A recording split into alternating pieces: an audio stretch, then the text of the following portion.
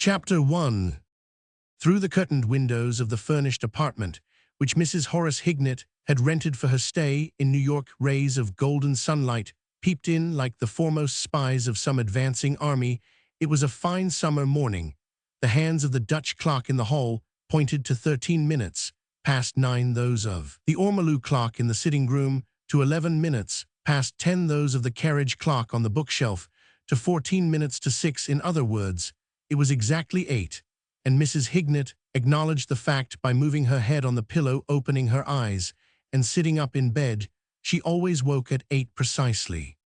Was this Mrs. Hignett, the world-famous writer on theosophy, the author of The Spreading Light? What of the Morrow and all the rest of that well-known series? I am glad you asked me. Yes, she had come over to America on a lecturing tour. The year 1921, it will be remembered, was a trying one for the inhabitants of the United States.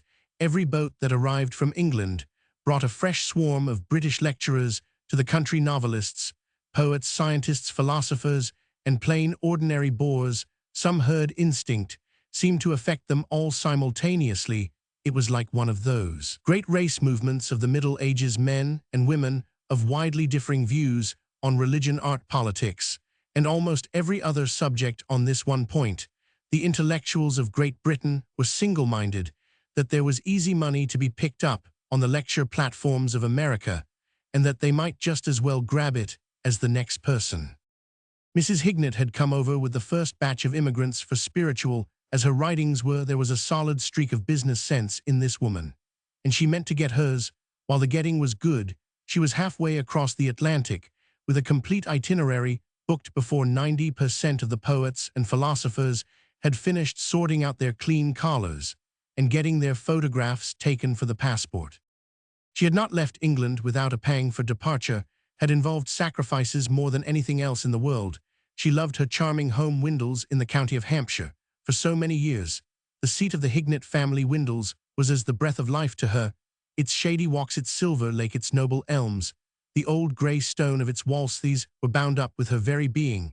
She felt that she belonged to Windles, and Windles to her. Unfortunately, as a matter of cold legal accuracy, it did not. She did but hold it in trust for her son Eustace, until such time as he should marry and take possession of it himself. There were times when the thought of Eustace marrying and bringing a strange woman to Windles chilled Mrs. Hignett to her very marrow. Happily, her firm policy of keeping her son permanently under her eye at home, and never permitting him to have speech with a female below the age of 50, had averted the peril up till now. Eustace had accompanied his mother to America. It was his faint snores, which she could hear in the adjoining room, as, having bathed and dressed, she went down the hall to where breakfast awaited her. She smiled tolerantly. She had never desired to convert her son to her own early rising habits, for apart from not allowing him to call his soul his own, she was an indulgent mother. Eustace would get up at 9:30 long after she had finished breakfast, read her mail, and started her duties for the day. Breakfast was on the table in the sitting room, a modest meal of rolls, cereal, and imitation coffee. Beside the pot containing this hellbrew was a little pile of letters. Mrs. Hignett opened them as she ate. The majority were from disciples, and dealt with matters of purely theosophical interest. There was an invitation from the Butterfly Club asking her to be the guest of honor at their weekly dinner. There was a letter from her brother Malaby, Sir Malaby Marlowe, the eminent London lawyer, saying that his son Sam, of whom she had never approved, would be in New York shortly, passing through on his way back to England, and hoping that she would see something of him. Altogether a dull mail. Mrs. Hignett skimmed through it without interest, setting aside one or two of the letters for Eustace, who acted as her unpaid secretary, to answer later in the day.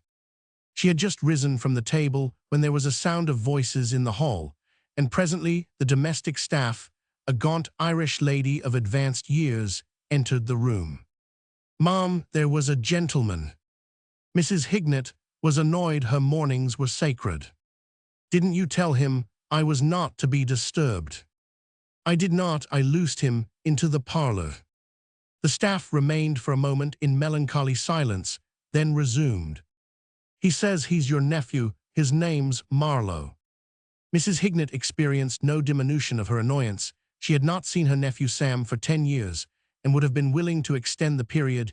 She remembered him as an untidy small boy who once or twice during his school holidays had disturbed the cloistral peace of Windles with his beastly presence, however, blood being thicker than water, and all that sort of thing. She supposed she would have to give him 5 minutes. She went into the sitting room and found there a young man who looked more or less like all other young men, though perhaps rather fitter than most. He had grown a good deal since she had last met him, as men will do between the ages of 15 and 25, and was now about 6 feet in height, about 40 inches round the chest, and in weight about 180 pounds.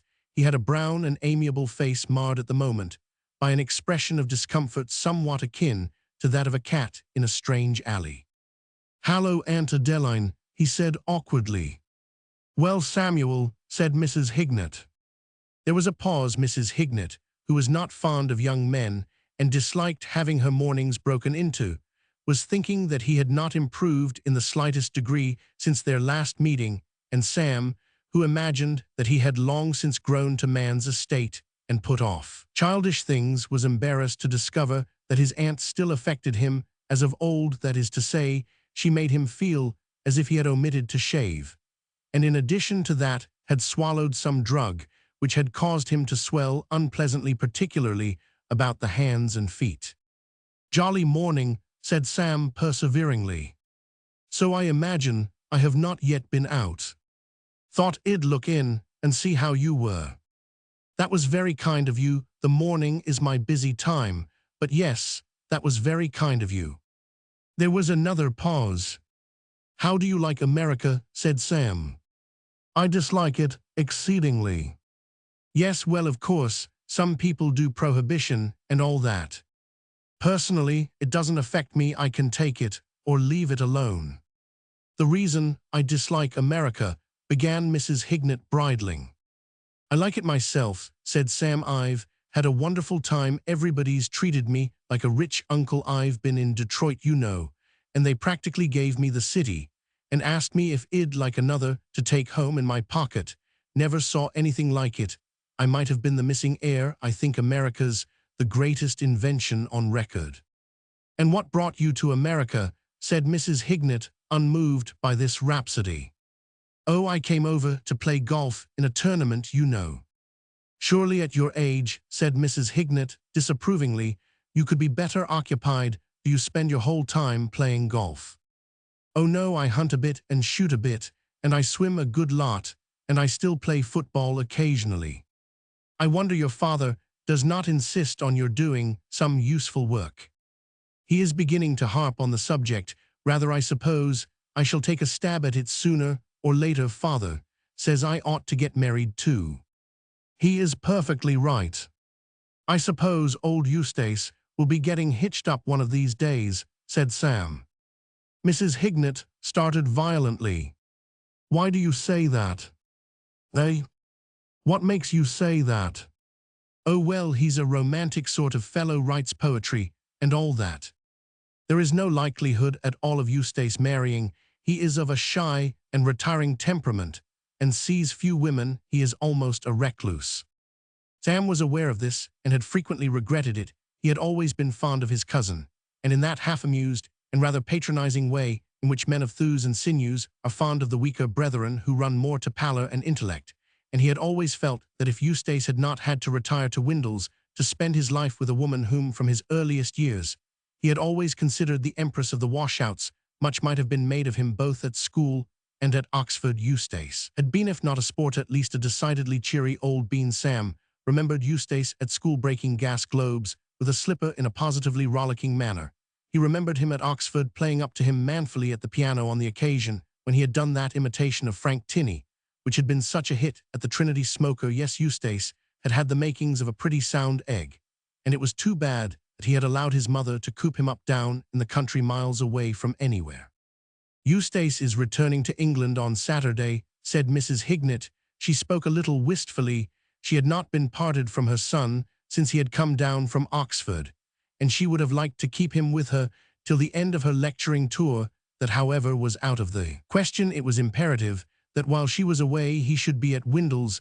Nothing would have induced her to leave the place at the mercy of servants who might trample over the flower beds, scratch the polished floors, and forget to cover up the canary at night. He sails on the Atlantic. "That's splendid," said Sam. "I am sailing on the Atlantic myself. I'll go down to the office and see if we can't have a stateroom together. But where is he going to live when he gets to England?"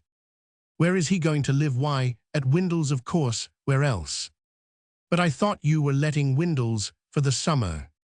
Mrs. Hignett stared. "Letting Windles," she spoke, as one might address a lunatic. "What put that extraordinary idea into your head?" "I thought father said something about your letting the place to some Americans." "Nothing of the kind." It seemed to Sam that his aunt spoke somewhat vehemently, even snappishly, in correcting what was a perfectly natural mistake.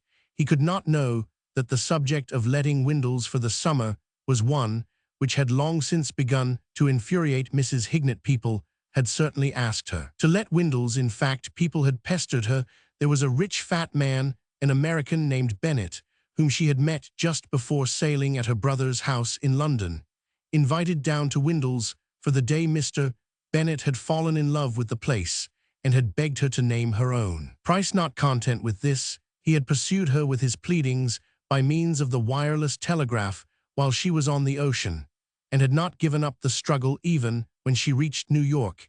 He had egged on a friend of his, a Mr. Mortimer, to continue the persecution in that city, and this very morning, among the letters on Mrs. Hignett's table, the buff envelope of a cable from Mr. Bennett had peeped out, nearly spoiling her breakfast. No wonder, then, that Sam's allusion to the affair had caused the authoress of the spreading light momentarily to lose her customary calm.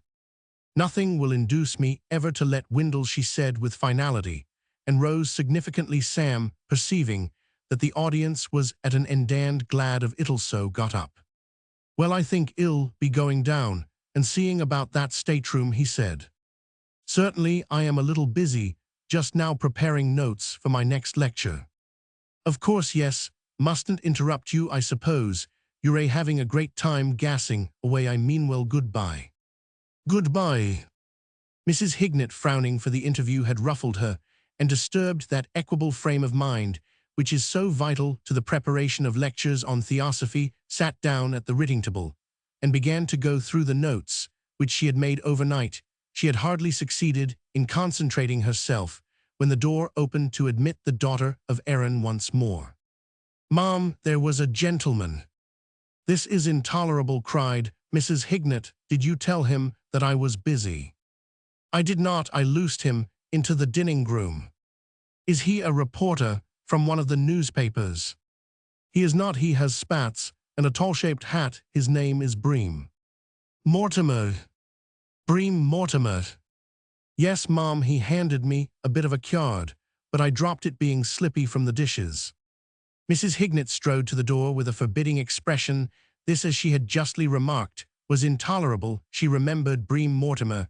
He was the son of the Mr. Mortimer, who was the friend of the Mr. Bennett, who wanted Windles. This visit could only have to do with the subject of Windles, and she went into the dining room in a state of cold fury, determined to squash the Mortimer family once and for all.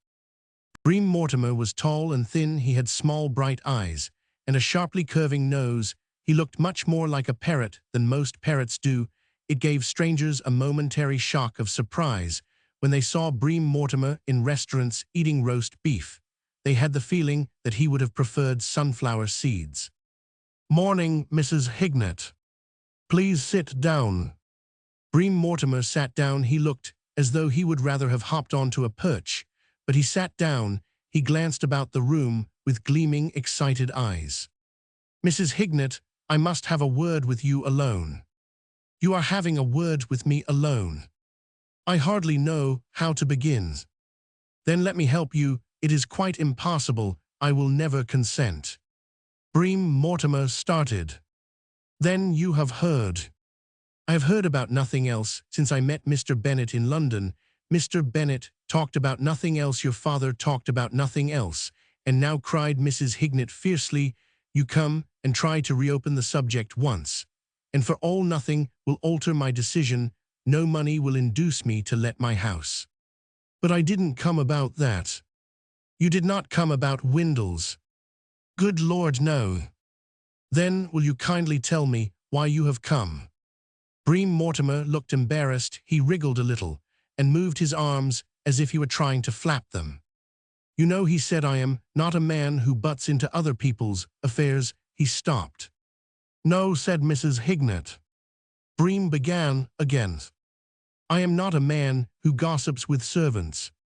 No, I am not a man who. Mrs. Hignett was never a very patient woman. Let us take all your negative qualities for granted, she said curtly. I have no doubt that there are many things which you do not do. Let us confine ourselves to issues of definite importance. What is it, if you have no objection to concentrating your attention on that for a moment, that you wish to see me about? This marriage. What marriage? Your son's marriage. My son is not married. No, but he's going to be at 11 o'clock this morning at the little church round the corner. Mrs. Hignett stared. Are you mad? Well, I'm not any too well pleased, I am bound to say, admitted Mr. Mortimer. You see, darn it all, I am in love with the girl myself. Who is this girl? Have been for years. I am one of those silent, patient fellows who hang around and look a lot, but never tell their love. Who is this girl who has entrapped my son? I've always been one of those men who. Mr. Mortimer, with your permission, we will take your positive qualities also for granted. In fact, we will not discuss you at all. You come to me with this absurd story. Not absurd, honest fact. I had it from my valet, who had it from her maid. And though I am not a man who gossips with servants, I am bound to say. Will you please tell me, who is the girl my misguided son wishes to marry? I don't know that I'd call him misguided, said Mr. Mortimer, as one desiring to be fair. I think he's a right smart picker. She's such a corking girl, you know, we were children together. And I've loved her for years, 10 years at least. But you know how it is, somehow one never seems to get in line for a proposal. I thought I saw an opening in the summer of 1912. But it blew over. I am not one of these smooth, dashing guys you see with a great line of talk. I am not. If you will kindly, said Mrs. Hignett, impatiently, postpone this essay in psychoanalysis to some future occasion, I shall be greatly obliged. I am waiting to hear the name of the girl my son wishes to marry. Haven't I told you, said Mr. Mortimer, surprised. That's odd, I haven't. It's funny how one doesn't do the things one thinks one does. I am the sort of man. What is her name? Bennett. Bennett, Wilhelmina Bennett, the daughter of Mr. Rufus Bennett, the red-haired girl I met at lunch one day at your father's house. That's it. You're a great guesser. I think you ought to stop the thing. I intend to. Fine. The marriage would be unsuitable in every way. Miss Bennett and my son do not vibrate on the same plane. That's right, I've noticed it myself. Their auras are not the same color. If I've thought that once, said Bream Mortimer, I've thought it 100 times. I wish I had $1 for every time I've thought it not the same color. That's the whole thing in a nutshell. I am much obliged to you for coming and telling me of this. I shall take immediate steps. That's good, but what's the procedure? How are you going to form a flying wedge and buck center? It's getting late. Shall be waiting at the church at 11, with bells on, said Mr. Mortimer. Eustace will not be there. You think you can fix it? Eustace will not be there, repeated Mrs. Hignett. Bream Mortimer hopped down from his chair. Well, you've taken a weight off my mind. A mind, I should imagine, scarcely constructed to bear great weights. I'll be going, haven't had breakfast, yet too worried to eat breakfast. Relieved now. This is where 3 eggs and a rasher of ham get cut off in their prime. I feel I can rely on you. You can. Then I'll say goodbye. Goodbye. I mean really goodbye. I am sailing for England on Saturday on the Atlantic. Indeed, my son will be your fellow traveler. Bream Mortimer looked somewhat apprehensive. You won't tell him that I was the one who spilled the beans? I beg your pardon. You won't wise him up that I threw a spanner into the machinery? I do not understand you. You won't tell him that I crabbed his acgave the thing away-gummed the game. I shall not mention your chivalrous intervention. Chivalrous, said Bream Mortimer doubtfully. I don't know that I'd call it absolutely chivalrous. Of course all's fair in love.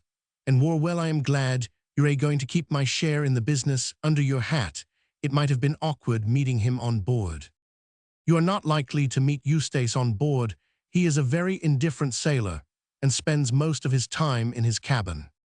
That's good, saves a lot of awkwardness. Well, goodbye. Goodbye when you reach England. Remember me to your father. He won't have forgotten you, said Bream Mortimer confidently. He did not see how it was humanly possible for anyone to forget this woman. She was like a celebrated chewing gum. The taste lingered. Mrs. Hignett was a woman of instant and decisive action. Even while her late visitor was speaking, schemes had begun to form in her mind, like bubbles rising to the surface of a rushing river. By the time the door had closed behind Bream Mortimer, she had at her disposal no fewer than 7. All good. It took her but a moment to select the best and simplest. She tiptoed softly to her son's room. Rhythmic snores greeted her listening ears. She opened the door and went noiselessly. Chapter 2. The White Star liner Atlantic lay at her pier with steam up and gangway down, ready for her trip to Southampton. The hour of departure was near, and there was a good deal of mixed activity going on. Sailors fiddled about with ropes, junior officers flitted to and fro. White-jacketed stewards wrestled with trunks. Probably the captain, though not visible, was also employed on some useful work of a nautical nature, and not wasting his time. Men, women, boxes, rugs, dogs, flowers, and baskets of fruit were flowing on board in a steady stream. The usual drove of citizens had come to see the travelers off. There were men on the passenger list who were being seen off by fathers, by mothers, by sisters, by cousins, and by aunts in the steerage. There was an elderly Jewish lady who was being seen off by exactly 37 of her late neighbors in Rivington Street, and 2 men in the second cabin were being seen off by detectives. Surely the crowning compliment a great nation can bestow, the cavernous customs shed, was congested with friends and relatives, and Sam Marlowe, heading for the gangplank, was only able to make progress by employing all the muscle and energy which nature had bestowed upon him, and which during the 25 years of his life he had developed by athletic exercise. However, after some minutes of silent endeavor, now driving his shoulder into the midriff of some obstructing male, now courteously lifting some stout female off his feet, he had succeeded in struggling to within a few yards of his goal, when suddenly a sharp pain shot through his right arm, and he spun round with a cry. It seemed to Sam that he had been bitten, and this puzzled him, for New York crowds, though they may shove and jostle, rarely bite. He found himself face to face with an extraordinarily pretty girl.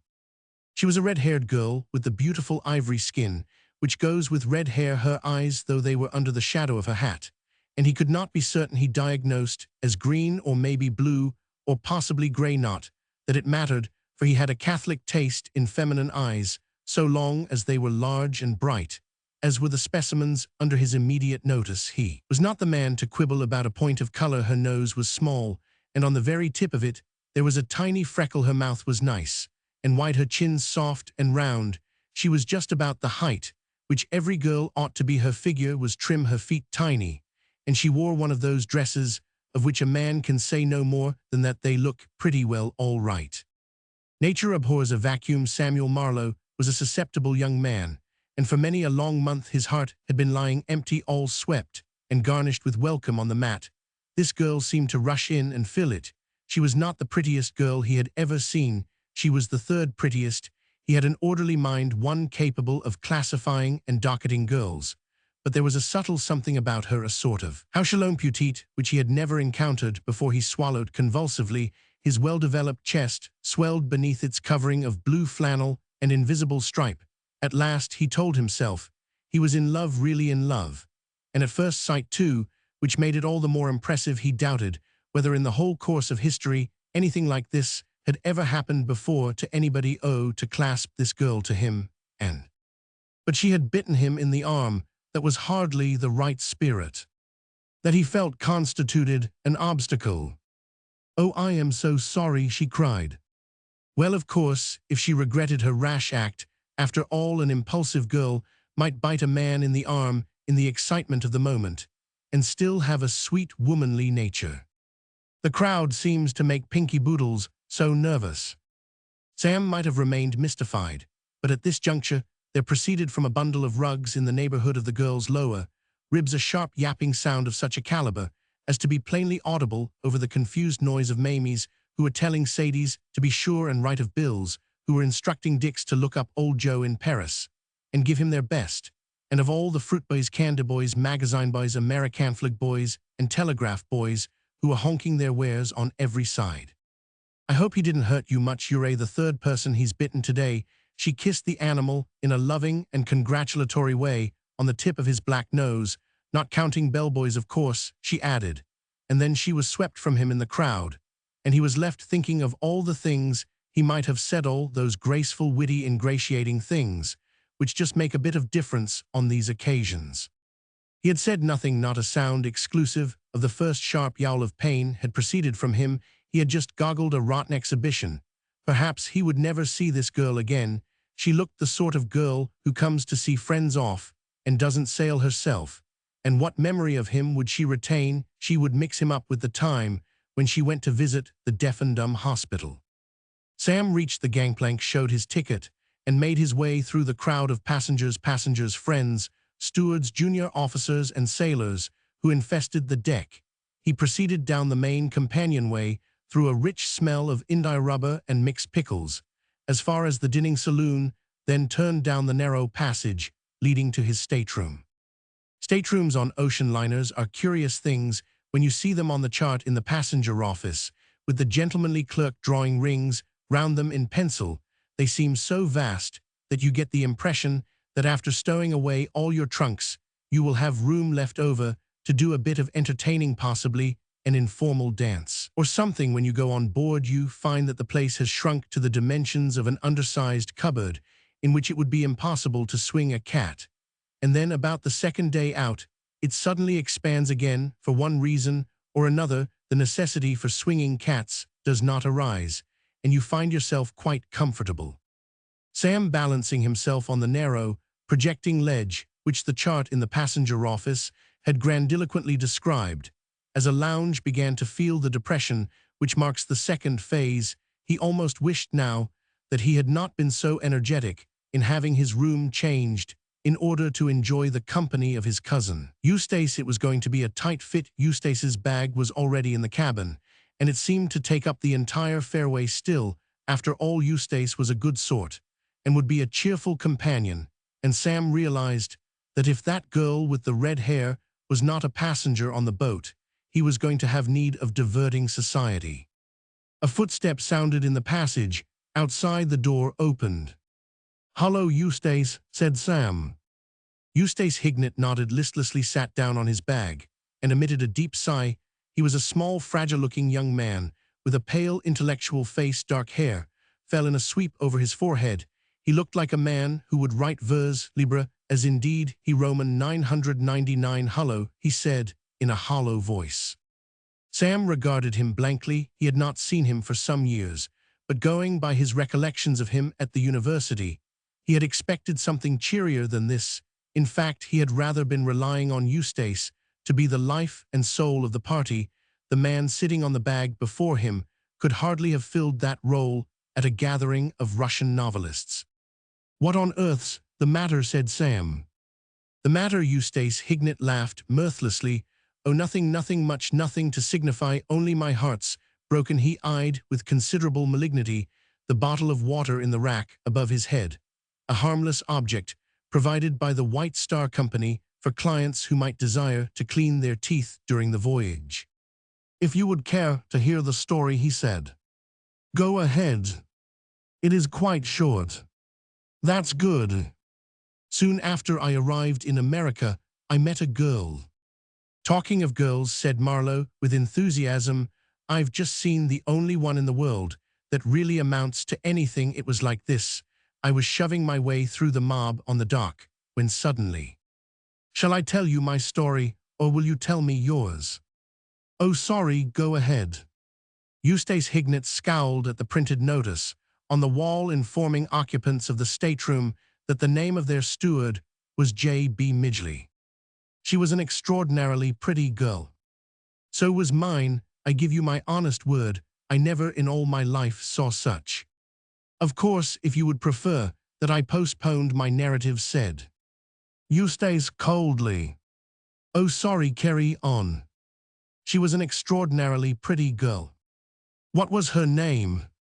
Wilhelmina Bennett. She was an extraordinarily pretty girl and highly intelligent. I read her all my poems, and she appreciated them immensely. She enjoyed my singing, my conversation appeared to interest her. She admired my. I see you made a hit. Now get on with the rest of the story. Don't bustle me, said Eustace querulously. Well, you know the voyage only takes 8 days. I've forgotten where I was. You were saying what a devil of a chap she thought you. What happened, I suppose, when you actually came to propose? You found she was engaged to some other Johnny. Not at all. I asked her to be my wife, and she consented. We both agreed that a quiet wedding was what we wanted. Thought her father might stop the thing if he knew, and I was dashed sure my mother would. So we decided to get married without telling anybody. By now, said Eustace, with a morose glance at the porthole, I ought to have been on my honeymoon. Everything was settled. I had the license and the parson's fee. I had been breaking in a new tie for the wedding. And then you quarreled. Nothing of the kind. I wish you would stop trying to tell me the story. I am telling you what happened. Was this somehow? I can't make out how mother found out. And then, of course, it was all over. She stopped the thing. Sam was indignant. He thoroughly disliked his Aunt Adeline, and his cousin's meek subservience to her revolted him. Stopped it, I suppose, she said. Now, Eustace, you mustn't. And you said very well, mother, and scratched the fixture. She didn't say a word. She never has said a word. As far as that goes, she might never have heard anything about the marriage. Then how do you mean she stopped it? She pinched my trousers. Pinched your trousers? Eustace groaned. All of them, the whole bally lot. She gets up long before I do, and she must have come into my room and cleaned it out while I was asleep. When I woke up and started to dress, I couldn't find a solitary pair of bags anywhere in the whole place. I looked everywhere. Finally, I went into the sitting room where she was writing letters and asked if she had happened to see any anywhere. She said she had sent them all to be pressed. She said she knew I never went out in the mornings. I don't, as a rule, and they would be back at lunchtime. A fat lot of use. That was, I had to be at the church at 11. Well, I told her I had a most important engagement with a man at 11, and she wanted to know what it was. And I tried to think of something, but it sounded pretty feeble. And she said I had better telephone to the man and put it off. I did it too, rang up the first number in the book, and told some fellow I had never seen in my life that I couldn't meet him. He was pretty peeved, judging from what he said about my being on the wrong line, and mother listening all the time. And I, knowing that she knew something, told me that she knew, and she knowing that I knew she knew. I tell you, it was off.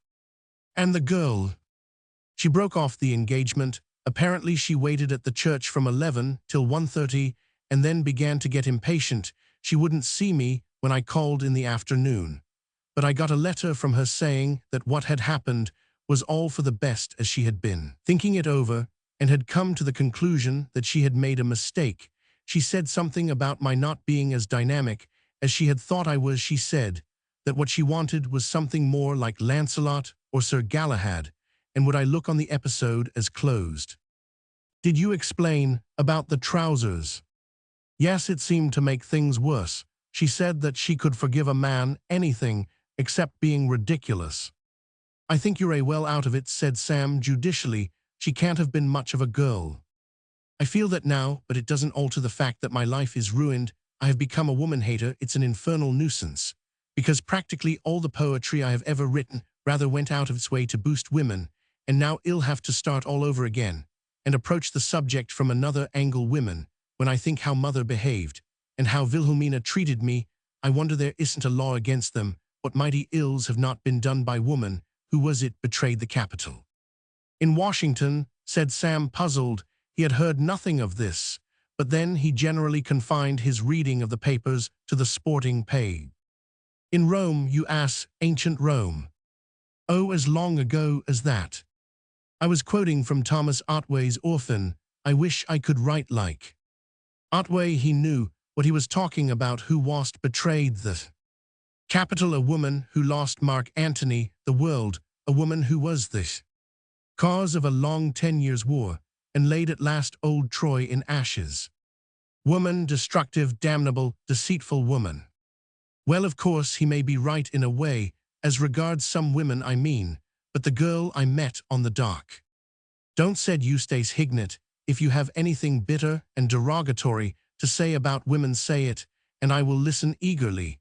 But if you merely wish to gibber about the ornamental exterior of some dashed girl, you have been fool enough to get attracted by, go and tell it to the captain, or the ship's cat, or J.B. Misley. Do try to realize that I am a soul in torment, I am a ruin, a spent force, a man without a future. What does life hold for me? Love. I shall never love again. My work, I haven't any. I think I shall take to drink. Talking of that, said Sam, I suppose they open the bar directly we pass the 3-mo limit. How about a small one? Eustace shook his head gloomily.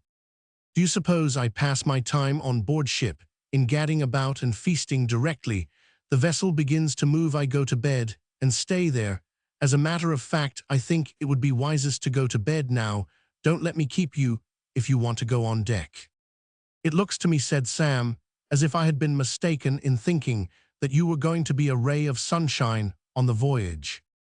Ray of sunshine, said Eustace Hignett, pulling a pair of mauve pajamas out of the kit bag. I am going to be a volcano. Sam left the stateroom and headed for the companion. He wanted to get on deck and ascertain if that girl was still on board. About now, the sheep would be separating from the goats, the passengers would be on deck, and their friends returning to the shore. A slight tremor on the boards on which he trod told him that this separation must have already taken place. The ship was moving. He ran lightly up the companion. Was she on board, or was she not? The next few minutes would decide. He reached the top of the stairs and passed out on to the crowded deck. And as he did so, a scream followed by confused shouting came from the rail nearest the shore. He perceived that the rail was black with people hanging over it. They were all looking into the water. Samuel Marlowe was not one of those who pass aloofly by when there is excitement toward. If a horse fell down in the street, he was always among those present, and he was never too busy to stop and stare at a blank window on which were inscribed the words, watch this space. In short, he was one of nature's rubbernecks, and to dash to the rail and shove a fat man in a tweed cap to one side was with him the work of a moment. He had thus an excellent view of what was going on, a view which he improved the next instant by climbing up and kneeling on the rail.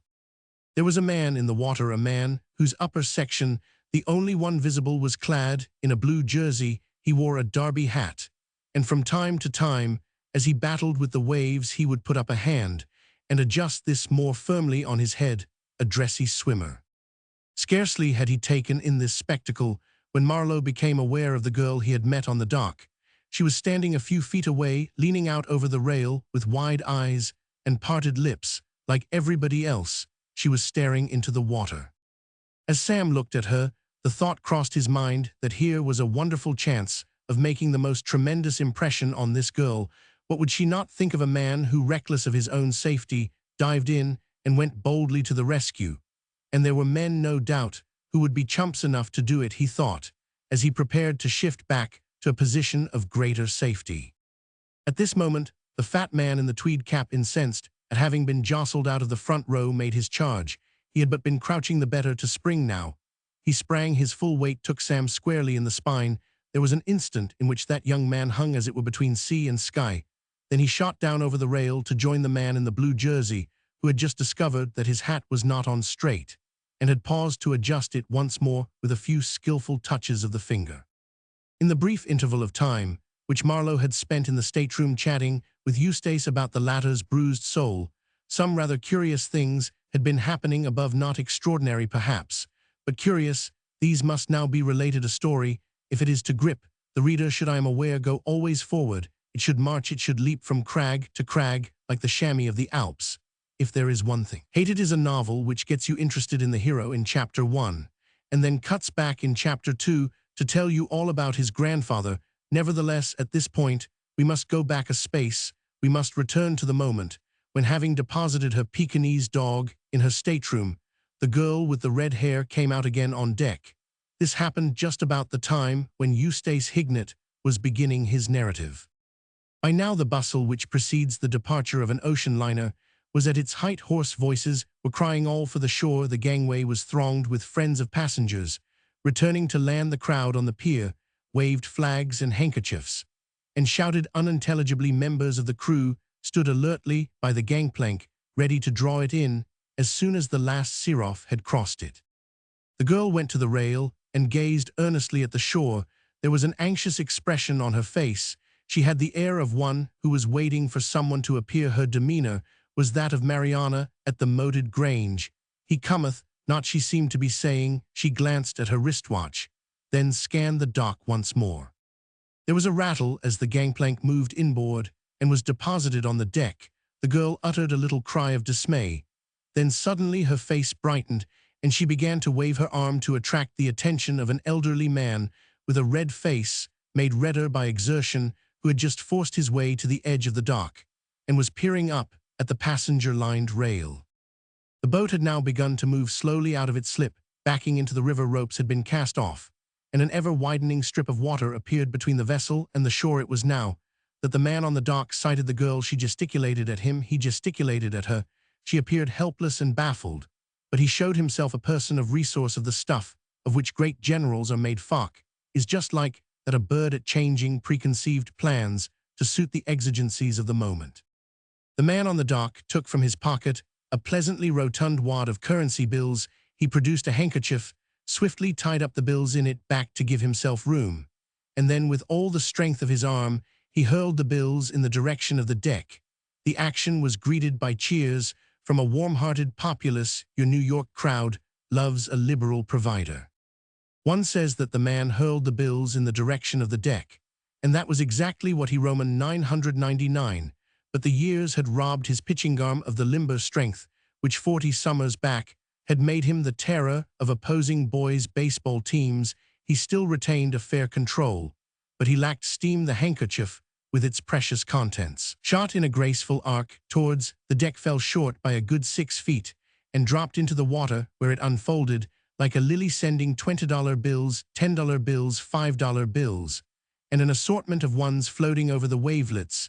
The cheers of the citizenry changed to cries of horror. The girl uttered a plaintive shriek. The boat moved on.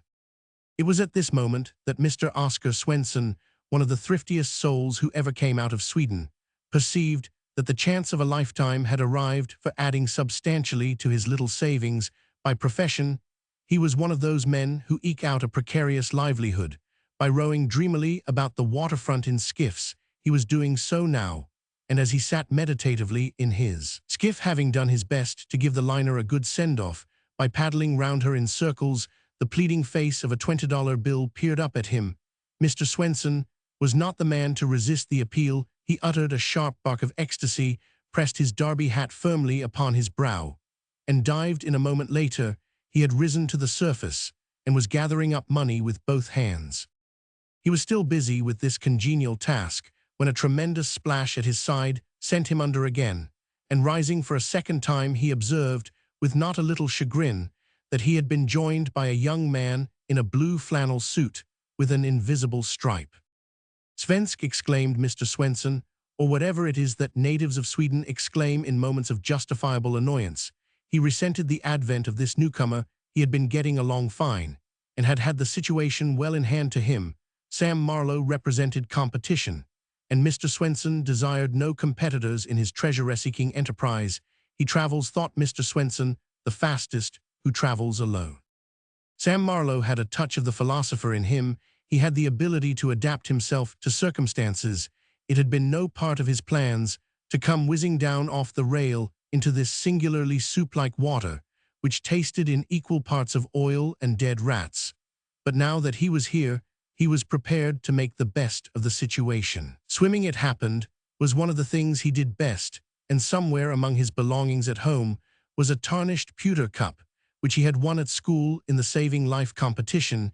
He knew exactly what to do. You get behind the victim and grab him firmly under his arms, and then you start swimming on your back. A moment later, the astonished Mr. Swenson, who being practically amphibious, had not anticipated that anyone would have the cool impertinence to try and save him from drowning, found himself seized from behind and towed vigorously away from a $10 bill, which he had almost succeeded in grasping. The spiritual agony caused by this assault rendered him mercifully dumb, though even had he contrived to utter the rich Swedish oaths which occurred to him, his remarks could scarcely have been heard, for the crowd on the dock was cheering. As one man, they had often paid good money to see far less gripping sights in the movies. They roared applause. The liner, meanwhile, continued to move stodgily out into midriver. The only drawback to these life-saving competitions at school, considered from the standpoint of fitting the competitors for the problems of afterlife, is that the object saved on such occasions is a leather dummy, and of all things in this world, a leather dummy is perhaps the most placid and phlegmatic. It differs in many respects from an emotional Swedish gentleman 6 foot high and constructed throughout of steel and India rubber, who is being lugged away from cash, which he has been regarding in the light of a legacy. Indeed, it would not be hard to find a respect in which it does not differ so far from lying inert in Sam's arms and allowing himself to be saved in a quiet and orderly manner. Mr. Swenson betrayed all the symptoms of one who feels that he has fallen among murderers. Mr. Swenson, much as he disliked competition, was ready to put up with it, provided that it was fair competition, this pulling your rival away from the loot so that you could grab it yourself. Thus, shockingly, had the man misinterpreted Sam's motives was another thing altogether, and his stout soul would have none of it. He began immediately to struggle with all the violence at his disposal. His large hairy hands came out of the water and swung hopefully in the direction where he assumed his assailant's face to be. Sam was not unprepared for this display. His researches in the art of life-saving had taught him that your drowning man frequently struggled against his best interests, in which case cruel to be kind. One simply stunned the blighter. He decided to stun Mr. Swenson, though if he had known that gentleman more intimately and had been aware that he had the reputation of possessing the thickest head on the waterfront, he would have realized the magnitude of the task. Friends of Mr. Swenson, in convivial moments, had frequently endeavored to stun him with bottles, boots, and bits of lead piping, and had gone away depressed by failure. Sam, ignorant of this, attempted to do the job with clenched fist, which he brought down as smartly as possible on the crown of the other's derby hat. It was the worst thing he could have done. Mr. Swenson thought highly of his hat, and this brutal attack upon it confirmed his gloomiest apprehensions. Now thoroughly convinced that the only thing to do was to sell his life dearly, he wrenched himself round, seized his assailant by the neck, twined his arms about his middle, and accompanied him below the surface. By the time he had swallowed his first pint and was beginning his second, Sam was reluctantly compelled to come to the conclusion that this was the end. The thought irritated him unspeakably. This, he felt, was just the silly, contrary way things always happened. Why should it be he who was perishing like this? Why not Eustace Hignett now? There was a fellow whom this sort of thing would just have suited. Broken-hearted Eustace Hignett would have looked on all this as a merciful release. He paused in his reflections to try to disentangle the more prominent of Mr. Swenson's limbs from about him. By this time, he was sure that he had never met anyone he disliked so intensely as Mr. Swenson. Not even his Aunt Adeline. The man was a human octopus. Sam could count 7 distinct legs twined round him, and at least as many arms. It seemed to him that he was being done to death in his prime by a solid platoon of Swedes. He put his whole soul into one last effort. Something seemed to give. He was free, pausing only to try to kick Mr. Swenson in the face. Sam shot to the surface. Something hard and sharp prodded him in the head. Then something caught the collar of his coat, and finally, spouting like a whale, he found himself dragged upwards and over the side of a boat. The time which Sam had spent with Mr. Swenson below the surface had been brief, but it had been long enough to enable the whole floating population of the North River to converge on the scene in scows, skiffs, launches, tugs, and other vessels. The fact that the water in that vicinity was crested with currency had not escaped the notice of these navigators, and they had gone to it as one man. First in the race came the tug Reuben S. Watson, the skipper of which, following a famous precedent, had taken his little daughter to bear him company. It was to this fact that Marlowe really owed his rescue. Women have often a vein of sentiment in them, where men can only see the hard business side of a situation. And it was the skipper's daughter who insisted that the family boathook, then in use as a harpoon for spearing dollar bills, should be devoted to the less profitable but humaner end of extricating the young man from a watery grave. The skipper had grumbled a bit at first, but had given way, always spoiled the girl with the result that Sam found himself sitting on the deck of the tug, engaged in the complicated process of restoring his faculties to the normal.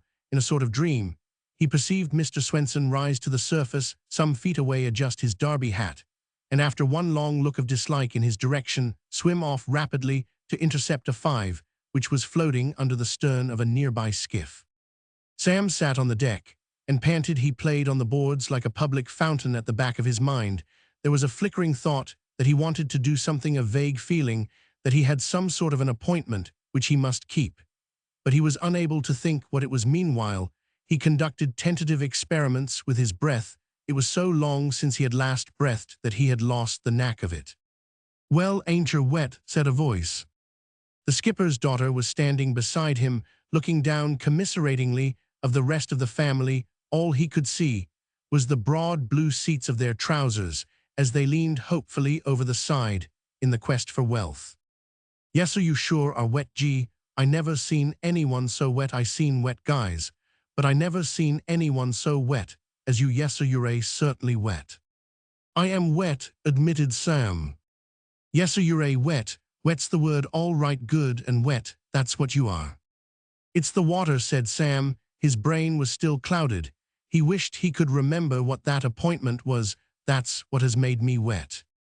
"It's sure made you wet, all right," agreed the girl. She looked at him interestedly. "Watcha do it for?" she asked.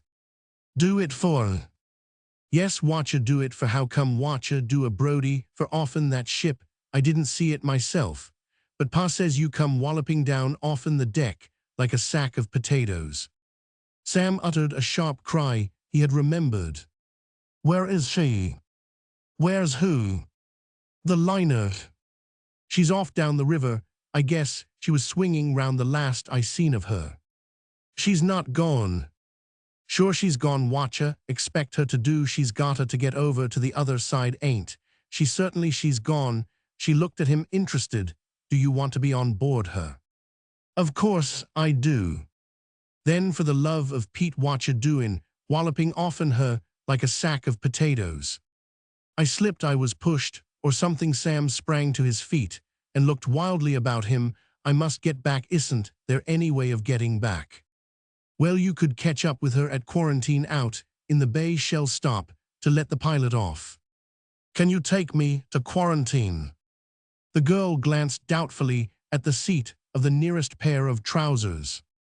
"Well, we could," she said, "but Pa kind of set in his ways, and right now he's fishing for dollar bills with the boathook. He's apt to get sorta mad if he's interrupted." "I'll give him $50 if hell put me on board." "Got it on you?" inquired the nymph coyly. She had her share of sentiment, but she was her father's daughter and inherited from him the business sense. "Here it is." He pulled out his pocketbook. The book was dripping, but the contents were only fairly moist. "Pa," said the girl. The trouser seat remained where it was, deaf to its child's cry. "Pa, come here, wantcha." The trousers did not even quiver, but this girl was a girl of decision. There was some nautical implement resting in a rack convenient to her hand. It was long, solid, and constructed of one of the harder forms of wood. Deftly extracting this from its place, she smote her inoffensive parent on the only visible portion of him. He turned sharply, exhibiting a red, bearded face. "Pa, this gen'man wants to be took aboard the boat at Quarantine. Hell, give you 50 berries." The wrath died out of the skipper's face like the slow turning down of a lamp. The fishing had been poor, and so far he had only managed to secure a single $2 bill. In a crisis like the one which had so suddenly arisen, you cannot do yourself justice with a boathook. 50 berries. 50 seeds, the girl assured him. "Are you on?" "Queen," said the skipper. "Simply, you said a mouthful." 20 minutes later, Sam was climbing up the side of the liner, as it lay towering over the tug, like a mountain. His clothes hung about him. Clammily he squelched as he walked. A kindly-looking old gentleman who was smoking a cigar by the rail regarded him with open eyes. "My dear sir, you're very wet," he said. Sam passed him with a cold face and hurried through the door leading to the companionway. "Mummy, why is that man wet?" cried the clear voice of a little child. Sam whizzed by leaping down the stairs. "Good Lord, sir, you're very wet," said a steward in the doorway of the dinning saloon. "You are wet," said a stewardess in the passage. Sam raced for his stateroom. He bolted in and sank on the lounge. In the lower berth, Eustace Hignett was lying with closed eyes. He opened them languidly, then stared. "Hullo," he said. "I say, you're wet." Sam removed his clinging garments and hurried into a new suit. He was in no mood for conversation, and Eustace Hignett's frank curiosity jarred upon him happily at this point. A sudden shivering of the floor and a creaking of woodwork proclaimed the fact that the vessel was underway again, and his cousin, turning pea-green, rolled over on his side with a hollow moan. Sam finished buttoning his waistcoat and went out. He was passing the inquiry bureau on the sea deck, striding along with bent head and scowling brow, when a sudden exclamation caused him to look up, and the scowl was wiped from his brow, as with a sponge, for there stood the girl he had met on the dock. With her was a superfluous young man who looked like a parrot. "Oh, how are you?" asked the girl breathlessly. "Splendid, thanks," said Sam. "Didn't you get very wet?" "I did get a little damp." "I thought you would," said the young man who looked like a parrot. "Directly I saw you go over the side, I said to myself, that fellow's going to get wet." There was a pause.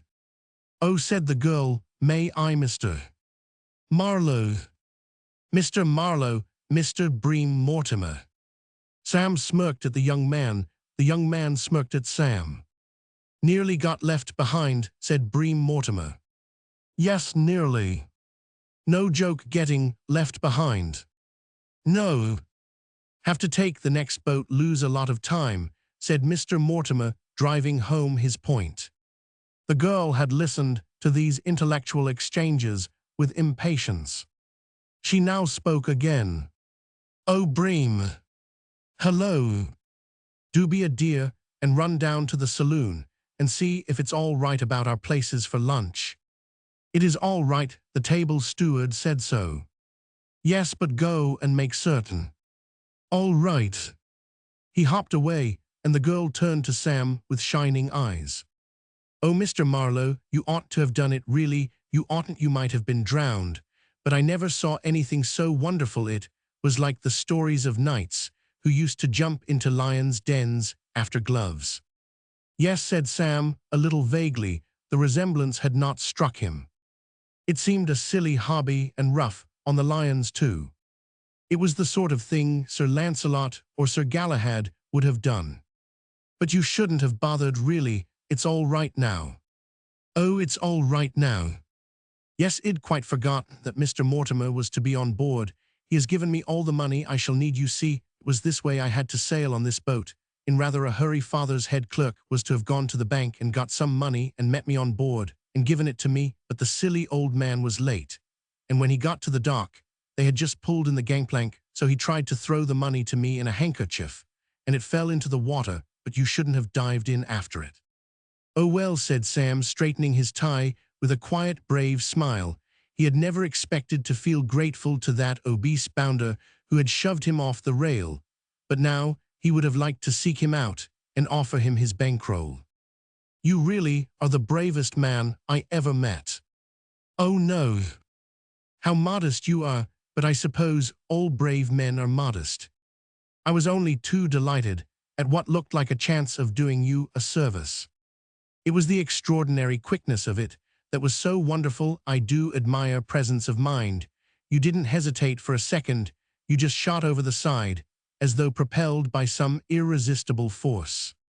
It was nothing really. One just happens to have the knack of keeping one's head and acting quickly on the spur of the moment. Some people have it, some haven't. And just think, as Bream was saying." "It is all right," said Mr. Mortimer, reappearing suddenly. I saw a couple of stewards, and they both said it was all right, so it's all right. Splendid, said the girl. Oh, Bream. Hello. Do be an angel and run along to my stateroom and see if Pinky Boodles is quite comfortable. Bound to be. Yes, but do go, he may be feeling lonely. Cheer up to him a little. Cheer-up. Yes, to cheer him up. Oh, all right. Run along. Mr. Mortimer ran along. He had the air of one who feels that he only needs a peaked cap and a uniform 2 sizes too small for him to be a properly equipped messenger boy. And as Bream was saying, resumed the girl, you might have been left behind. That, said Sam, edging a step closer, was the thought that tortured me, the thought that a friendship so delightfully begun. But it hadn't begun. We have never spoken to each other before now. Have you forgotten, on the dark? Sudden enlightenment came into her eyes. Oh, you are the man poor Pinky Boodles bit. The lucky man. Her face clouded. Poor Pinky is feeling the motion of the boat a little. It's his first voyage. I shall always remember that it was Pinky who first brought us together. Would you care for a stroll on deck?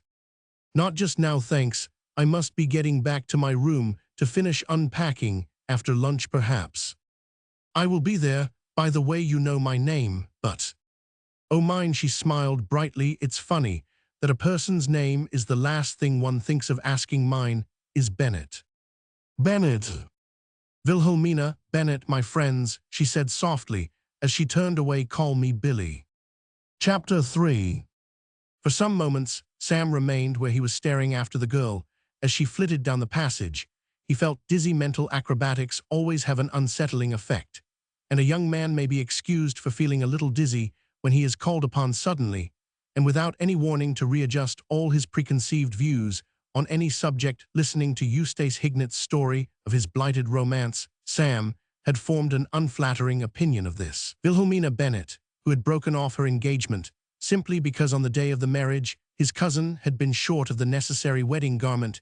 He had indeed thought a little smugly how different his goddess of the red hair was from the object of Eustace Hignett's affections, and how they had proved to be one and the same. It was disturbing. It was like suddenly finding the vampire of a 5-reel feature film turn into the heroine. Some men, on making the discovery of this girl's identity, might have felt that Providence had intervened to save them from a disastrous entanglement. This point of view never occurred to Samuel Marlowe. The way he looked at it was that he had been all wrong about Wilhelmina Bennett. Eustace, he felt, had been to blame throughout. If this girl had maltreated Eustace's finer feelings, then her reason for doing so must have been excellent and praiseworthy. After all, poor old Eustace, quite a good fellow no doubt in many ways, but coming down to brass tacks, what was there about Eustace that gave him any license to monopolize the affections of a wonderful girl? Where, in a word, did Eustace Hignett get off? He made a tremendous grievance of the fact that she had broken off the engagement. But what right had he to go about the place expecting her to be engaged to him? Eustace Hignett, no doubt, looked upon the poor girl utterly heartless. Marlowe regarded her behavior as thoroughly sensible. She had made a mistake, and realizing this at the 11th hour, she had had the force of character to correct it. He was sorry for poor old Eustace, but he really could not permit the suggestion that Wilhelmina Bennett, their friends called her Billy, had not behaved in a perfectly splendid way throughout. It was women like Wilhelmina Bennett Billy to her intimates who made the world worth living in. Her friends called her Billy. He did not blame them. It was a delightful name, and suited her to perfection. He practiced it a few times. Billy, Billy, Billy. It certainly ran pleasantly off the tongue. Billy Bennett, very musical. Billy Marlowe, still better. We noticed among those present the charming and popular Mrs. Billy Marlowe. A consuming desire came over him to talk about the girl to someone obviously indicated, as the party of the second part was Eustace Hignett. If Eustace was still capable of speech and, after all, the boat was hardly rolling at all, he would enjoy a further chat about his ruined life. Besides, he had another reason for seeking Eustace's society. As a man who had been actually engaged to marry this supreme girl, Eustace Hignett had an attraction for Sam akin to that of some great public monument. He had become a sort of shrine. He had taken on a glamour. Sam entered the stateroom almost reverentially, with something of the emotions of a boy going into his first dime museum. The exhibit was lying on his back staring at the roof of the berth. By lying absolutely still and forcing himself to think of purely inland scenes and objects, he had contrived to reduce the green in his complexion to a mere tinge, but it would be paltering with the truth to say that he felt debonair. He received Sam with a wan austerity. "Sit down," he said. "Don't stand there swaying like that. I can't bear it. Why, we aren't out of the harbor, yet surely you aren't going to be seasick already. I can issue no positive guarantee perhaps, if I can keep my mind off it. I have had good results for the last 10 minutes by thinking steadily of the Sahara. There," said Eustace Hignett with enthusiasm, "is a place for you that is something like a spot, miles and miles of sand, and not a drop of water anywhere." Sam sat down on the lounge. "You're quite right. The great thing is to concentrate your mind on other topics. Why not, for instance, tell me some more about your unfortunate affair with that girl Billy Bennett? I think you said her name was Wilhelmina Bennett. Where on earth did you get the idea that her name was Billy?" "I had a notion that girls called Wilhelmina were sometimes Billy to their friends. I never call her anything but Wilhelmina, but I really cannot talk about it. The recollection tortures me." "That's just what you want. It's the counter-irritation principle. Persevere, and you'll soon forget that you're on board ship at all." "There's something in that," admitted Eustace reflectively. "It's very good of you to be so sympathetic and interested." "My dear fellow, anything that I can do." "Where did you meet her first, for instance?" "At a dinner." Eustace Hignett broke off abruptly. He had a good memory, and he had just recollected the fish they had served at that dinner, a flabby and exhausted-looking fish, half sunk beneath the surface of a thick white sauce. "And what struck you most forcibly about her at first?" "Her lovely hair, I suppose." "How did you know she had lovely hair?" "My dear chap, I naturally assumed that any girl with whom you fell in love would have nice hair."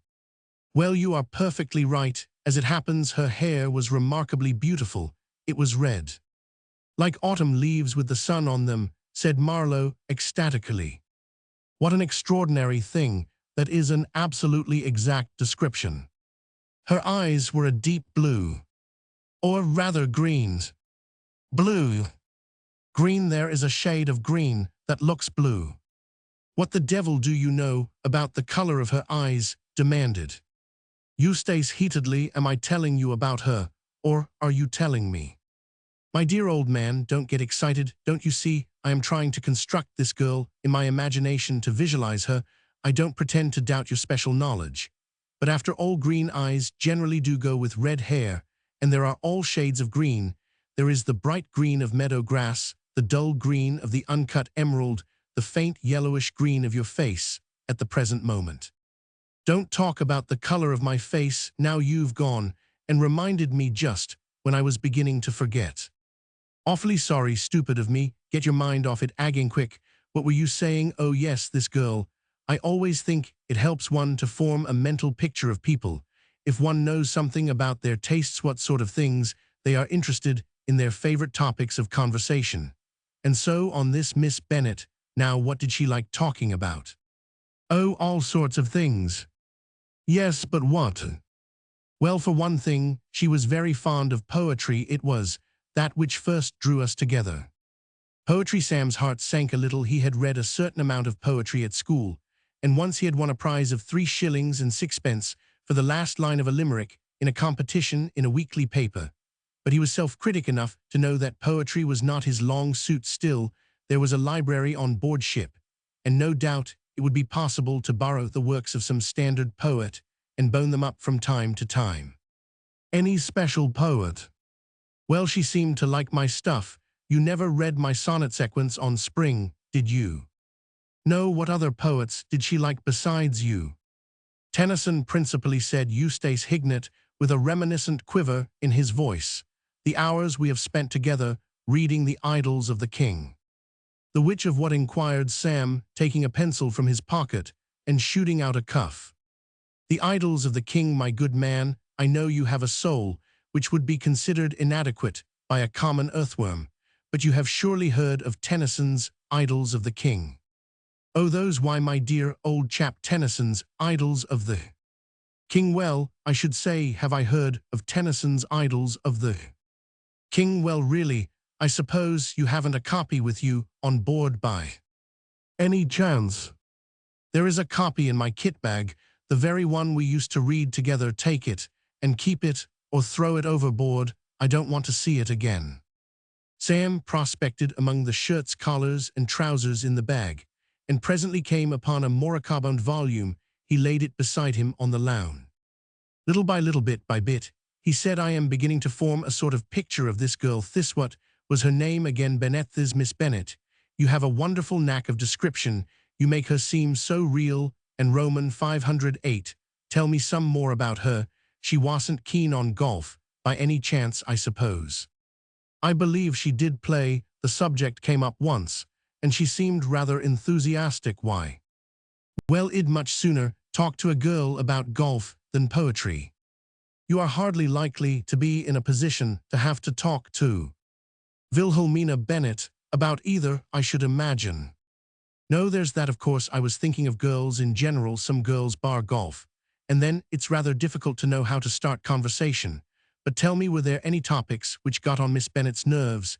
If you know what I mean. It seems to me that at one time or another you may have said something that offended her. I mean, it seems curious that she should have broken off the engagement if you had never disagreed or quarreled about anything.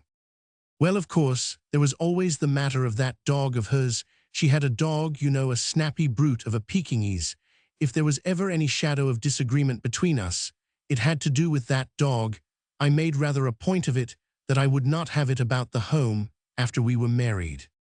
I see, said Sam. He shot his cuff once more and wrote on it, Dog conciliate. Yes, of course, that must have wounded her. Not half so much as he wounded me.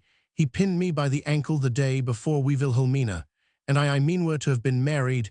It is some satisfaction to me, in my broken state, to remember that I got home on the little beast with considerable juiciness, and lifted him clean over the Chesterfield.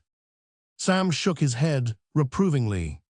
You shouldn't have done that, he said. He extended his cuff and added the words vitally important to what he had just written.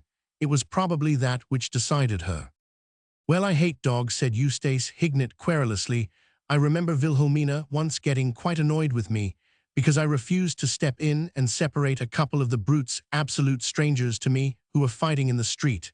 I reminded her that we were all fighters nowadays, that life itself was in a sense a fight, but she wouldn't be reasonable about it. She said that Sir Galahad would have done it like a shot. I thought not. We have no evidence whatsoever that Sir Galahad was ever called upon to do anything half as dangerous, and anyway, he wore armor. Give me a suit of mail reaching well down over the ankles, and I will willingly intervene in 100 dog fights, but in thin flannel trousers, no. Sam rose. His heart was light. He had never, of course, supposed that the girl was anything but perfect, but it was nice to find his high opinion of her corroborated by one who had no reason to exhibit her in a favorable light. He understood her point of view and sympathized with it. An idealist, how could she trust herself to Eustace Hignett? How could she be content with a craven who, instead of scouring the world in the quest for deeds of daring do, had fallen down so lamentably on his first assignment? There was a specious attractiveness about poor old Eustace which might conceivably win a girl's heart. For a time he wrote poetry, talked well, and had a nice singing voice. But as a partner for life, well, he simply wouldn't do. That was all there was to it. He simply didn't add up right. The man a girl like Wilhelmina Bennett required for a husband was somebody entirely different. Somebody felt Samuel Marlowe, much more like Samuel Marlowe.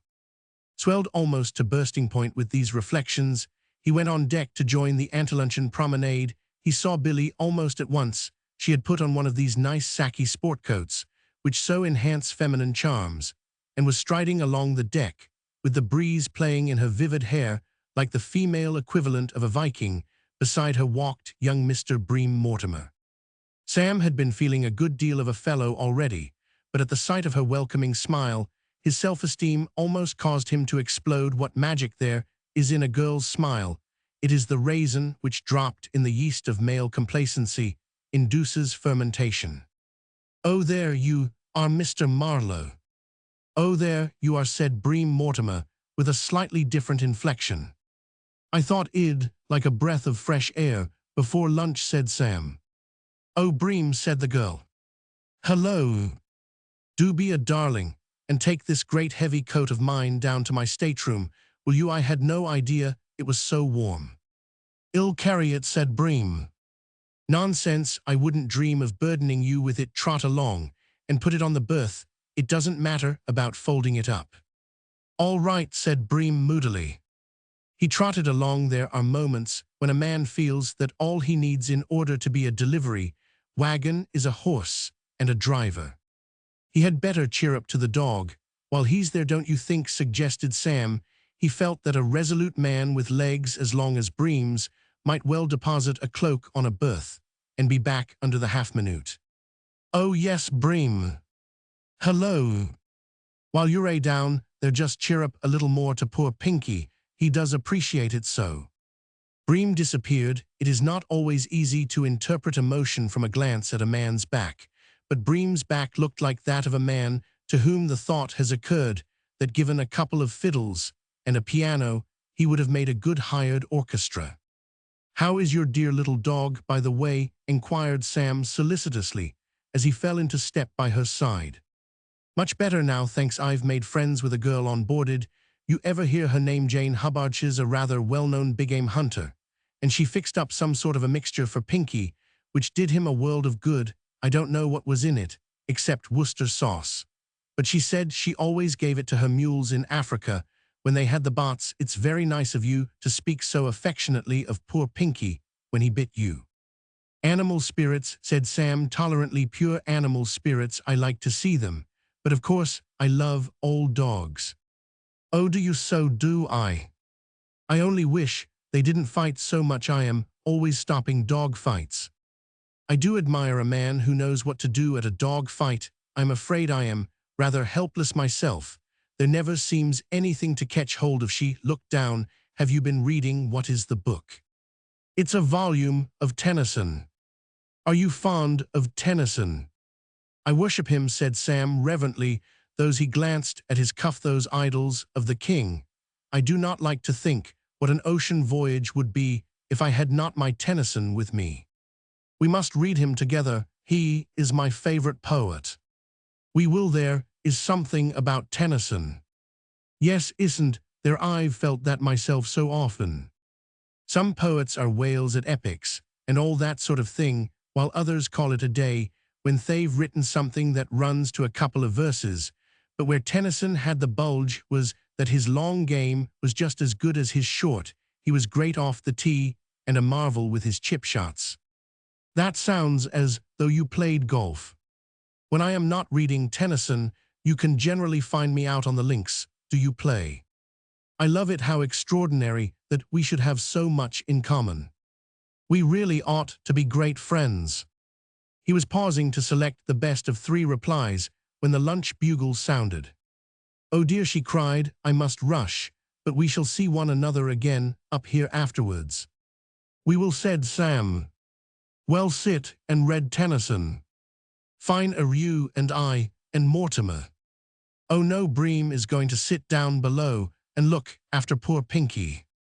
"Does he? Does he know he is?" "Not yet," said Billy. "I am going to tell him at lunch." Chapter 4. It was the 4th morning of the voyage. Of course, when this story is done in the movies, they won't be satisfied with a bald statement like that. They will have a spoken title or a cutback subcaption, or whatever they call the thing in the low dens where motion picture scenario lizards do their dark work, which will run.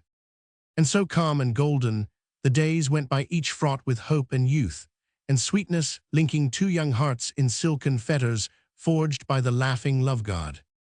And the males in the audience will shift their chewing gum to the other cheek and take a firmer grip of their companion's hands, and the man at the piano will play "Everybody Wants a Key to My Cellar" or something equally appropriate, very soulfully and slowly, with a wistful eye on the half-smoked cigarette, which he has parked on the lowest octave, and intends finishing as soon as the picture is over. But I prefer the plain, frank statement that it was the 4th day of the voyage that is my story, and I mean to stick to it. Samuel Marlowe, muffled in a bathrobe, came back to the stateroom from his tub. His manner had the offensive jauntiness of the man who has had a cold bath, when he might just as easily have had a hot one. He looked out of the porthole at the shimmering sea. He felt strong and happy and exuberant. It was not merely the spiritual pride induced by a cold bath that was uplifting this young man. The fact was that as he toweled his glowing back, he had suddenly come to the decision that this very day he would propose to Wilhelmina Bennett. Yes, he would put his fortune to the test, to win or lose it all. True, he had only known her for 4 days, but what of that? Nothing in the way of modern progress is more remarkable than the manner in which the attitude of your lover has changed concerning proposals of marriage. When Samuel Marlowe's grandfather had convinced himself, after about 1.5 years of respectful aloofness, that the emotion which he felt towards Samuel Marlowe's grandmother Tobe was love, the fashion of the period, compelled him to approach the matter in a roundabout way. First, he spent an evening or two singing sentimental ballads, she accompanying him on the piano, and the rest of the family sitting on the sidelines, to see that no rough stuff was pulled, having noted that she drooped her eyelashes and turned faintly pink when he came to the theonly, the bit. He felt a mild sense of encouragement strong enough to justify him in taking her sister aside next day and asking if the object of his affections ever happened to mention his name in the course of conversation.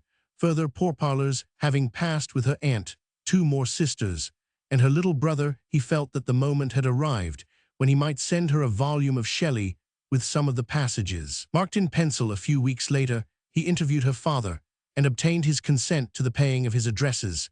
And finally, after writing her a letter which began, "Madam, you will not have been insensible to the fact that for some time past you have inspired in my bosom feelings deeper than those of ordinary friendship," he waylaid her in the rose garden and brought the thing off. How different is the behavior of the modern young man. His courtship can hardly be called a courtship at all. His methods are those of Sir W. S. Gilbert's Alphonso. Alphonso, who for cool assurance all creation licks. He up and said to Emily, who has cheek enough for 6. "Miss Emily, I love you, will you marry, say the word?" And Emily said, "Certainly," Alphonso like a bird. Sam Marlowe was a warm supporter of the Alphonso method. He was a bright young man, and did not require a year to make up his mind that Wilhelmina Bennett had been set apart by fate from the beginning of time to be his bride. He had known it from the moment he saw her on the dock, and all the subsequent strolling, reading, talking, soup drinking, tea drinking, and shuffleboard playing, which they had done together, had merely solidified his original impression. He loved this girl with all the force of a fiery nature. The fiery nature of the Marlowes was a byword in Bruton Street, Berkeley Square, and something seemed to whisper that she loved him. At any rate, she wanted somebody like Sir Galahad, and without wishing to hurl bouquets at himself, he could not see where she could possibly get anyone like a Sir Galahad than himself. So wind, and whether permitting, Samuel Marlowe intended to propose to Wilhelmina Bennett this very day. He let down the trick basin which hung beneath the mirror, and collecting his shaving materials, began to lather his face. "I am the bandolero," sang Sam blithely through the soap. I am the bandolero. Yes, yes, I am the bandolero." The untidy heap of bedclothes in the lower berth stirred restlessly. "Oh God," said Eustace Hignett, thrusting out a tousled head. Sam regarded his cousin with commiseration. Horrid things had been happening to Eustace during the last few days, and it was quite a pleasant surprise each morning to find that he was still alive. "Feeling bad again, old man's?" "I was feeling all right," replied Hignett churlishly, "until you began the farmyard imitations. What sort of a day is it?" "Glorious, the sea." "Don't talk about the sea." "Sorry, the sun is shining brighter than it has ever shone in the history of the race. Why don't you get up?" "Nothing will induce me to get up." "Well, go a regular buster and have an egg for breakfast." Eustace Hignett shuddered. "Do you think I am an ostrich?" He eyed Sam sourly. "You seem devilish pleased with yourself this morning." Sam dried the razor carefully and put it away. He hesitated. Then the desire to confide in somebody got the better of him. "The fact is," he said apologetically, "I am in love." In love, Eustace. Hignett sat up and bumped his head sharply against the berth above him. Has this been going on long? Ever since the voyage started. I think you might have told me, said Eustace reproachfully. I told you my troubles. Why did you not let me know that this awful thing had come upon you?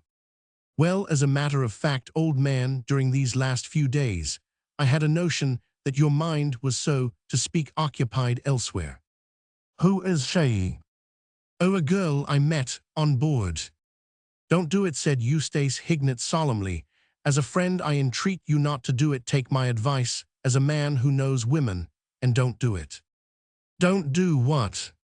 Propose to her. I can tell by the glitter in your eye that you are intending to propose to this girl probably this morning. Don't do it. Women are the devil, whether they marry you or jilt you. Do you realize that women wear black evening dresses that have to be hooked up in a hurry when you are late for the theater, and that out of sheer wanton malignity, the hooks and eyes on those dresses are also made black? Do you realize? Oh, I've thought it all out.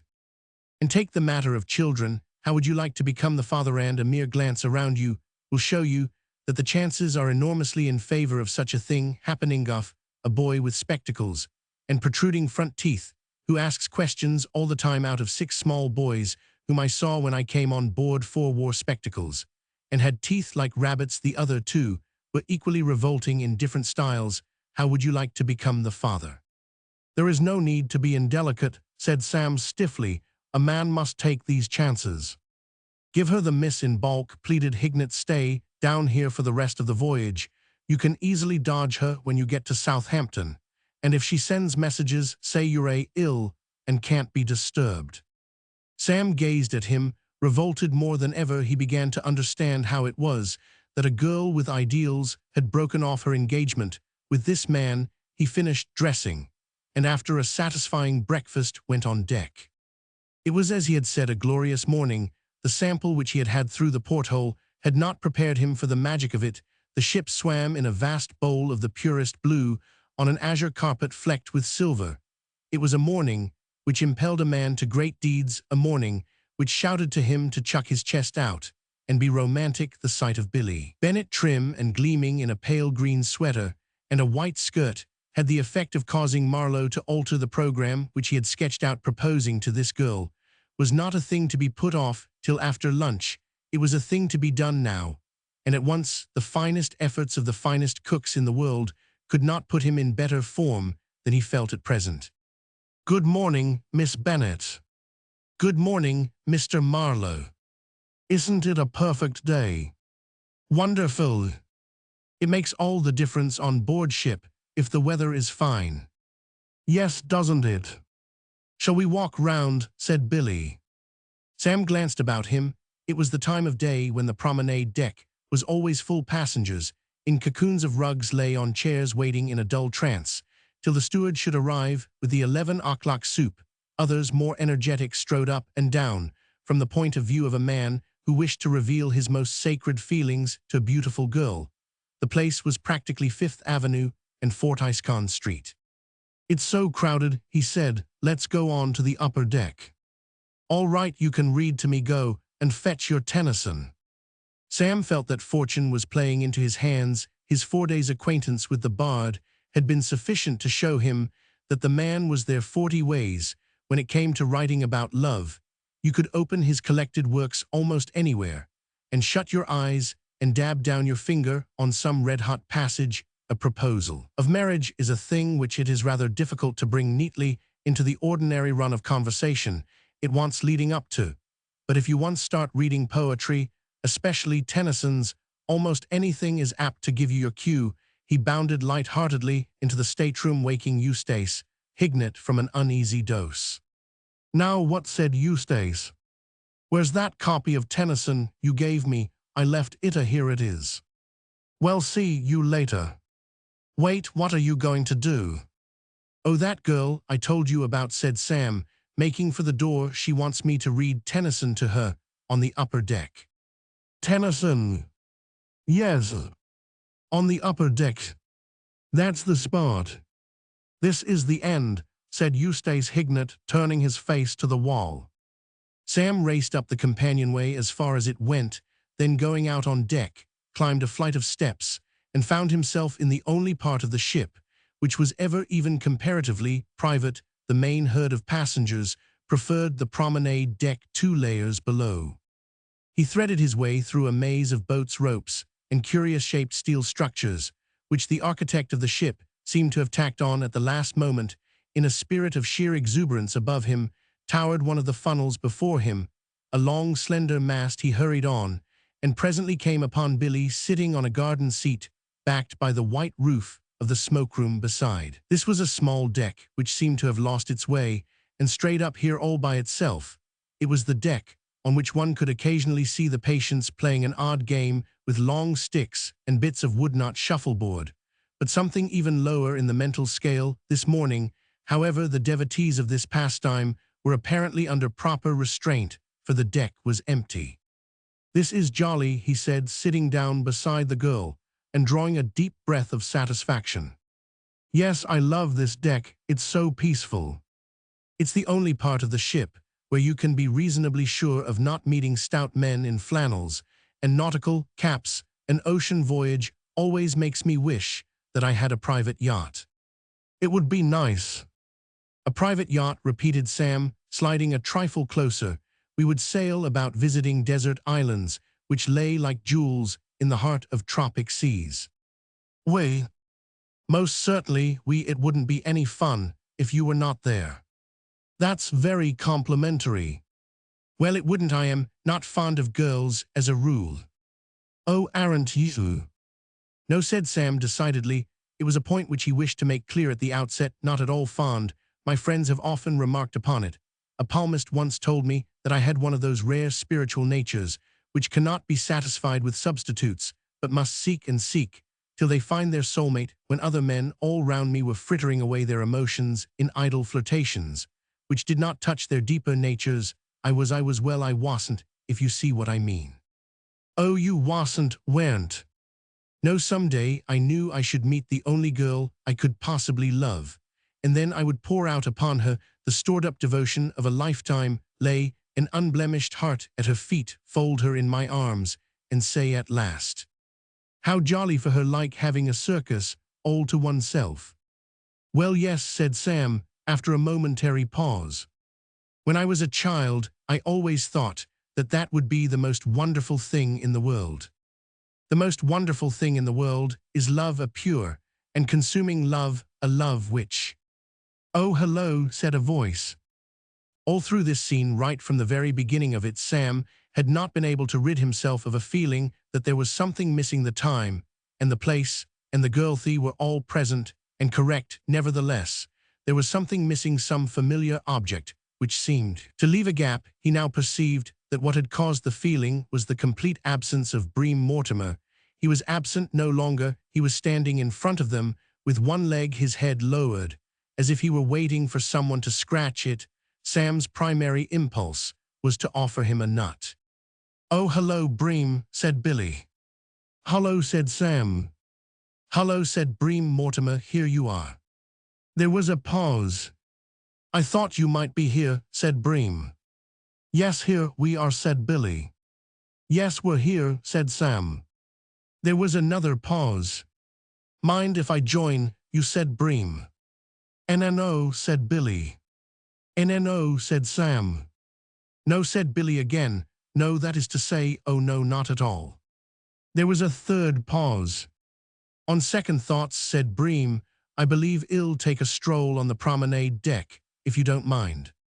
They said they did not mind. Bream Mortimer, having bumped his head twice against overhanging steel ropes, melted away. "Who is that fellow?" demanded Sam wrathfully. "He's the son of father's best friend." Sam started. Somehow, this girl had always been so individual to him that he had never thought of her having a father. "We have known each other all our lives," continued Billy. "Father thinks a tremendous lot of Bream. I suppose it was because Bream was sailing by her that father insisted on my coming over on this boat. I am in disgrace. You know, I was cabled for and had to sail at a few days' notice. Roman 1. "Oh, hello." "Why, Bream," said Billy, looking at him as he stood on the old spot in the same familiar attitude, with rather less affection than the son of her father's best friend might have expected. I thought you said you were going down to the promenade deck.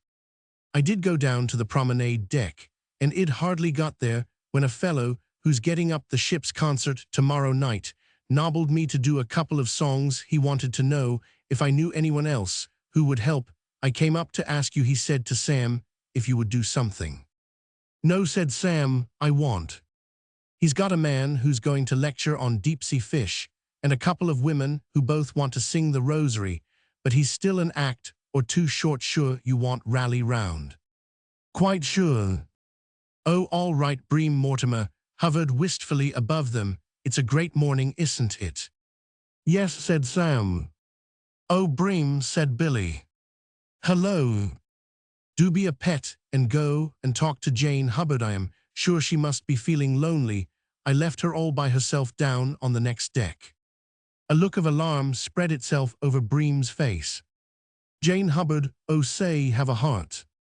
She's a very nice girl. She's so darn dynamic. She looks at you as if you were a giraffe or something, and she would like to take a pot at you with a rifle. Nonsense, run along, get her to tell you some of her big-game hunting experiences. They are most interesting. Bream drifted sadly away. I don't blame Miss Hubbard, said Sam. What do you mean? Looking at him as if she wanted to pot at him with a rifle. I should like to do it myself. What were you saying when he came up? Oh, don't let's talk about me. Read me some Tennyson. Sam opened the book very willingly. Infernal Bream Mortimer had absolutely shot to pieces the spell which had begun to fall on them at the beginning of their conversation. Only by reading poetry, it seemed to him, could it be recovered. And when he saw the passage at which the volume had opened, he realized that his luck was in good old Tennyson. He was all right. He had the stuff you could send him to hit in a pinch every time, with the comfortable knowledge that he would not strike out. He cleared his throat. Oh, let the solid ground not fail beneath my feet, before my life has found what some have found so sweet. Then let come what come may. What matter if I go mad? I shall have had my day. Let the sweet heavens endure, not close and darken above me, before I am quite sure that there is one to love me. This was absolutely topping. It was like diving off a springboard. He could see the girl sitting with a soft smile on her face, her eyes big and dreamy, gazing out over the sunlit sea. He laid down the book and took her hand. There is something, he began in a low voice, which I have been trying to say ever since we met, something which I think you must have read in my eyes. Her head was bent. She did not withdraw her hand. Until this voyage began, he went on, I did not know what life meant. And then I saw you. It was like the gate of heaven opening. You're the dearest girl I ever met. And you can bet I'll never forget. He stopped. I'm not trying to make it rhyme, he said apologetically. Billy, don't think me silly. I mean, if you had the merest notion, dearest, I don't know what's the matter with me, Billy, darling. You are the only girl in the world. I have been looking for you for years and years, and I have found you at last, my soulmate. Surely this does not come as a surprise to you. That is, I mean, you must have seen that I've been keen. There's that damned Walt Mason stuff again. His eyes fell on the volume beside him, and he uttered an exclamation of enlightenment. It's those poems, he cried. I've been boning them up to such an extent that they've got me doing it too. What I'm trying to say is, will you marry me? She was drooping towards him. Her face was very sweet and tender, her eyes misty. He slid an arm about her waist. She raised her lips to his. Suddenly, she drew herself away, a cloud on her face. Darling, she said, I've a confession to make. A confession? You nonsense. I can't get rid of a horrible thought. I was wondering if this will last. Our love, don't be afraid that it will fade. I mean, why, it's so vast it's bound to last. That is to say, of course it will. She traced a pattern on the deck with her shoe. I'm afraid of myself. You see, once before, and it was not so very long ago, I thought I had met my ideal, but... Sam laughed heartily. Are you worrying about that absurd business of poor old Eustace Hignett? She started violently. You know, Of course, he told me himself. Do you know him? Where did you meet him? I've known him all my life. He's my cousin.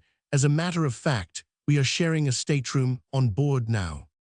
Eustace is on board. Oh, this is awful. What shall I do when I meet him? Oh, pass it off with a light laugh and a genial quip. Just say, oh, here you are, or something, you know, the sort of thing. It will be terrible. Not a bit of it. Why should you feel embarrassed? He must have realized by now that you acted in the only possible way. It was absurd his ever expecting you to marry him. I mean to say, just look at it. Dispassionately, Eustace, poor old Eustace, and you the princess and the swineherd. Does Mr. Hignett keep pigs? She asked, surprised. I mean that poor old Eustace is so far below you, darling, that with the most charitable intentions, one can only look on his asking you to marry him in the light of a record exhibition of pure nerve, a dear good fellow, of course, but hopeless where the sterner realities of life are concerned. A man who can't even stop a dogfight in a world which is practically one seething mass of fighting dogs. How could you trust yourself to such a one? Nobody is fonder of Eustace Hignett than I am, but well, I mean to say. I see what you mean. He really wasn't my ideal. Not by a mile. She mused, her chin in her hand. Of course, he was quite a dear in a lot of ways. Oh, a splendid chap, said Sam tolerantly. Have you ever heard him sing? I think what first attracted me to him was his beautiful voice. He really sings extraordinarily well. A slight but definite spasm of jealousy afflicted Sam. He had no objection to praising poor old Eustace within decent limits, but the conversation seemed to him to be confining itself too exclusively to one subject. Yes, he said. Oh yes, I've heard him sing. Not lately. He does drawing-room ballads and all that sort of thing still, I suppose. Have you ever heard him sing My love is like a glowing tulip that in an old-world garden grows? I have not had that advantage, replied Sam stiffly, but anyone can sing a drawing-room ballad. Now something funny, something that will make people laugh, something that really needs putting across, that's a different thing altogether. Do you sing that sort of thing? People have been good enough to say. Then said Billy decidedly, you must certainly do something at the ship's concert tomorrow. The idea of your trying to hide your light under a bushel. I will tell Bream to count on you. He is an excellent accompanist. He can accompany you.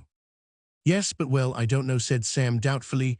He could not help remembering that the last time he had sung in public had been at a house supper at school 7 years before, and that on that occasion somebody, whom it was a lasting grief to him that he had been unable to identify, had thrown a pat of butter at him.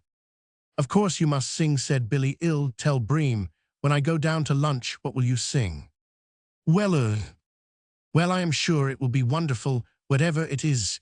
You are so wonderful in every way. You remind me of one of the heroes of old. Sam's discomposure vanished in the first place. This was much more the sort of conversation which he felt the situation indicated. In the second place, he had remembered that there was no need for him to sing at all. He could do that imitation of Frank Tinney, which had been such a hit at the Trinity Smoker. He was on safe ground there. He knew he was good. He clasped the girl to him and kissed her 16 times. Suddenly, as he released her, the cloud came back into her face. My angel, he asked solicitously, what's the matter? I was thinking of father, she said. The glowing splendor of the morning took on a touch of chill for Sam. Father, he said thoughtfully, yes, I see what you mean. He will think that we have been a little precipitate, eh? He will require a little time in order to learn to love me, you think? He is sure to be pretty angry at first, agreed Billy. You see, I know he has always hoped that I would marry Bream. Bream Mortimer, what a silly thing to hope. Well, you see, I told you that Mr. Mortimer was father's best friend. They are both over in England now, and are trying to get a house in the country for the summer, which we can all share. I rather think the idea is to bring me and Bream closer together. How the deuce could that fellow be brought any closer to you? He's like a burr as it is. Well, that was the idea, I am sure. Of course, I could never look at Bream now. I hate looking at him myself, said Sam feelingly. A group of afflicted persons, bent upon playing with long sticks and bits of wood, now invaded the upper deck. Their weak-minded cries filled the air. Sam and the girl rose. Touching on your father once more, he said, as they made their way below, is he a very formidable sort of man? He can be a dear, but he's rather quick-tempered. You must be very ingratiating. I will practice it in front of the glass every morning for the rest of the voyage, said Sam. He went down to the stateroom in a mixed mood of elation and apprehension. He was engaged to the most wonderful girl in the world. But over the horizon loomed the menacing figure of father. He wished he could induce Billy to allow him to waive the formality of thawing. Father Eustace Hignett had apparently been able to do so, but that experience had presumably engendered a certain caution in her. The Hignett fiasco had spoiled her for runaway marriages. Well, if it had to be done, it must be done, and that was all there was to it. Chapter 5. Good God, cried Eustace Hignett. He stared at the figure which loomed above him in the fading light, which came through the porthole of the stateroom.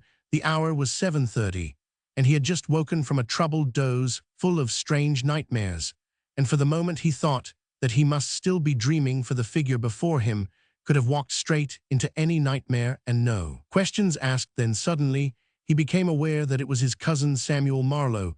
As in the historic case of father in the pigsty, he could tell him by his hat. But why was he looking like that? Was it simply some trick of the uncertain light, or was his face really black, and had his mouth suddenly grown to 6 times its normal size and become a vivid crimson?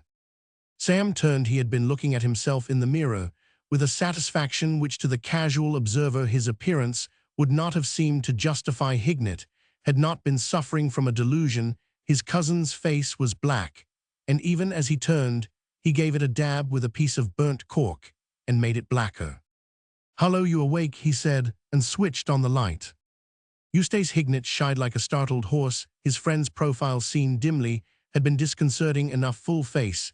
He was a revolting object, nothing that Eustace Hignett had encountered in his recent dreams, and they had included such unusual fauna as elephants in top hats and running shortshad, affected him so profoundly. Sam's appearance smote him like a blow. It seemed to take him straight into a different and dreadful world. What, he gurgled. Sam squinted at himself in the glass and added a touch of black to his nose. How do I look? Eustace Hignett began to fear that his cousin's reason must have become unseated. He could not conceive of any really sane man looking like that, being anxious to be told how he looked. Are my lips red enough? It's for the ship's concert, you know. It starts in half an hour, though I believe I am not on till the second part. Speaking as a friend, would you put a touch more black round the ears, or are they all right? Curiosity replaced apprehension in Hignett's mind. What on earth are you doing performing at the ship's concert? Oh, they roped me in. It got about somehow that I was a valuable man, and they wouldn't take no. Sam deepened the color of his ears. As a matter of fact, he said casually, my fiancée made rather a point of my doing something. A sharp yell from the lower berth proclaimed the fact that the significance of the remark had not been lost on Eustace. Your fiancée? The girl I am engaged to. Didn't I tell you about that? Yes, I am engaged. Eustace sighed heavily. I feared the worst. Tell me, who is she? Didn't I tell you her name? No. Curious, I must have forgotten. He hummed an airy strain as he blackened the tip of his nose. It's rather a curious coincidence. Really, her name is Bennett. She may be a relation. That's true, of course, girls do have relations. What is her first name? That is another rather remarkable thing. It's Wilhelmina. Wilhelmina. Of course, there must be hundreds of girls in the world called Wilhelmina Bennett, but still it is a coincidence. What color is her hair? Demanded Eustace Hignett in a hollow voice. Her hair, what color is it? Her hair, now let me see, you ask me, what color is her hair? Well, you might call it auburn or russet, or you might call it Titian. Never mind what you might call it. Is it red? Red, why yes, that is a very good description of it, now that you put it to me like that it is red. Has she a trick of grabbing at you suddenly when she gets excited like a kitten with a ball of wool? Yes, yes, she has. Eustace Hignett uttered a sharp cry. Sam, he said, can you bear a shock? I'll have a dash at it. Brace up. The girl you are engaged to is the same girl who promised to marry me. Well, well, said Sam. There was a silence. Awfully sorry, of course, and all that, said Sam. Don't apologize to me, said Eustace, my poor old chap. My only feeling towards you is one of the purest and profoundest pity. He reached out and pressed Sam's hand. I regard you as a toad beneath the harrow. Well, I suppose that's one way of offering congratulations and cheery good wishes. And on top of that, went on Eustace, deeply moved, you have got to sing at the ship's concert. Why shouldn't I sing at the ship's concert? My dear old man, you have many worthy qualities, but you must know that you can't sing for nuts. I don't want to discourage you, but long ago, as it is, you can't have forgotten what an ass you made of yourself at that house supper at school, seeing you up against it like this. I regret that I threw a lump of butter at you on that occasion, though at the time it seemed the only course to pursue. Sam started. Was it you who threw that bit of butter? It was. I wish I'd known, you silly chump, you ruined my collar. Ah well, it's 7 years ago, you would have had to send it to the wash anyhow by this time, but don't let us brood on the past, let us put our heads together and think how we can get you out of this terrible situation. I don't want to get out of it, I confidently expect to be the hit of the evening. The hit of the evening, you singing. I'm not going to sing, I am going to do that imitation of Frank Tinney, which I did at the Trinity Smoker. You haven't forgotten that you were at the piano, taking the part of the conductor of the orchestra. What a riot I was we were, I say, Eustace, old man, I suppose you don't feel well enough to come up now and take your old part. You could do it without a rehearsal. You remember how it went, hullo, Ernest, hullo, Frank, why not come along? The only piano I will ever sit at will be one firmly fixed on a floor that does not heave and wobble under me. Nonsense, the boat's as steady as a rock, now the sea's like a millpond. Nevertheless, thanking you for your suggestion, no. Oh well then, I shall have to get on as best I can with that fellow Mortimer. We've been rehearsing all the afternoon, and he seems to have the hang of the thing, but he won't be really right. He has no pep, no Roman 1004 still. If you want, well, I think he'll be getting along to his stateroom. I told him I would look in for a last rehearsal. The door closed behind Sam, and Eustace Hignett, lying on his back, gave himself up to melancholy meditation.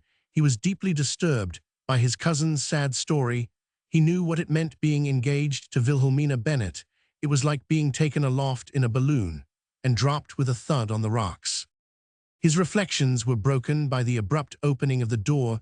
Marlowe rushed in. Eustace peered anxiously out of his berth. There was too much cork on his cousin's face to allow of any real registering of emotion, but he could tell from his manner that all was not well. What's the matter? Sam sank on the lounge. The bounder has quit. The bounder? What bounders? There is only one Bream Mortimer, curse him. There may be others whom thoughtless critics rank as bounders, but he is the only man really deserving of the title. He refuses to appear. He has walked out on the act. He has left me flat. I went into his stateroom just now as arranged, and the man was lying on his bunk groaning. I thought you said the sea was like a millpond. It wasn't that he's perfectly fit, but it seems that the silly ass took it into his head to propose to Billy just before dinner. Apparently, he's loved her for years in a silent, self-effacing way, and of course, she told him that she was engaged to me, and the thing upset him to such an extent that he says the idea of sitting down at a piano and helping me give an imitation of Frank Tinney revolts him. He says he intends to spend the evening in bed reading Schopenhauer. I hope it chokes him. But this is splendid. This lets you out. What do you mean, lets me out? Why, now you won't be able to appear. Oh, you will be thankful for this in years to come. Won't I appear? Won't I dashed well appear? Do you think I'm going to disappoint that dear girl when she is relying on me? I would rather die. But you can't appear without a pianist. I've got a pianist. You have? Yes, a little undersized shrimp of a fellow, with a green face and ears like water wings. I don't think I know him. Yes, you do, he's you. Me. Yes, you are going to sit at the piano tonight. I am sorry to disappoint you, but it's impossible. I gave you my views on the subject just now. You've altered them. I haven't. Well, you soon will, and I'll tell you why if you don't get up out of that damned berth you've been roosting in all your life. I am going to ring for J.B. Midgley, and I am going to tell him to bring me a bit of dinner in here, and I am going to eat it before your eyes. But you've had dinner.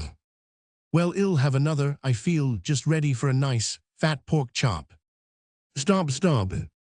A nice fat pork chop with potatoes and lots of cabbage, repeated Sam firmly, and I shall eat it here on this very lounge. Now how do we go? You wouldn't do that, said Eustace piteously. I would and will. But I shouldn't be any good at the piano. I've forgotten how the thing used to go. You haven't done anything of the kind. I come in and say hello, Ernest, and you say hello, Frank, and then you help me tell the story about the Pullman car. A child could do your part of it. Perhaps there is some child on board. No, I want you. I shall feel safe with you. We've done it together before. But honestly, I really don't think it isn't as if. Sam rose and extended a finger towards the bell. Stop, cried Eustace. Hignett, I'll do it. Sam withdrew his finger. Good, he said. We've just got time for a rehearsal while you're dressing. Hello, Ernest.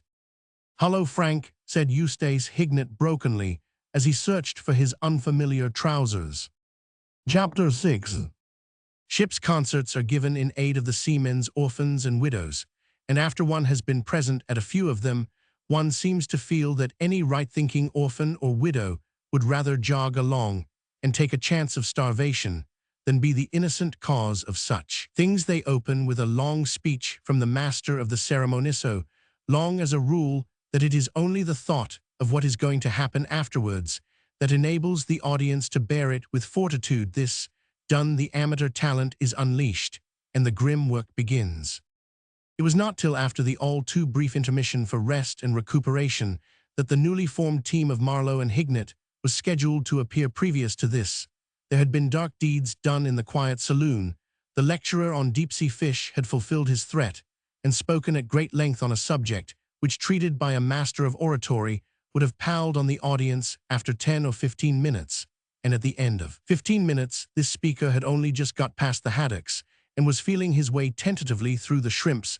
The rosary had been sung, and there was an uneasy doubt as to whether it was not going to be sung again after the interval, latest rumor being that the second of the rival lady singers had proved adamant to all appeals and intended to fight the thing out on the lines she had originally chosen if they put her in irons. A young man recited Gunga Din, and willfully misinterpreting the gratitude of the audience that it was over for a desire for more, had followed it with Fuzzy Wuzzy, his sister. These things run in familish, had sung My Little Grey Home in the West rather somberly, for she had wanted to sing the rosary, and with the same obtuseness which characterized her brother had come back and rendered two plantations songs. The audience was now examining its programs in the interval of silence in order to ascertain the duration of the sentence still remaining unexpired. It was shocked to read the following. A little imitation S. Marlowe. All over the saloon you could see fair women and brave men wilting in their seats. Imitation, the word, as Keats would have said, was like a knell. Many of these people were old travelers, and their minds went back wincingly, as one recalls forgotten wounds, to occasions when performers at Ship's concerts had imitated whole strings of Dickens characters, or with the assistance of a few hats and a little false hair, had endeavored to portray Napoleon, Bismarck, Shakespeare, and others of the famous dead. In this printed line on the program, there was nothing to indicate the nature or scope of the imitation, which this S. Marlowe proposed to inflict upon them. They could only sit and wait and hope that it would be short. There was a sinking of hearts as Eustace Hignett moved down the room and took his place at the piano. A pianist, this argued, more singing, the more pessimistic, began to fear that the imitation was going to be one of those imitations of well-known opera artistes, which, though rare, do occasionally add to the horrors of ship's concerts. They stared at Hignett apprehensively. There seemed to them something ominous in the man's very aspect. His face was very pale, and set the face of one approaching a task at which his humanity shudders. They could not know that the pallor of Eustace Hignett was due entirely to the slight tremor which, even on the calmest nights, the engines of an ocean liner produce in the flooring of a dining saloon, and to that faint yet well-defined smell of cooked meats which clings to a room where a great many people have recently been eating a great many meals. A few beads of cold perspiration were clinging to Eustace Hignett's brow. He looked straight before him with unseeing eyes. He was thinking hard of the Sahara. So tense was Eustace's concentration that he did not see Billy Bennet seated in the front row. Billy had watched him enter with a little thrill of embarrassment. She wished that she had been content with one of the seats at the back, but her friend Jane Hubbard, who accompanied her, had insisted on the front row. In order to avoid recognition, for as long as possible, Billy now put up her fan and turned to Jane.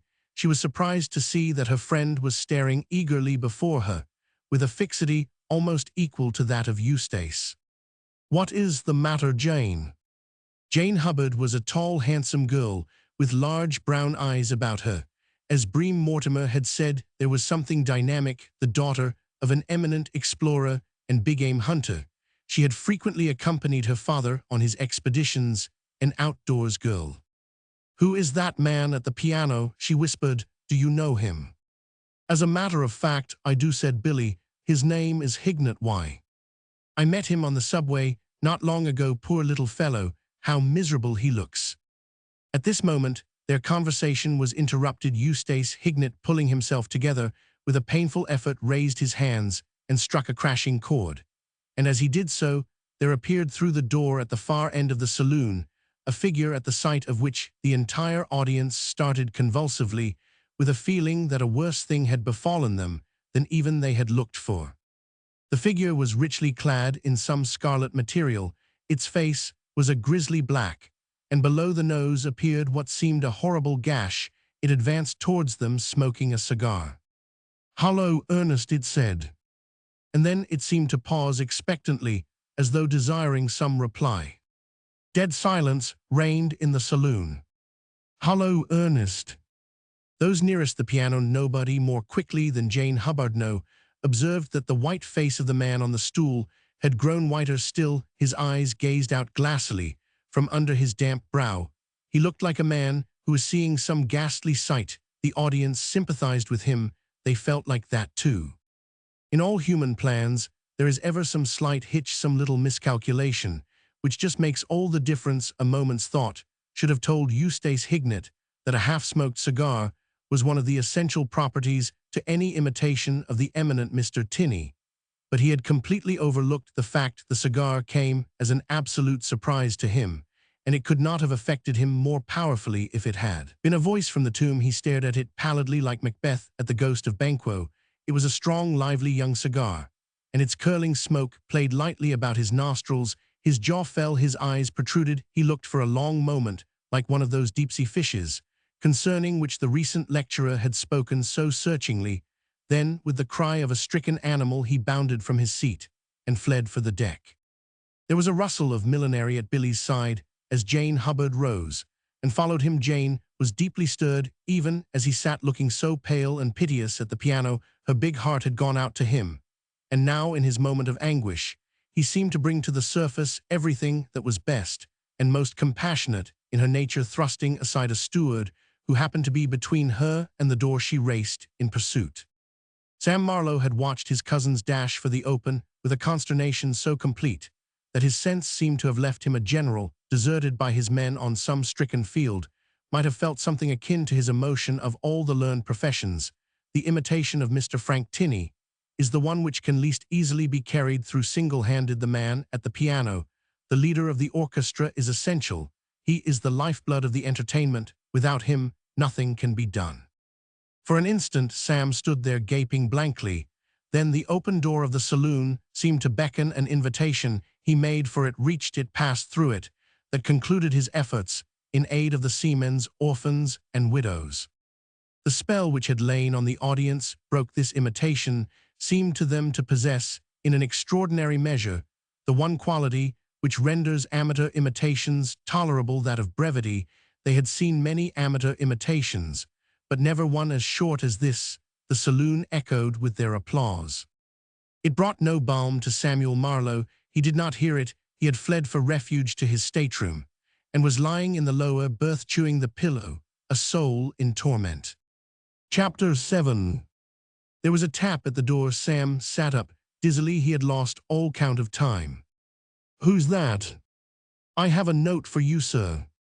It was the level voice of J.B. Midgley, the steward. The stewards of the White Star Line, besides being the civilest and most obliging body of men in the world, all have soft and pleasant voices. A White Star steward waking you up at 6:30 to tell you that your bath is ready when you wanted to sleep on till 12 is the nearest human approach to the nightingale. "A what?" "A note, sir." Sam jumped up and switched on the light. He went to the door and took the note from J.B. Midgley, who, his mission accomplished, retired in an orderly manner down the passage. Sam looked at the letter with a thrill. He had never seen the handwriting before, but with the eye of love he recognized it. It was just the sort of hand he would have expected Billy to write, round and smooth, and flowing, the writing of a warm-hearted girl. He tore open the envelope. "Please come up to the top deck. I want to speak to you." Sam could not disguise it from himself that he was a little disappointed. "I don't know if you see anything wrong with the letter," but the way Sam looked at it was that for a first love letter it might have been longer and perhaps a shade warmer, and without running any risk of writer's cramp she might have signed it. However, these were small matters. No doubt she had been in a hurry and all that sort of thing. The important point was that he was going to see her. When a man's afraid, sings the bard, a beautiful maid is a cheering sight to see, and the same truth holds good when a man has made an exhibition of himself at a ship's concert. A woman's gentle sympathy, that was what Samuel Marlowe wanted more than anything else at the moment. That he felt was what the doctor ordered. He scrubbed the burnt cork off his face with all possible speed, and changed his clothes, and made his way to the upper deck. It was like Billy, he felt, to have chosen this spot for their meeting. It would be deserted, and it was hallowed for them both by sacred associations. She was standing at the rail, looking out over the water. The moon was quite full out on the horizon to the south. Its light shone on the sea, making it look like the silver beach of some distant fairy island. The girl appeared to be wrapped in thought, and it was not till the sharp crack of Sam's head against an overhanging stanchion announced his approach that she turned. "Oh, is that you?" "Yes." "You've been a long time." "It wasn't an easy job," explained Sam, "getting all that burnt cork off. You've no notion how the stuff sticks. You have to use butter." She shuddered. "Don't." "But I Roman 999, you have to with burnt cork." "Don't tell me these horrible things." Her voice rose almost hysterically. "I never want to hear the words burnt cork mentioned again as long as I live."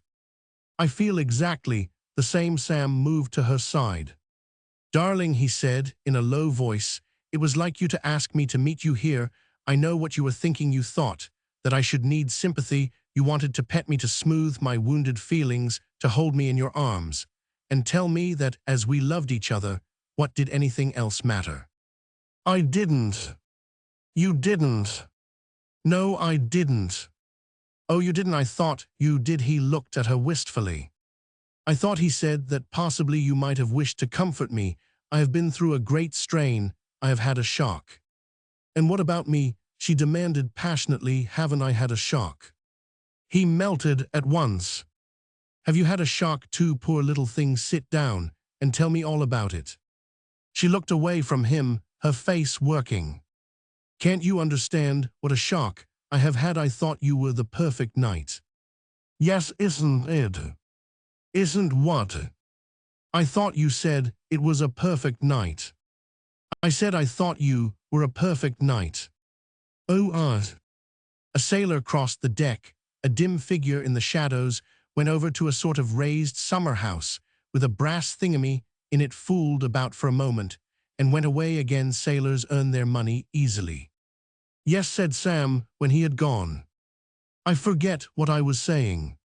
Something about my being the perfect knight. Yes, I thought you were. That's good. But you're not. No. No. Oh. Silence fell. Sam was feeling hurt and bewildered. He could not understand her mood. He had come up expecting to be soothed and comforted, and she was like a petulant iceberg. Cynically, he recalled some lines of poetry which he had had to write out 100 times on one occasion at school, as a punishment for having introduced a white mouse into chapel. O woman, in our hours of ease, on something, something, something, please. When tiddlyumpty, umpty brow, a something, something, something thou. He had forgotten the exact words, but the gist of it had been that woman, however she might treat a man in times of prosperity, could be relied on to rally round and do the right thing when he was in trouble. How little the poet had known women. Why not, he said huffily. She gave a little sob. I put you on a pedestal, and I find you have feet of clay. You have blurred the image which I formed of you. I can never think of you again without picturing you as you stood in that saloon, stammering and helpless. Well, what can you do when your pianist runs out on you? You could have done something. I can't forgive a man for looking ridiculous. Oh, what she cried induced you to try to give an imitation of Bert Williams.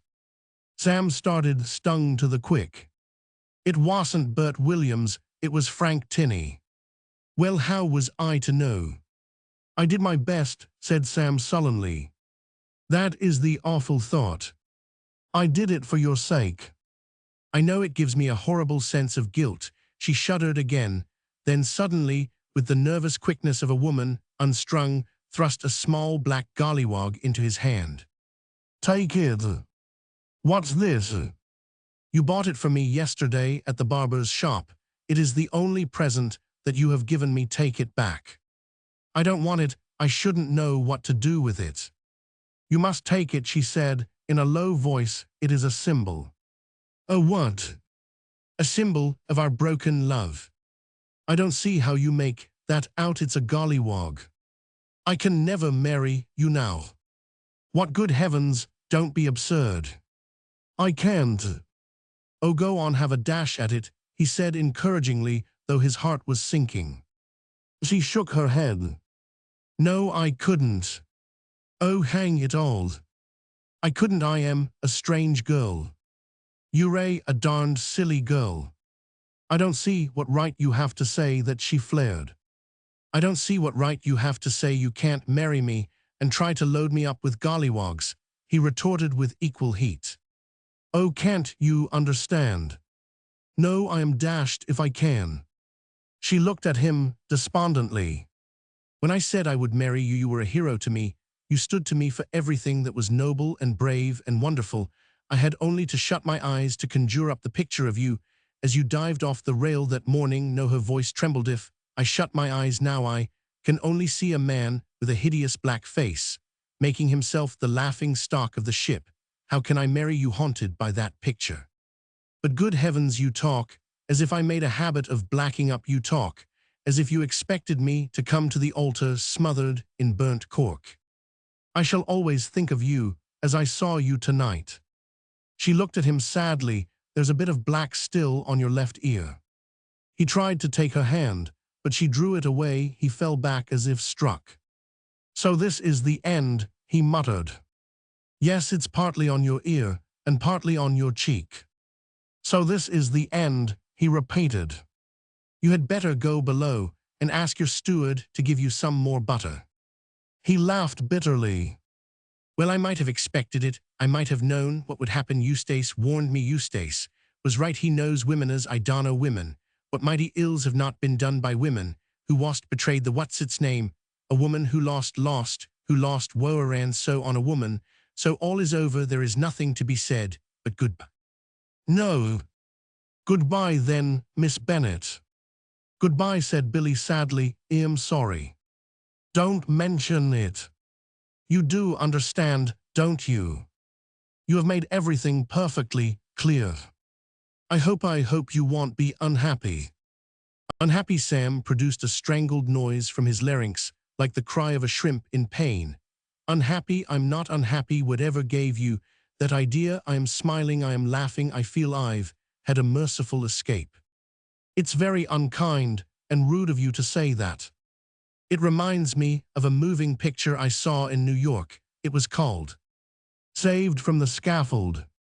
Oh, I'm not unhappy. What have I got to be unhappy about? What on earth does any man want to get married for? I don't give me my gay bachelor life.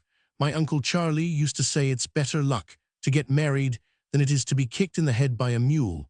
But he was an optimist. Good night, Miss Bennet, and good be forever. He turned on his heel and strode across the deck. From a white heaven the moon still shone benignantly down, mocking him. He had spoken bravely. The most captious critic could not but have admitted that he had made a good exit, but already his heart was aching. As he drew near to his stateroom, he was amazed and disgusted to hear a high tenor voice raised in song proceeding from behind the closed door. I fear no fa in sheening more, though his lance be sharp and keen.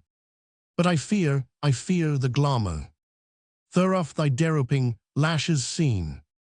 I fear the glamour. Sam flung open the door wrathfully. That Eustace Hignett should still be alive was bad. Had pictured him hurling himself overboard and bobbing about, a pleasing sight in the wake of the vessel. That he should be singing was an outrage. Remorse, Sam thought, should have stricken Eustace Hignett dumb, instead of which here he was comporting himself like a blasted linnet. It was all wrong. The man could have no conscience whatever. Well, he said sternly, so there you are. Eustace Hignett looked up brightly, even beamingly, in the brief interval which had elapsed since Sam had seen him last. An extraordinary transformation had taken place in this young man. His wan look had disappeared, his eyes were bright, his face wore that beastly self-satisfied smirk which you see in pictures advertising certain makes of fine mesh underwear. If Eustace Hignett had been a full-page drawing in a magazine with "My dear fellow, I always wear Sigsbee's superfine featherweight" printed underneath him, he could not have looked more pleased with himself. "Hullo," he said, "I was wondering where you had got to." "Never mind," said Sam coldly, "where I had got to. Where did you get to? And why, you poor miserable worm," he went on in a burst of generous indignation, "what have you to say for yourself? What do you mean by dashing away like that and killing my little entertainment?" "Awfully sorry, old man. I hadn't foreseen the cigar. I was bearing up tolerably well till I began to sniff the smoke. Then everything seemed to go black. I don't mean you, of course. You were black already, and I got the feeling that I simply must get on deck and drown myself." "Well, why didn't you?" demanded Sam, with a strong sense of injury. "I might have forgiven you then, but to come down here and find you singing." A soft light came into Eustace Hignett's eyes. "I want to tell you all about that," he said. "It's the most astonishing story, a miracle you might almost call it, makes you believe in fate, and all that sort of thing. A week ago, I was on the subway in New York." He broke off while Sam cursed him, the subway and the city of New York in the order named. "My dear chap, what is the matter?" "What is the matter, huh?" "Something is the matter," persisted Eustace Hignett. "I can tell it by your manner. Something has happened to disturb and upset you. I know you so well that I can pierce the mask. What is it? Tell me." "Ha. You surely can't still be brooding on that concert business. Why, that's all over. I take it that after my departure you made the most colossal ass of yourself. But why let that worry you? These things cannot affect one permanently. Can't they? Let me tell you that, as a result of that concert, my engagement is broken off." Eustace sprang forward with outstretched hand. "Not really? How splendid. Accept my congratulations.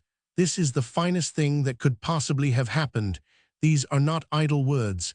As one who has been engaged to the girl himself, I speak feelingly. You are well out of it, Sam." Sam thrust aside his hand. Had it been his neck, he might have clutched it eagerly, but he drew the line at shaking hands with Eustace Hignett. "My heart is broken," he said, with dignity. "That feeling will pass, giving way to one of devout thankfulness. I know I've been there. After all, Wilhelmina Bennett, what is she? A rag and a bone and a hank of hair." "She is nothing of the kind," said Sam, revolted. "Pardon me," said Eustace, firmly. "I speak as an expert. I know her, and I repeat, she is a rag and a bone and a hank of hair. She is the only girl in the world, and owing to your idiotic behavior, I have lost her." "You speak of the only girl in the world," said Eustace blithely. "If you want to hear about the only girl in the world, I will tell you. A week ago, I was in the subway in New York." "I am going to bed," said Sam brusquely. "All right, I'll tell you while you're undressing." "I don't want to listen." "A week ago," said Eustace Hignett, "I will ask you to picture me seated, after some difficulty, in a carriage in a New York subway. I got into conversation with a girl with an elephant gun." Sam revised his private combination service in order to include the elephant gun. "She was my soulmate," proceeded Eustace, with quiet determination. "I didn't know it at the time, but she was. She had grave brown eyes, a wonderful personality. And this elephant gun, she was bringing the gun away from the downtown place where she had taken it to be mended." "Did she shoot you with it?" "Shoot me? What do you mean? Why, no. The girl must have been a fool," said Sam bitterly. "The chance of a lifetime, and she missed it. Where are my pajamas?" "I haven't seen your pajamas." She talked to me about this elephant gun and explained its mechanism. You can imagine how she soothed my aching heart. My heart, if you recollect, was aching at the moment quite unnecessarily. If I had only known, because it was only a couple of days since my engagement to Wilhelmina Bennett had been broken off. Well, we parted at 66th Street, and strange as it may seem, I forgot all about her." "Do it again. Tell it again." "Good heavens, no, forget all about her again." "Nothing," said Eustace Hignett gravely, "could make me do that. Our souls have blended, our beings have called to one another from their deepest depths, saying, 'There are your pajamas over in the corner,' saying, 'You are mine.' How could I forget her after that? Well, as I was saying, we parted. Little did I know that she was sailing on this very boat. But just now she came to me as I writhed on deck." "Did you writhe?" asked Sam, with a flicker of moody interest. "I certainly Roman 999. That's good. But not for long. That's bad. She came to me and healed me. Sam, that girl is an angel. Switch off the light when you've finished." She seemed to understand without a word how I was feeling. There are some situations which do not need words. She went away and returned with a mixture of some kind in a glass. I don't know what it was. It had Worcester sauce in it. She put it to my lips. She made me drink it. She said it was what her father always used in Africa for bull calves with the staggers. Well, believe me or believe me not. Are you asleep? Yes. Believe me or believe me not, in under 2 minutes, I was not merely freed from the nausea caused by your cigar. I was smoking myself. I was walking the deck with her without the slightest qualm. I was even able to look over the side from time to time and comment on the beauty of the moon on the water. I have said some mordant things about women since I came on board this boat. I withdraw them unreservedly. They still apply to girls like Wilhelmina Bennett. But I have ceased to include the whole sex in my remarks. Jane Hubbard has restored my faith in woman. Sam. What? I said that Jane Hubbard had restored my faith in woman. Oh, all right. Eustace Hignett finished undressing and got into bed with a soft smile on his face. He switched off the light.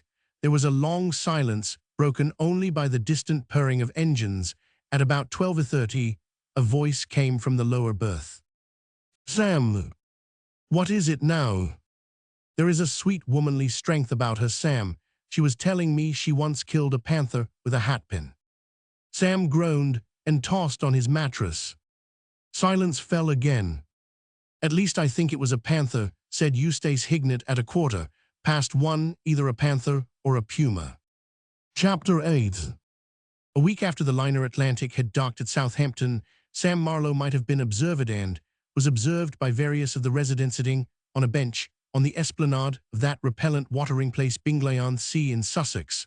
All watering places on the south coast of England are blots on the landscape, but though I am aware that by saying it I shall offend the civic pride of some of the others, none are so peculiarly foul as Bingley-on-Sea. The asphalt on the Bingley esplanade is several degrees more depressing than the asphalt on other esplanades.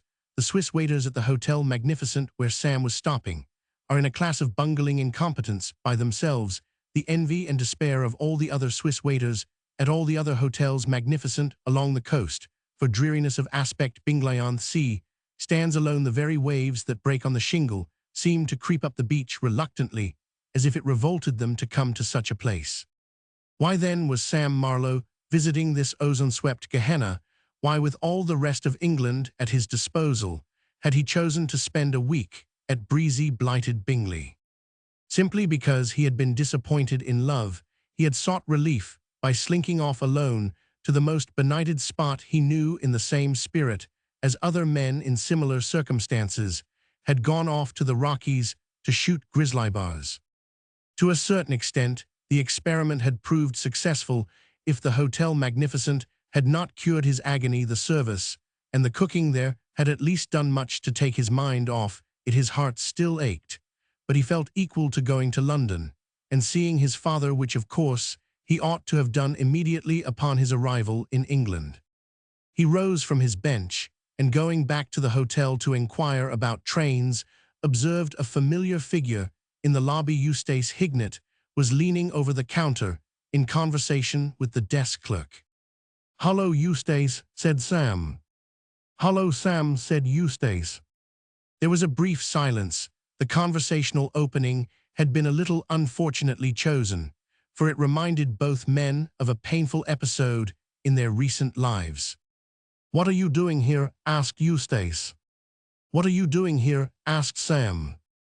"I came to see you," said Eustace, leading his cousin out of the lobby and onto the bleak esplanade.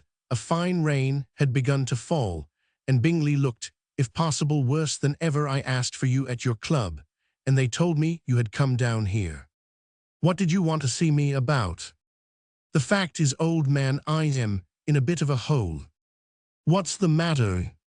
"It's rather a long story," said Eustace deprecatingly. "Go ahead." "I don't know where to begin." "Have a dash at starting at the beginning." Eustace stared gloomily at a stranded crab on the beach. Below, the crab stared gloomily back. "Well, you remember my telling you about the girl I met on the boat?" "Jane something." "Jane Hubbard," said Eustace reverently. "Sam, I love that girl." "I know you told me. But I didn't tell her. I tried to muster up the nerve, but we got to Southampton without my having clicked. What a dashed difficult thing a proposal is to bring off, isn't it?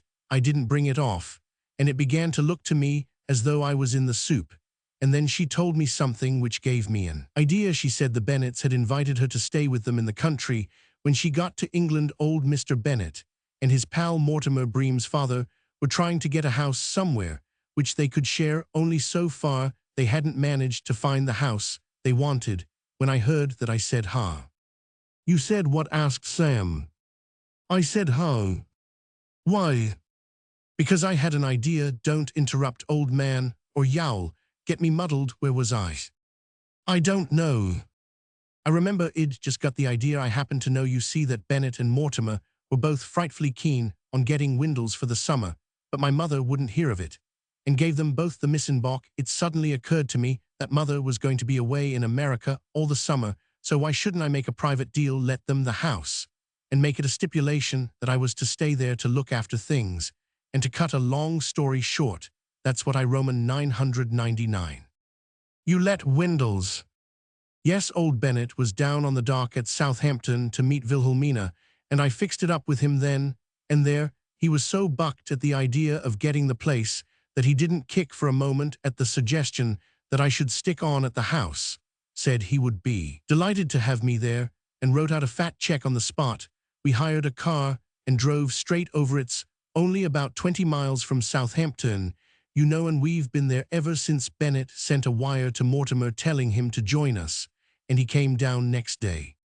He paused and looked at Sam, as though desiring comment Sam had none to offer. "Why do you say you're in a hole?" he asked. "It seems to me as though you had done yourself a bit of good. You've got the check, and you're in the same house with Miss Hubbard. What more do you want? But suppose Mother gets to hear about it? Well, she'd be sorrow than a sunburned neck." "Probably, but why should she hear of it?" I am coming to that. Is there some more of the story?" "Quite a lot." "Charge on," said Sam, resignedly. Eustace Hignett fixed a despondent gaze on the shingle up which the grey waves were crawling with their usual sluggish air of wishing themselves elsewhere. A raindrop fell down the back of his neck, but he did not notice it. "It was the weather that really started it," he said. "Started what?" "The trouble. What sort of weather have you been having here?" "I haven't noticed." "Well, down at Windles, it has been raining practically all the time, and after about a couple of days, it became fairly clear to me that Bennett and Mortimer were getting a bit fed. I mean to say, having spent all their lives in America, don't you know, they weren't used to a country where it rained all the time, and pretty soon it began to get on their nerves. They started quarreling, nothing bad at first, but hotting up more and more, till at last they were hardly on speaking terms. Every little thing that happened seemed to get the wind up them. There was that business of Smith, for instance." "Who's Smith?" "Mortimer's bulldog. Old Bennett is scared of him and wants him kept in the stables, but Mortimer insists on letting him roam about the house. Well, they scrapped a goodish bit about that, and then there was the orchestrion. You remember the orchestrion?" "I haven't been down at Windles since I was a kid." "That's right, I forgot that. Well, my pater had an orchestrion put in the drawing room. One of these automatic things you switch on, you know, makes a devil of a row. Bennett can't stand it, and Mortimer insists on playing it all day. Well, they hotted up a goodish bit over that." "Well, I don't see how all this affects you. If they want to scrap, why not let them?" "Yes, but you see, the most frightful thing has happened. At least it hasn't happened yet, but it may any day. Bennett's talking about taking legal advice to see if he can't induce Mortimer to cheese it by law, as he can't be stopped any other way. And the deuce of it is your father's Bennett's legal representative over in England, and he's sure to go to him." "Well, that'll do the pater a bit of good. Legal fees." Eustace Hignett waved his arms despairingly at his cousin's obtuseness. "But don't you see, if Bennett goes to your father about this binge, your father will get on to the fact that Windles has been let, and hell knows about, and make inquiries, and the first thing that'll happen will be that Mother will get to hear of it, and then where shall I be?" Sam pondered. "Yes, there's that," he admitted. "Well, now you see what a hole I am in." "Yes, you are. What are you going to do about it?" "You're the only person who can help me." "What can I do?"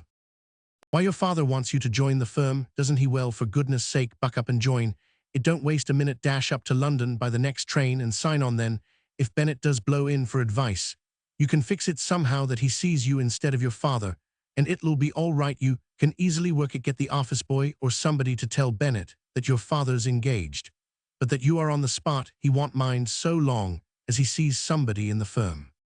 "But I don't know anything about the law. What shall I say to him?"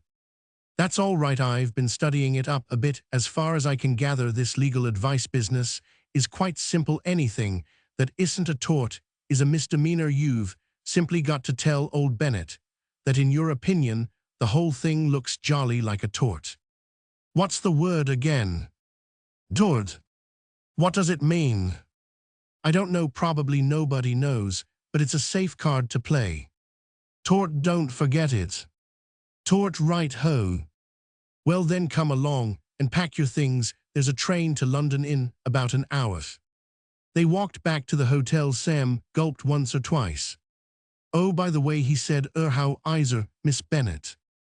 "Oh, she's all right." Eustace Hignett hummed a gay air. Sam's ready acquiescence in his scheme had relieved his apprehensive mind. "Going strong," said Sam after a pause. "Oh, absolutely. We're quite good friends again. Now, no use being in the same house and not being on speaking terms, it's rummy how the passage of time sort of changes a fellow's point of view. Why, when she told me about her engagement, I congratulated her as cheerfully as damn it, and only a few weeks ago. Her engagement, exclaimed Sam, leaping like a stricken blancmange. Her engagement. To Bream Mortimer, you know, said Eustace Hignett. She got engaged to him the day before yesterday. Chapter 9. The offices of the old-established firm of Marlowe, Thorpe, Prescott, Winslow and Appleby are in Ridgeway's Inn, not far from Fleet Street. If you are a millionaire beset by blackmailers or anyone else to whose comfort the best legal advice is essential, and have decided to put your affairs in the hands of the ablest and discreetest firm in London, you proceed through a dark and grimy entry and up a dark and grimy flight of stairs, and having felt your way along a dark and grimy passage, you come at length to a dark and grimy door. There is plenty of dirt in other parts of Ridgeway's Inn, but nowhere is it so plentiful, so rich in alluvial deposits, as on the exterior of the offices of Marlowe, Thorpe, Prescott, Winslow and Appleby. As you tap on the topmost of the geological strata, concealing the groundless of the door, a sense of relief and security floods your being, for in London grubbiness is the gauge of a lawyer's respectability. The brass plate let into the woodwork of this door is misleading. Reading it, you get the impression that on the other side quite a covey of lawyers await your arrival. The name of the firm leads you to suppose that there will be barely standing room. In the office you picture Thorpe jostling you aside, as he makes for Prescott to discuss with him the latest case of Demurrer and Winslow, and Appleby treading on your toes, deep in conversation on Replevin. But these legal firms dwindle, the years go by and take their toll, snatching away here a Prescott, there an Appleby, till before you know where you are down to your last lawyer, the only surviving member of the firm of Marlowe, Thorpe. You had, I said before, was at the time with which this story deals Sir Mallaby Marlowe, son, the original founder of the firm and father of the celebrated black-faced comedian Samuel of that ilk, and the outer office where callers were received and parked till Sir Mallaby could find time for them was occupied by a single clerk. When Sam, reaching the office after his journey, opened the door, this clerk, John Peters by name, was seated on a high stool, holding in one hand a half-eaten sausage, in the other an extraordinary large and powerful revolver.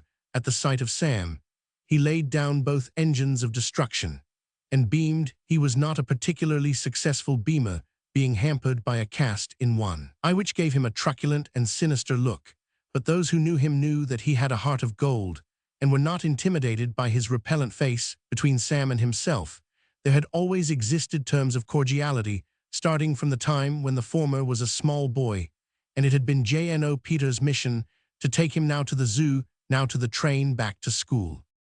"Why, Mr. Samuel." "Hello, Peters. We were expecting you back a week ago, so you got back safe." "Safe? Why, of course." Peters shook his head. "I confess that, when there was this delay in your coming here, I sometimes feared something might have happened to you. I recall mentioning it to the young lady who recently did me the honor to promise to become my wife. Ocean liners aren't often wrecked nowadays. I was thinking more of the brawls on shore. America's a dangerous country, but perhaps you were not in touch with the underworld." "I don't think I was," said J.N.O. Peters significantly. He took up the revolver, gave it a fond and almost paternal look, and replaced it on the desk. "What on earth are you doing with that thing?" asked Sam. Mr. Peters lowered his voice. "I'm going to America myself in a few days' time, Mr. Samuel. It's my annual holiday, and the governor's sending me over with papers in connection with the People Roman 5 Schultz and Bowen. It's a big case over there. A client of ours is mixed up in it, an American gentleman.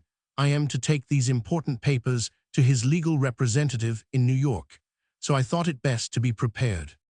The first smile that he had permitted himself in nearly 2 weeks flitted across Sam's face. "What on earth sort of place do you think New York is?" he asked. "It's safer than London." But what about the underworld? I've seen these American films that they send over here, Mr. Samuel. Every Saturday night regular, I take my young lady to a cinema, and I tell you they teach you something. Did you ever see Wolves of the Bowery? There was a man in that, in just my position, carrying important papers, and what they didn't try to do to him. No, I am taking no chances, Mr. Samuel. I should have said you were lugging that thing about with you. Mr. Peters seemed wounded. Oh, I understand the mechanism perfectly, and I am becoming a very fair shot. I take my little bite of food in here early and go and practice at the Rupert Street rifle range. During my lunch hour, you'd be surprised how quickly one picks it up. When I get home at night, I try how quick I can draw. You have to draw like a flash of lightning, Mr. Samuel. If you'd ever seen a film called Two Gun Thomas, you'd realize that you haven't time to be loitering about. I haven't agreed, Sam. Is my father in Id like to see him if he's not busy? Mr. Peters, recalled to his professional duties, shed his sinister front like a garment. He picked up a speaking tube and blew down it. Mr. Samuel, to see you, Mr. Malaby. Yes, sir, very good. Will you go right in, Mr. Samuel? Sam proceeded to the inner office and found his father dictating into the attentive ear of Miss Milliken. His elderly and respectable stenographer replies to his morning mail. The grime which encrusted the lawyer's professional stamping ground did not extend to his person. Sir Malaby Marlowe was a dapper little man with a round, cheerful face and a bright eye. His morning coat had been cut by London's best tailor, and his trousers, perfectly creased by a sedulous valet. A pink carnation in his buttonhole matched his healthy complexion. His golf handicap was 12. His sister, Mrs. Horace Hignett, considered him worldly. Dear sirs, we are in receipt of your favor, and in reply beg to state that nothing will induce us. Where did I put that letter? Nothing will induce us. Oh, tell him to go to blazes, Miss Milliken. Very well, Sir Malaby. That's that ready, Messrs. Brigney, Goole, and Butterworth. What infernal names these people have, sirs, on behalf of our client. Oh, hello, Sam. Good morning, father. Take a seat. I am busy, but it'll be finished in a moment. Where was I? Miss Milliken. On behalf of our client. Oh, yes, on behalf of our client, Mr. Wibblesley Eggshaw. Where these people get their names, I am hanged if I know. Your poor mother wanted to call you Hyacinth, Sam. You may not know it, but in the 90s, when you were born, children were frequently christened Hyacinth. Well, I saved you from that. His attention was now diverted to his son. Sir Malaby seemed to remember that the latter had just returned from a long journey, and that he had not seen him for many weeks. He inspected him with interest. Very glad to see you're back, Sam. So you didn't win? No, I got beaten in the semi-finals. American amateurs are a very hot lot. The best ones. I suppose you were weak on the greens. I warned you about that. You'll have to rub up your putting before next year. At the idea that any mundane pursuit as practicing putting could appeal to his broken spirit, now Sam uttered a bitter laugh. It was as if Dante had recommended some lost soul in the Inferno to occupy his mind by knitting jumpers. Well, you seem to be in great spirits, said Sir Malaby approvingly. It's pleasant to hear your merry laugh again, isn't it, Miss Milliken? Extremely exhilarating, agreed the stenographer, adjusting her spectacles and smiling at Sam, for whom there was a soft spot in her heart. A sense of the futility of life oppressed Sam as he gazed in the glass that morning. He had thought, not without a certain gloomy satisfaction, how remarkably pale and drawn his face looked. And these people seemed to imagine that he was in the highest spirits. His laughter, which had sounded to him like the wailing of a demon, struck Miss Milliken as exhilarating. On behalf of our client, Mr. Wibblesley Eggshaw, said Sir Malaby, swooping back to duty, once more we beg to state that we are prepared to accept service. Sounds like a tennis match, Sam. It isn't, though. This young ass Eggshaw. What time did you dock this morning? I landed nearly a week ago. A week ago, then? What the deuce have you been doing with yourself? Why haven't I seen you? I've been down at Bingley-on-Sea. Bingley? What on earth were you doing at that godforsaken place? Wrestling with myself, said Sam with simple dignity.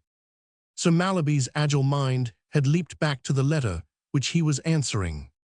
We should be glad to meet you wrestling. Well, I like a boy to be fond of manly sports. Still, life isn't all athletics. Don't forget that life is real. Life is. How does it go, Miss Milliken? Miss Milliken folded her hands and shut her eyes, her invariable habit when called upon to recite. Life is real, life is earnest, and the grave is not its gold dust, thou art to dust returnest, was not spoken of the soul. Art is long and time is fleeting, and our hearts, though stout and brave, still like muffled drums, are beating funeral marches to the grave. Lives of great men all remind us we can make our lives sublime, and departing leave behind us footsteps on the sands of time. Let us then, said Miss Milliken, respectfully be up and doing. All right, all right, all right, said Sir Mallaby. I don't want it all. Life is real, life is earnest. Sam, I want to speak to you about that. When I've finished answering these infernal letters, where was I? We should be glad to meet you at any time, if you will make an appointment. Binglayan, see, good heavens, why Binglayan, see, why not Margate, while you are about it? Margate is too bracing. I did not wish to be braced. Bingley suited my mood. It was grey and dark, and it rained all the time, and the sea slunk about in the distance like some baffled beast. He stopped, becoming aware that his father was not listening. Sir Mallaby's attention had returned to the letter. Oh, what's the good of answering the dash thing at all, said Sir Mallaby. Brigney, Goole and Butterworth know perfectly well that they have got us in a cleft stick. Butterworth knows it better than Goole, and Brigney knows it better than Butterworth. This young fool Eggshaw Sam admits that he wrote the girl 23 letters, 12 of them in verse, and 21 specifically asking her to marry him, and he comes to me and expects me to get him out of it. The girl is suing him for 10,000. How like a woman's. Miss Milliken bridled reproachfully at this slur on her sex. Sir Mallaby took no notice of it whatever. If you will make an appointment when we can discuss the matter without prejudice, get those typed. Miss Milliken, have a cigar. Sam, Miss Milliken, tell Peters as you go out that I am occupied with a conference and can see nobody for half an hour. When Miss Milliken had withdrawn, Sir Mallaby occupied 10 seconds of the period which he had set aside for communion with his son in staring silently at him. I'm glad you're back, Sam, he said at length. I want to have a talk with you. You know it's time you were settling down. I've been thinking about you while you were in America, and I've come to the conclusion that I've been letting you drift along very bad for a young man. You're getting on. I don't say you're senile, but you're not 21 any longer. And at your age, I was working like a beaver. You've got to remember that life is dash it. I've forgotten it again. He broke off and puffed vigorously into the speaking tube. Miss Milliken, kindly repeat what you were saying just now about life. Yes, yes, that's enough. He put down the instrument. Yes, life is real, life is earnest, he said, gazing at Sam seriously. And the grave is not our goal. Lives of great men all remind us we can make our lives sublime. In fact, it's time you took your coat off and started work. I am quite ready, father. You didn't hear what I said, exclaimed Sir Mallaby with a look of surprise.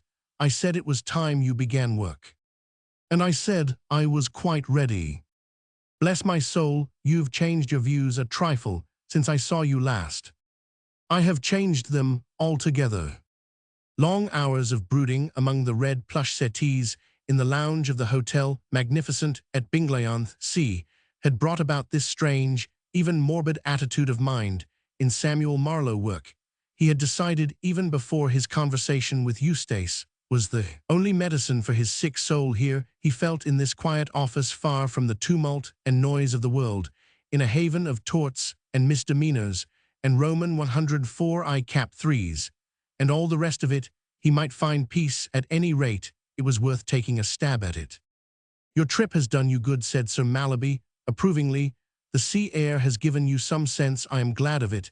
It makes it easier for me to say something else that I've had on my mind for a good while. Sam, it's time you got married. Sam barked bitterly. His father looked at him with concern. Swallow some smoke the wrong way. I was laughing, explained Sam with dignity. Sir Mallaby shook his head. I don't want to discourage your high spirit, but I must ask you to approach this matter seriously. Marriage would do you a world of good, Sam. It would brace you up. You really ought to consider the idea. I was 2 years younger than you are when I married your poor mother, and it was the making of me. A wife might make something of you. Impossible. I don't see why she shouldn't. There's lots of good in you, my boy, though you may not think so. When I said it was impossible, said Sam coldly, I was referring to the impossibility of the possibility. I mean that it was impossible, that I could possibly, in other words, father, I can never marry, my heart is dead. Your what? My heart. Don't be a fool, there's nothing wrong with your heart. All our family have had hearts, like steam engines. Probably you have been feeling a sort of burning knock-off cigars, and that will soon stop. You don't understand me. I mean that a woman has treated me in a way that has finished her whole sex. As far as I am concerned, for me women do not exist. You didn't tell me about this, said Sir Mallaby, interested. When did this happen? Did she jilt you? Yes. In America, was it? On the boat? Sir Mallaby chuckled heartily. My dear boy, you don't mean to tell me that you're taking a shipboard flirtation seriously, while you're expected to fall in love with a different girl. Every time you go on a voyage, y'all get over this. In a week you'd have got over it now, if you hadn't gone and buried yourself in a depressing place like Bingley-on-Sea. The whistle of the speaking tube blew. Sir Mallaby put the instrument to his ear. All right, he turned to Sam. I shall have to send you away now, Sam. Man, waiting to see me. Goodbye. Miss Milliken intercepted Sam as he made for the door. Oh, Mr. Sam. Yes. Excuse me, but will you be seeing Sir Mallaby again today? If so, would you? I don't like to disturb him now, when he is busy. Would you mind telling him that I inadvertently omitted a stanza? It runs, said Miss Milliken, closing her eyes, trust no future howe'er pleasant. Let the dead past bury its dead. Act in the living present, heart within, and God o'erhead. Thank you so much. Good afternoon. Chapter 10. At about the time when Sam Marlowe was having the momentous interview with his father described in the last chapter, Mr. Rufus Bennet woke from an after-luncheon nap in Mrs. Hignett's delightful old-world mansion, Windles, in the county of Hampshire.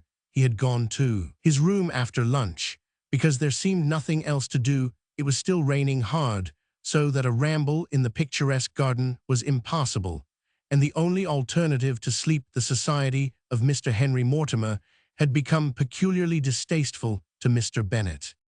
Much has been written of great friendships between man and man, friendships which neither woman can mar nor death destroy. Rufus Bennet had always believed that his friendship for Mr. Mortimer was of this order.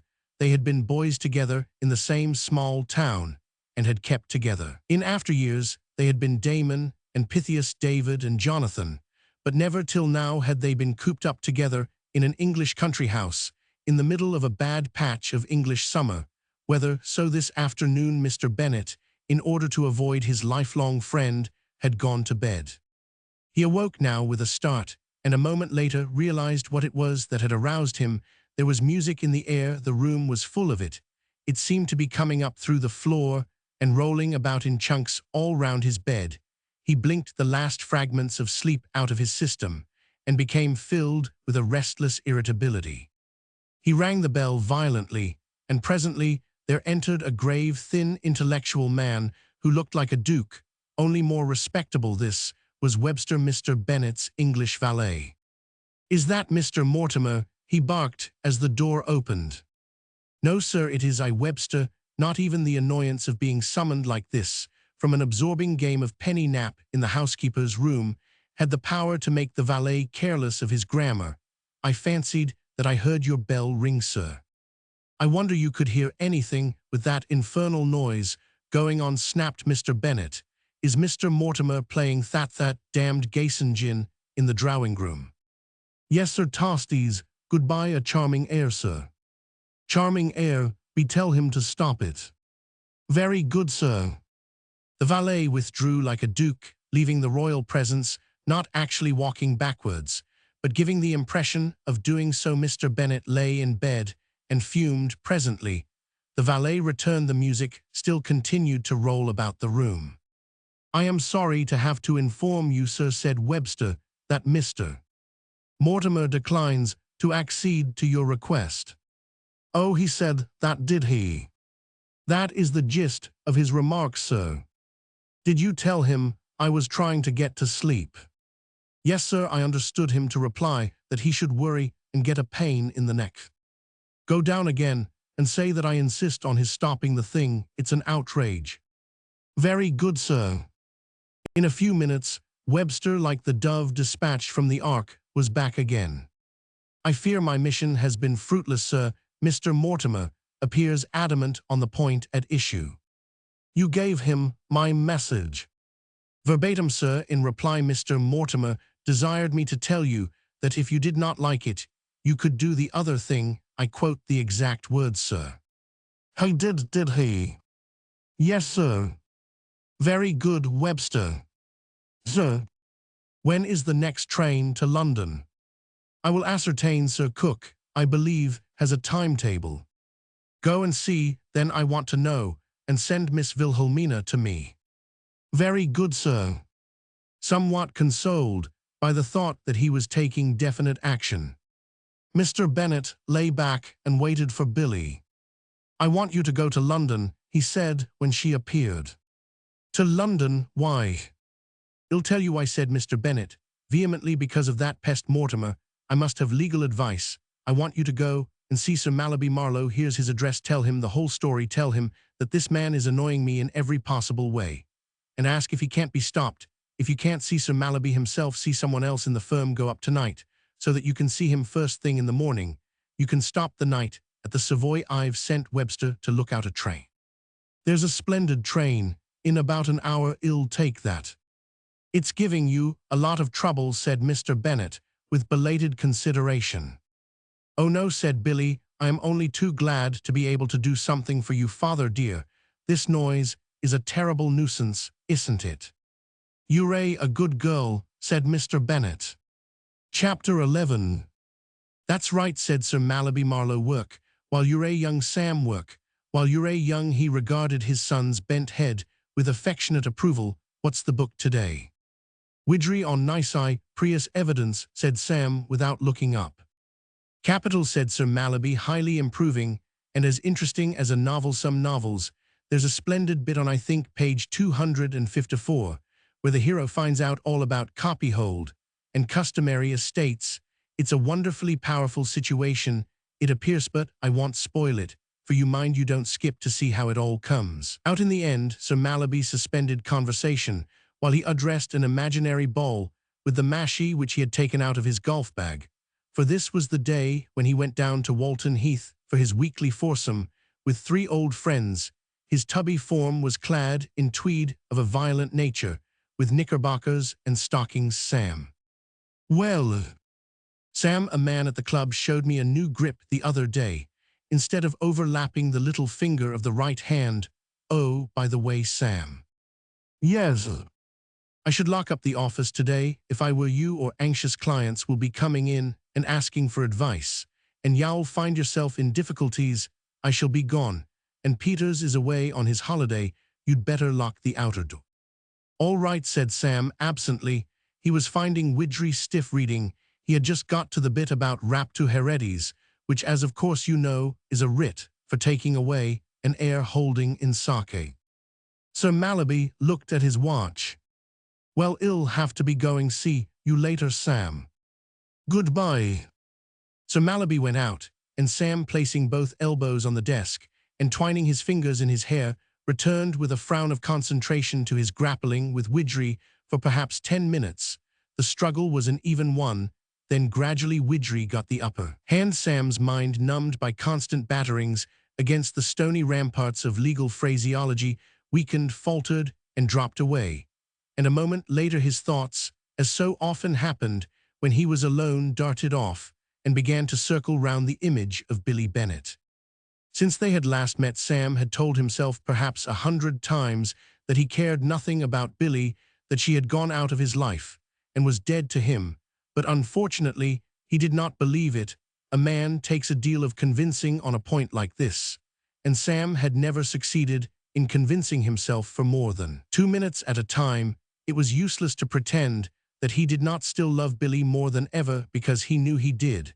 And now, as the truth swept over him, for the 101st time he groaned hollowly and gave himself up to the grey despair, which is the almost inseparable companion of young men in his position. So engrossed was he in his meditation that he did not hear the light footstep in the outer office, and it was only when it was followed by a tap on the door of the inner office that he awoke. with a start to the fact that clients were in his midst. He wished that he had taken his father's advice and locked up the office. Probably this was some frightful bore who wanted to make his infernal will or something, and Sam had neither the ability nor the inclination to assist him.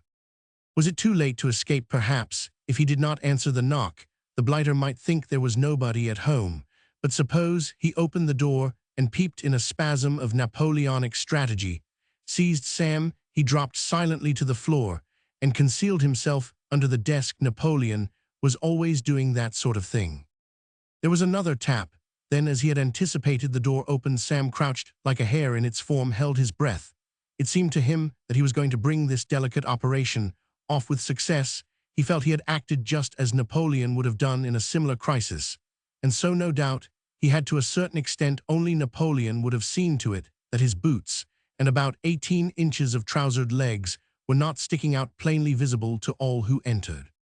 "Good morning," said a voice.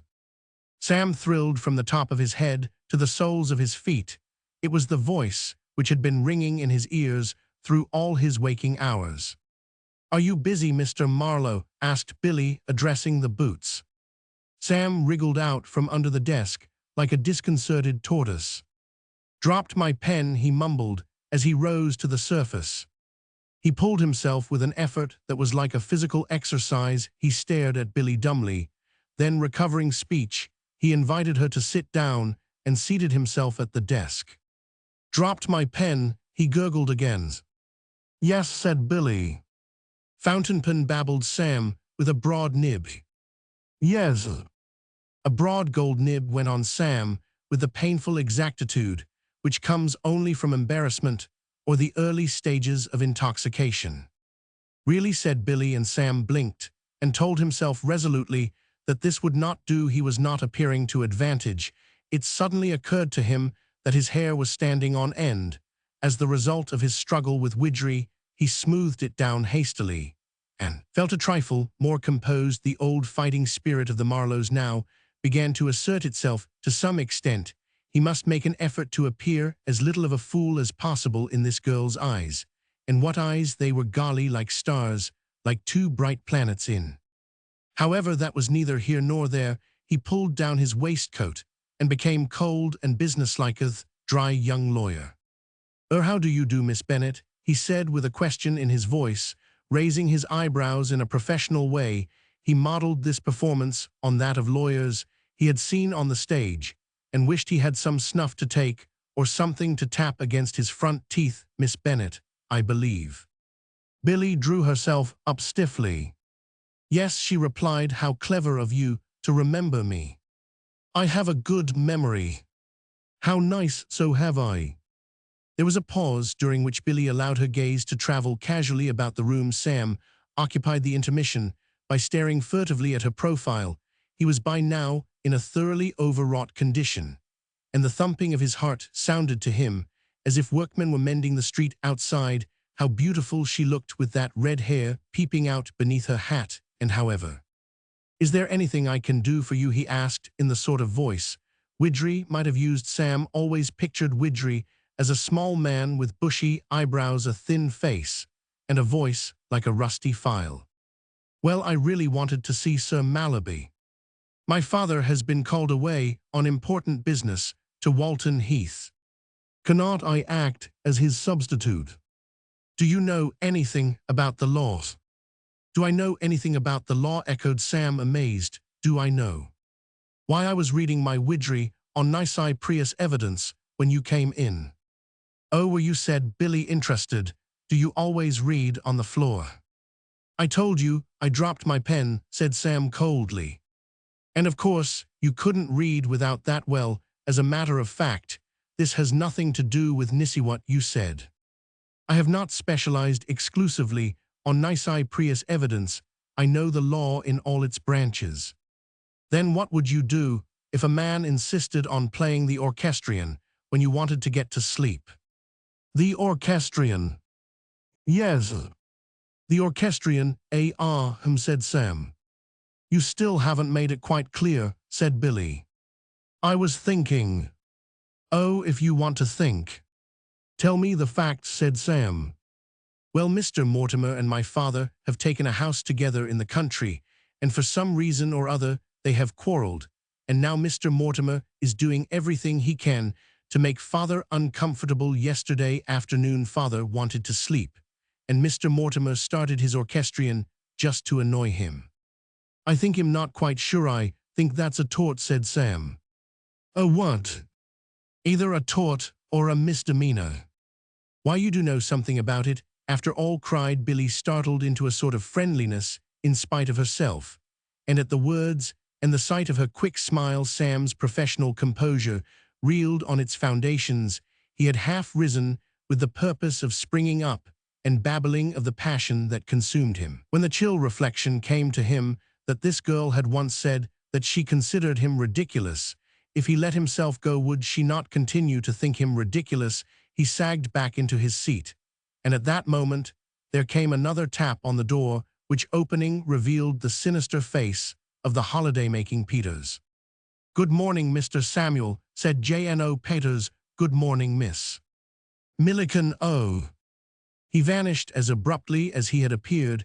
He perceived that what he had taken at first glance for the stenographer was a client, and that the junior partner was engaged on a business conference. He left behind him a momentary silence.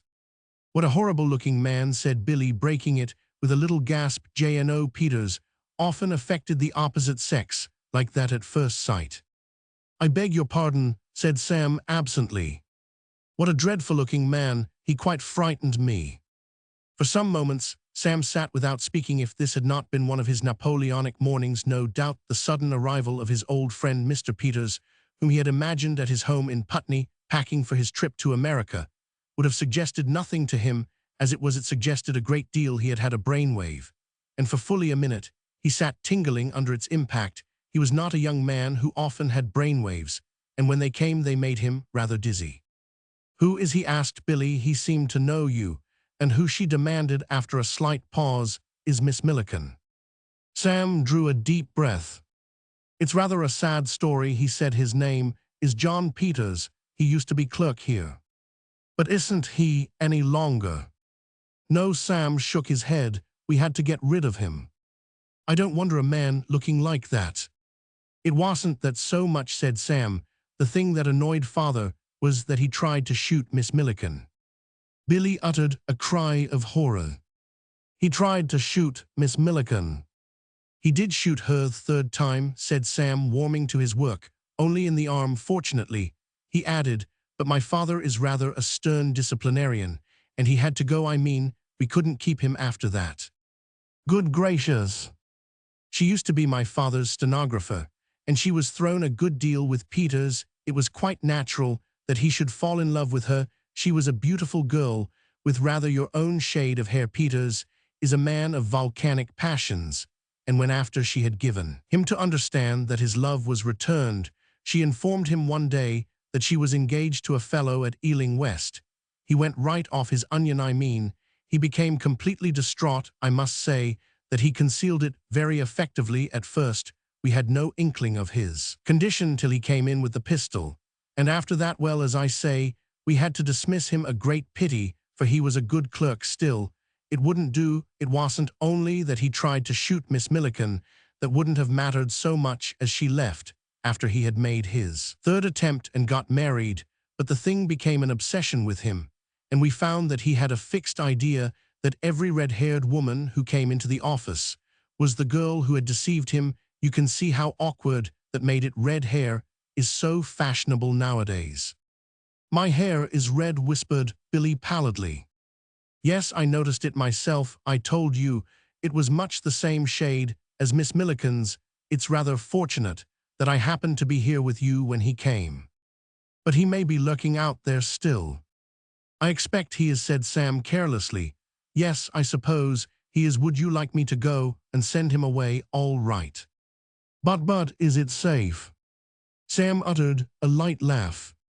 "I don't mind taking a risk or two for your sake," he said, and sauntered from the room, closing the door behind him. Billy followed him with worshipping eyes. J.N.O. Peters rose politely from the chair in which he had seated himself for more comfortable perusal of the copy of Home Whispers, which he had brought with him to refresh his mind. In the event of the firm being too busy to see him immediately, he was particularly interested in the series of chats with young mothers. "Hello, Peters," said Sam. "Want anything?" "Very sorry to have disturbed you, Mr. Samuel. I just looked in to say goodbye. I sail on Saturday, and my time will be pretty fully taken up all the week. I have to go down to the country to get some final instructions from the client, whose important papers I am taking over. I am sorry to have missed your father, Mr. Samuel." "Yes, this is his golf day. I'll tell him you looked in. Is there anything I can do before I go?" "Do?" "Well, J.N.O. Peters coughed tactfully. "I see that you are engaged with a client, Mr. Samuel, and was wondering if any little point of law had arisen with which you did not feel yourself quite capable of coping, in which case I might perhaps be of assistance." "Oh, that lady," said Sam. "That was Miss Milliken's sister." "Indeed, I didn't know Miss Milliken had a sister." "No," said Sam. "She is not very like her in appearance." "No, this one is the beauty of the family. I believe a very bright, intelligent girl. I was telling her about your revolver just before you came in, and she was most interested. It's a pity you haven't got it with you now to show to her." "Oh, but I have, Mr. Samuel," said Peters, opening a small handbag and taking out a hymnbook, half a pound of mixed chocolates, a tongue sandwich, and the pistol in the order named. "I was on my way to the Rupert Street range for a little practice. I should be glad to show it to her." "Well, wait here a minute or two," said Sam. "I'll have finished talking business in a moment."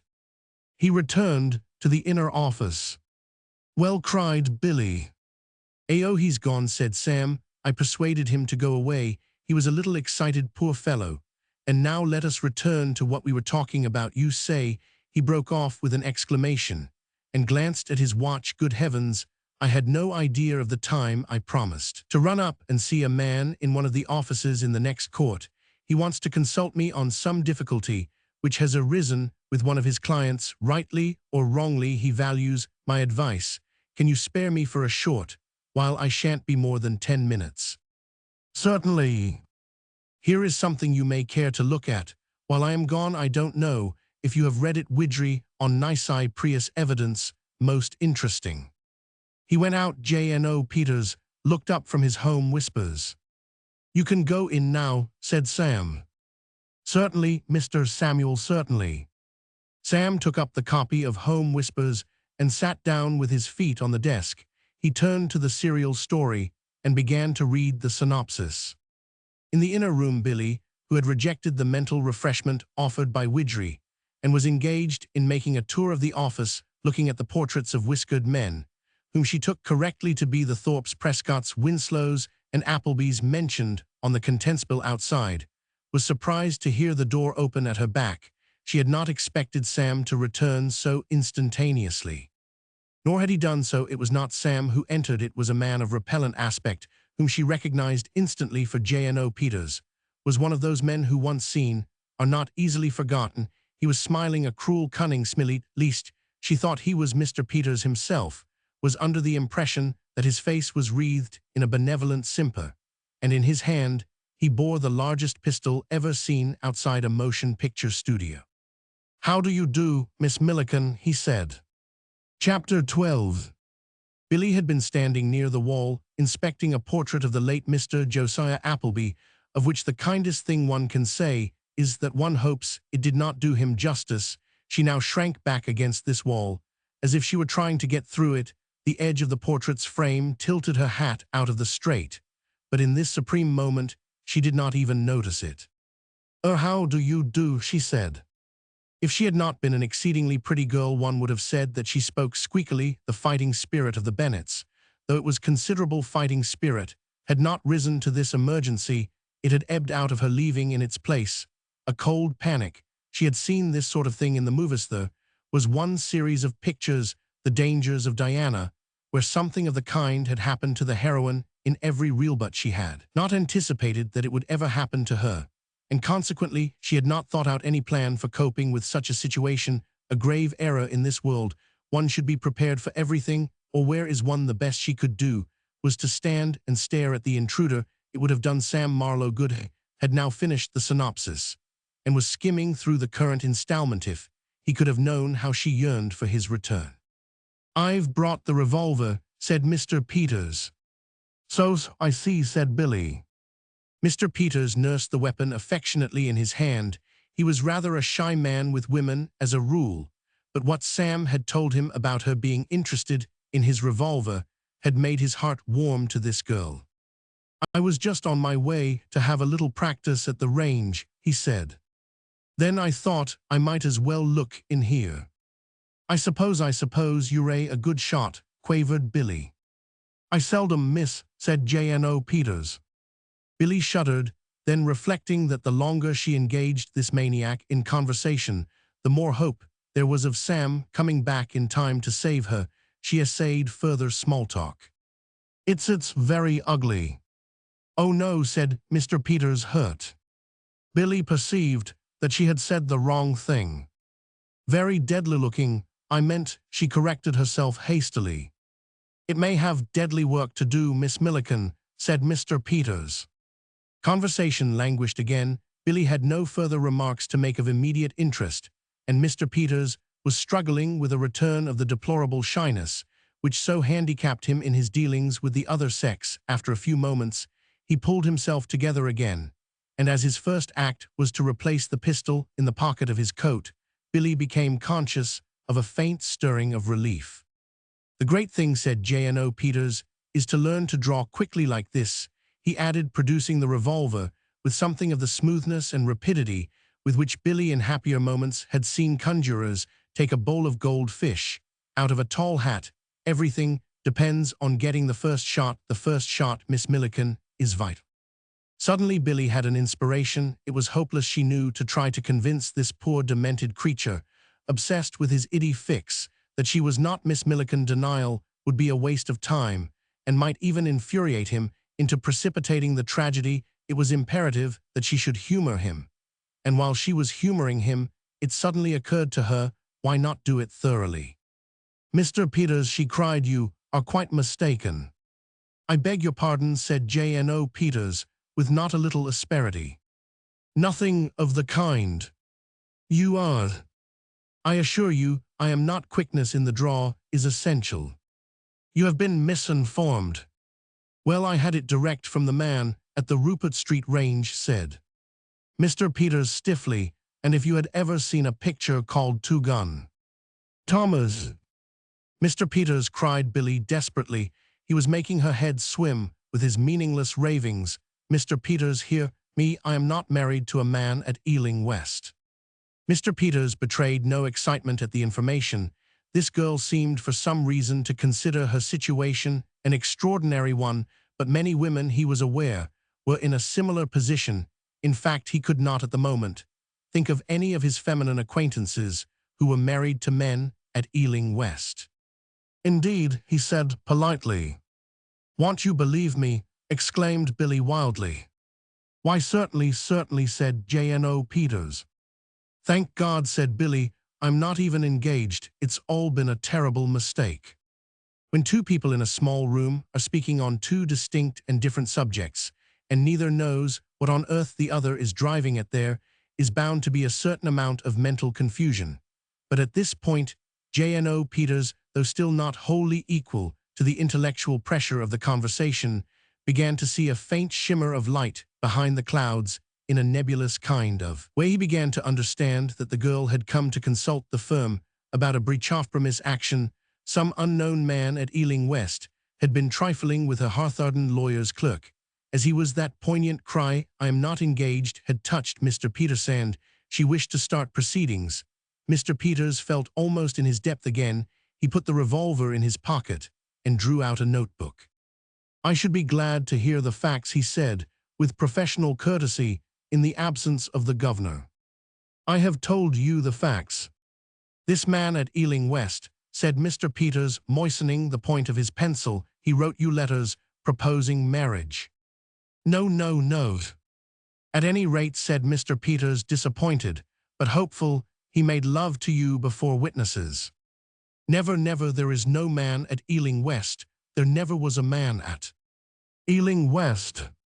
It was at this point that J.N.O. Peters began for the first time to entertain serious doubts of the girl's mental balance. The most elementary acquaintance with the latest census was enough to tell him that there were any number of men at Ealing West. The place was full of them. Would a sane woman have made an assertion to the contrary? He thought not, and he was glad that he had the revolver with him. She had done nothing as yet actively violent, but it was nice to feel prepared. He took it out and laid it nonchalantly in his lap. The sight of the weapon acted on Billy electrically. She flung out her hands in a gesture of passionate appeal and played her last card. "I love you," she cried. She wished she could have remembered his first name. It would have rounded off the sentence neatly in such a moment. She could hardly call him Mr. Peters. "You are the only man I love." "My gracious goodness," ejaculated Mr. Peters, and nearly fell over backwards to a naturally shy man.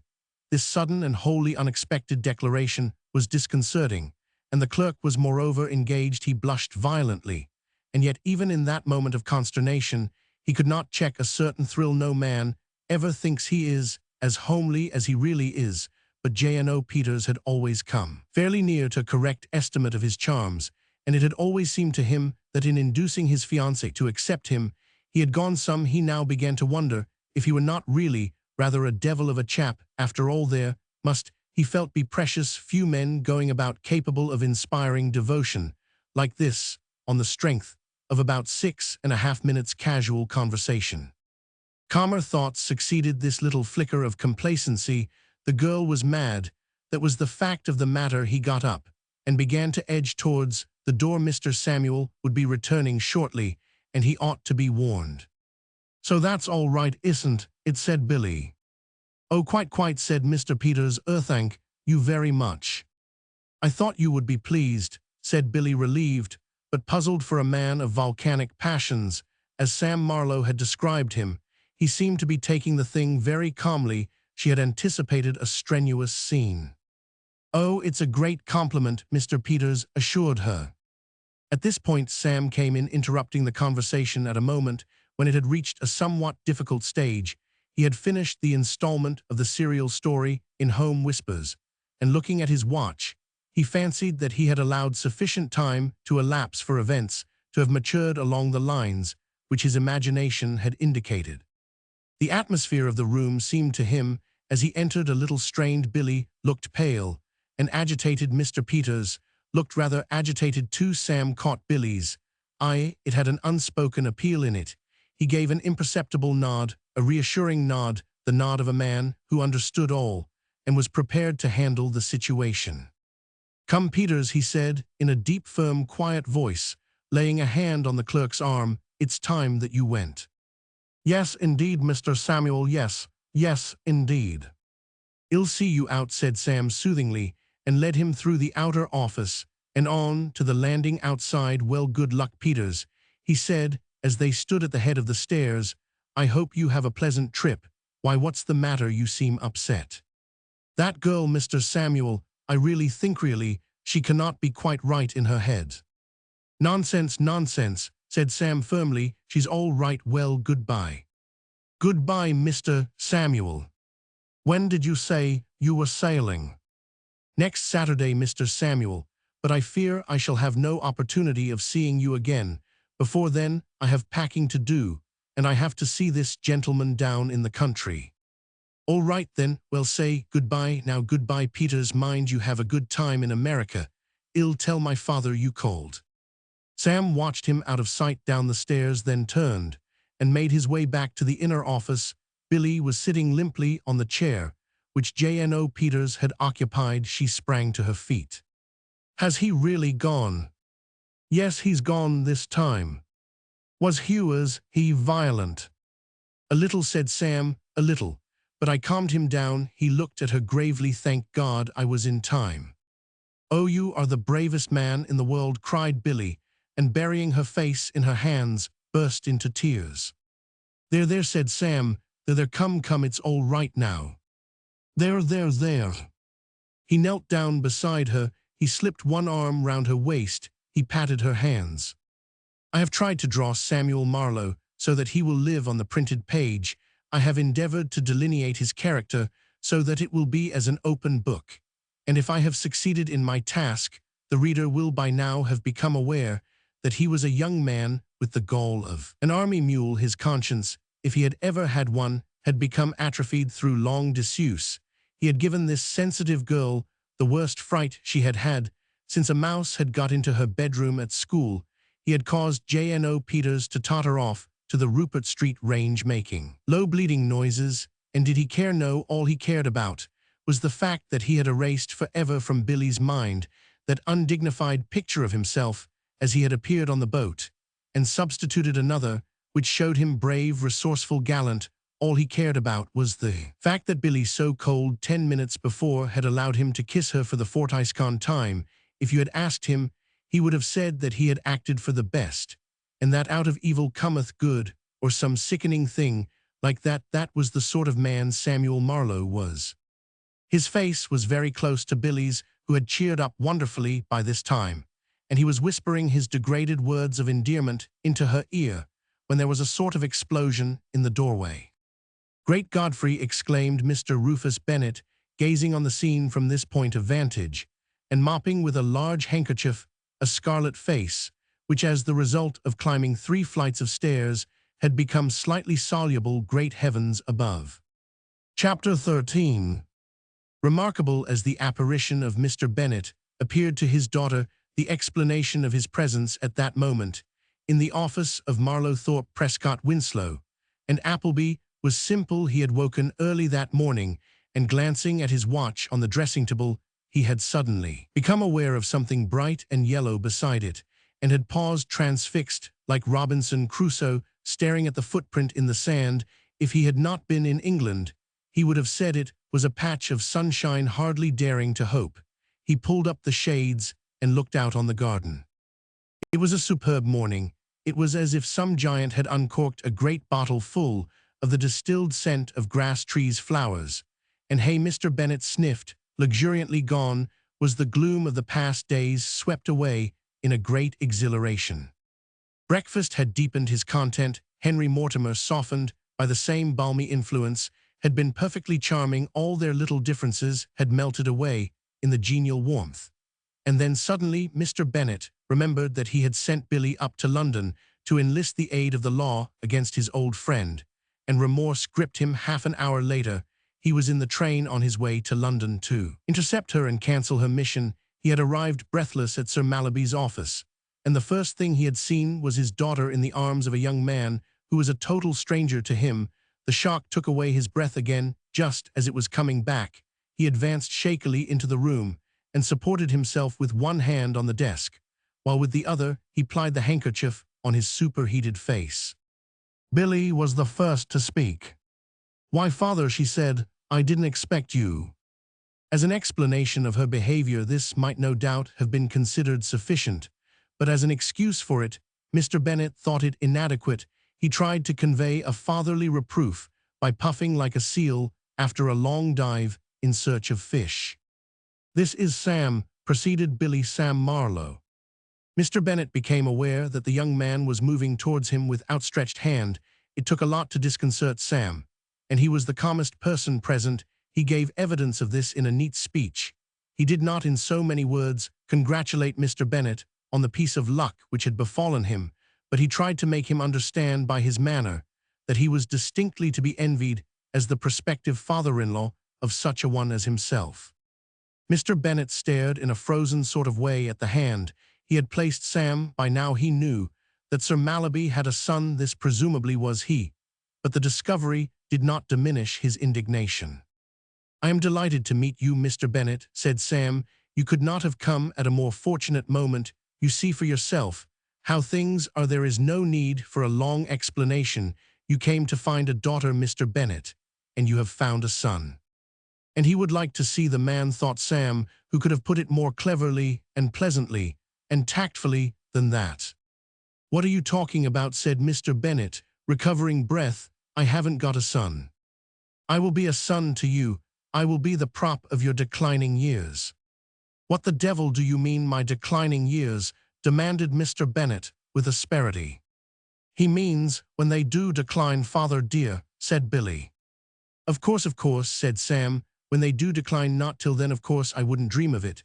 But once they do decline, count on me, and I should like to say for my part, he went on handsomely, what an honor I think it to become the son-in-law of a man like Mr. Bennett of New York. He added spaciously, not so much, because he knew what he meant, for he would have been the first to admit that he did not, but because it sounded well. Oh, said Mr. Bennett, you do you? Mr. Bennett sat down. He put away his handkerchief, which had certainly earned a rest. Then he fastened a baleful stare upon his newly discovered son. It was not the sort of look a proud and happy father-in-law ought to have directed at a prospective relative. It was not, as a matter of fact, the sort of look which anyone ought to have directed at anybody, except possibly an exceptionally prudish judge at a criminal in the dock, convicted of a more than usually atrocious murder. Billy, not being in the actual line of fire, only caught the tail end of it, but it was enough to create a misgiving. Oh, father, you aren't angry. Angry? You can't be angry. Why can't I be angry? Demanded Mr. Bennett, with that sense of injury which comes to self-willed men when their whims are thwarted. Why the devil shouldn't I be angry? I am angry. I come here and find you like this, and you seem to expect me to throw my hat in the air and give 3 rousing cheers. Of course I am angry. You are engaged to be married to an excellent young man of the highest character, one of the finest young men I have ever met. Oh, well, said Sam, straightening his tie modestly, of course, if you say so, it's awfully good of you. But father, cried Billy, I never really loved Bream. I like him very much, but I could never love him. I only got engaged to him because you were so anxious for it, and because I had quarreled with the man I really loved. I don't want to marry Bream. Naturally, said Sam, naturally, quite out of the question. In a few days we'll all be roaring with laughter at the very idea. Mr. Bennett scorched him with a look, compared with which his earlier effort had been a loving glance. Wilhelmina, he said, go into the outer office. But father, you don't understand, you don't realize that Sam has just saved my life. Saved your life? What do you mean? There was a lunatic in here with a pistol, and Sam saved me. It was nothing, said Sam, modestly, nothing. Go into the outer office, thundered Mr. Bennett, quite unmoved by this story. Very well, said Billy. I shall always love you, Sam, she said, pausing mutinously at the door. I shall always love you, said Sam. Nobody can keep us apart. They're wasting their time trying, said Sam. You're the most wonderful man in the world. There never was a girl like you. Get out, bellowed Mr. Bennett, on whose equanimity this love scene, which I think beautiful, was jarring profoundly. Now, sir, he said to Sam, as the door closed. Yes, let's talk it over calmly, said Sam. I will not talk it over calmly. Oh, come, you can do it if you try. Bream Mortimer is the son of Henry Mortimer. I know, said Sam, and while it is no doubt unfair to hold that against him, it's a point you can't afford to ignore. Henry Mortimer, you and I have Henry Mortimer's number. We know what Henry Mortimer is like, a man who spends his time thinking up ways of annoying you. You can't seriously want to have the Mortimer family linked to you by marriage. Henry Mortimer is my oldest friend. That makes it all the worse. Fancy a man who calls himself your friend treating you like that. The misunderstanding to which you allude has been completely smoothed over. My relations with Mr. Mortimer are thoroughly cordial. Well, have it your own way. Personally, I wouldn't trust a man like that, and as for letting my daughter marry his son, I have decided once and for all. If you'll take my advice, you will break the thing off. I will not take your advice. I wouldn't expect to charge you for it, explained Sam reassuringly. I give it you as a friend, not as a lawyer. 6 and 8pence to others, free to you. Will you understand that my daughter is going to marry Bream Mortimer? What are you giggling about? It sounds so silly, the idea of anyone marrying Bream Mortimer. I mean, let me tell you, he is a thoroughly estimable young man. And there you put the whole thing in a nutshell. Your daughter is a girl of spirit. She would hate to be tied for life to an estimable young man. She will do as I tell her. Sam regarded him sternly. Have you no regard for her happiness? I am the best judge of what is best for her. If you ask me, said Sam candidly, I think you're a rotten judge. I did not come here to be insulted. I like that you have been insulting me ever since you arrived. What right have you to say that I am not fit to marry your daughter? I did not say that. You've implied it, and you've been looking at me as if I were a leper or something the Pure Food Committee has condemned. Why, that's what I ask you, said Sam, warming up. This, he fancied, was the way Widgery would have tackled a troublesome client. Why, answer me that. Roman 1. Sam rapped sharply on the desk. Be careful, sir, be very careful. He knew that this was what lawyers always said. Of course, there is a difference in position between a miscreant, whom you suspect of an attempt at perjury, and the father of the girl you love, whose consent to the match you wish to obtain. But Sam was in no mood for these nice distinctions. He only knew that lawyers told people to be very careful, so he told Mr. Bennet to be very careful. What do you mean, be very careful? Said Mr. Bennet. I'm dashed if I know, said Sam frankly. The question struck him as a mean attack. He wondered how Widgery would have met it, probably by smiling quietly and polishing his spectacles. Sam had no spectacles. He endeavored, however, to smile quietly. Don't laugh at me, roared Mr. Bennet. I am not laughing at you. You are. I am not. Well, don't then, said Mr. Bennet. He glowered at his young companion. I don't know why I'm wasting my time talking to you. The position is clear to the meanest intelligence. You cannot have any difficulty in understanding it. I have no objection to you personally. Come, this is better, said Sam.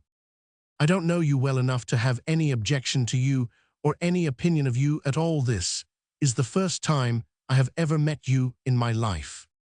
Mark you, said Sam, I think I am one of those fellows who grow on people. As far as I am concerned, you simply do not exist. You may be the noblest character in London, or you may be wanted by the police. I don't know, and I don't care. It doesn't matter to me. You mean nothing in my life. I don't know you. You must persevere, said Sam. You must buckle to and get to know me. Don't give the thing up in this half-hearted way. Everything has to have a beginning. Stick to it, and in a week or two, you will find yourself knowing me quite well. I don't want to know you. You say that now, but wait. And thank goodness, I have not got to, exploded Mr. Bennet, ceasing to be calm and reasonable with a suddenness which affected Sam much as though half a pound of gunpowder had been touched off under his chair. For the little I have seen of you has been quite enough. Kindly understand that my daughter is engaged to be married to another man, and that I do not wish to see or hear anything of you again. I shall try to forget your very existence, and I shall see to it that Wilhelmina does the same. You're an impudent scoundrel, sir, an impudent scoundrel. I don't like you. I don't wish to see you again. If you were the last man in the world, I wouldn't allow my daughter to marry you. If that is quite clear, I will wish you good morning. Mr. Bennet thundered out of the room, and Sam, temporarily stunned by the outburst, remained where he was gaping. A few minutes later, life began to return to his palsied limbs. It occurred to him that Mr. Bennet had forgotten to kiss him good-bye, and he went into the outer office to tell him so, but the outer office was empty. Sam stood for a moment in thought. Then he returned to the inner office, and picking up a timetable, began to look out trains to the village of Windlehurst in Hampshire, the nearest station to his Aunt Adeline's charming old-world house, Windles. Chapter 14. As I read over the last few chapters of this narrative, I see that I have been giving the reader a rather too jumpy time. To almost a painful degree, I have excited his pity and terror. And though that is what Aristotle tells one ought to do, I feel that a little respite would not be out of order. The reader can stand having his emotions churned up to a certain point. After that, he wants to take it easy. It is with pleasure, therefore, that I turn now to depict a quiet, peaceful scene in domestic life. It won't last long, 3 minutes perhaps, by a stopwatch, but that is not my fault. My task is to record facts as they happened.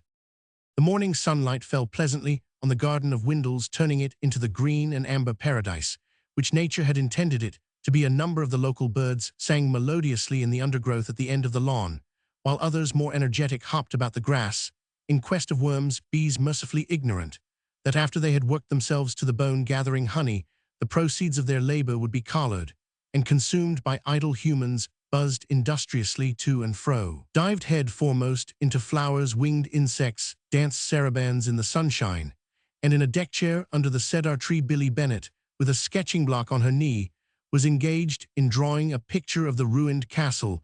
Beside her, curled up in a ball, lay her Pekingese dog Pinky Boodles. Beside Pinky Boodles slept Smith the bulldog in the distant stableyard, unseen but audible. A boy in shirt sleeves was washing the car and singing as much as treacherous memory would permit of a popular sentimental ballad. You may think that was all. You may suppose that nothing could be added to deepen the atmosphere of peace and content. Not so at this moment. Mr. Bennett emerged from the French windows of the drawing-room clad in white flannels and buckskin shoes, supplying just the finishing touch that was needed. Mr. Bennett crossed the lawn and sat down beside his daughter Smith. The bulldog, raising a sleepy head, breathed heavily, but Mr. Bennett did not quail. Of late, relations of distant but solid friendship had come to exist between them. Skeptical at first, Mr. Bennett had at length allowed himself to be persuaded of the mildness of the animal's nature and the essential purity of his motives, and now it was only when they encountered each other unexpectedly round sharp corners that he ever betrayed the slightest alarm. So now, while Smith slept on the grass, Mr. Bennett reclined in the chair. It was the nearest thing modern civilization had seen to the lion lying down with the lamb. "Sketching," said Mr. Bennett. "Yes," said Billy, for there were no secrets between this girl and her father, at least not many. She occasionally omitted to tell him some such trifle as that she had met Samuel Marlowe on the previous morning in a leafy lane, and intended to meet him again this afternoon, but apart from that her mind was an open book. "It's a great morning," said Mr. Bennett. "So peaceful," said Billy. "The eggs you get in the country in England," said Mr. Bennett, suddenly striking a lyrical note, "are extraordinary. I had 3 for breakfast this morning, which defied competition, simply defied competition. They were large and brown, and as fresh as new moon hay." He mused for a while in a sort of ecstasy. "And the hams," he went on, "the ham I had for breakfast was what I call ham. I don't know when I've had ham like that. I suppose it's something they feed the pigs," he concluded in soft meditation, and he gave a little sigh. Life was very beautiful. Silence fell, broken only by the snoring of Smith. Billy was thinking of Sam, and of what Sam had said to her in the lane yesterday, of his clean-cut face, and the look in his eyes, vastly superior to any look that ever came into the eyes of Bream Mortimer. She was telling herself that her relations with Sam were an idol for being young and romantic. She enjoyed this freshet of surreptitious meetings which had come to enliven the stream of her life. It was pleasant to go warily into deep lanes where forbidden love lurked. She cast a swift side glance at her father, the unconscious ogre in her pharistrory. What would he say if he knew? But Mr. Bennett did not know, and consequently continued to meditate peacefully on ham. They had sat like this for perhaps a minutiae. Happy mortals, lulled by the gentle beauty of the day, when, from the window of the drawing-room, there stepped out a white-capped maid. And one may just as well say it unseen, have done with it, that this is the point where the quiet, peaceful scene in domestic life terminates with a jerk, and pity and terror resume work at the old stand. The maid, her name, not that it matters, was Susan, and she was engaged to be married, though the point is of no importance, to the second assistant at Green's grocery stores in Windlehurst. Approached Mr. Bennett. "Please, sir, a gentleman to see you." Said Mr. Bennett, torn from a dream of large pink slices edged with bread-crumbed fat. "A gentleman to see you, sir, in the drawing-room. He says you are expecting him." "Of course, yes, to be sure." Mr. Bennett heaved himself out of the deck chair. Beyond the French windows, he could see an indistinct form in a grey suit, and remembered that this was the morning on which Sir Mallaby Marlowe's clerk, who was taking those Schultz and Bowen papers for him to America, had written that he would call. Today was Friday, no doubt. The man was sailing from Southampton tomorrow. He crossed the lawn, entered the drawing-room, and found Mr. J.N.O. Peters with an expression on his ill-favored face, which looked like one of consternation, of uneasiness, even of alarm. "Morning, Mr. Peters," said Mr. Bennet. "Very good of you to run down, take a seat, and I'll just go through the few notes I have made about the matter."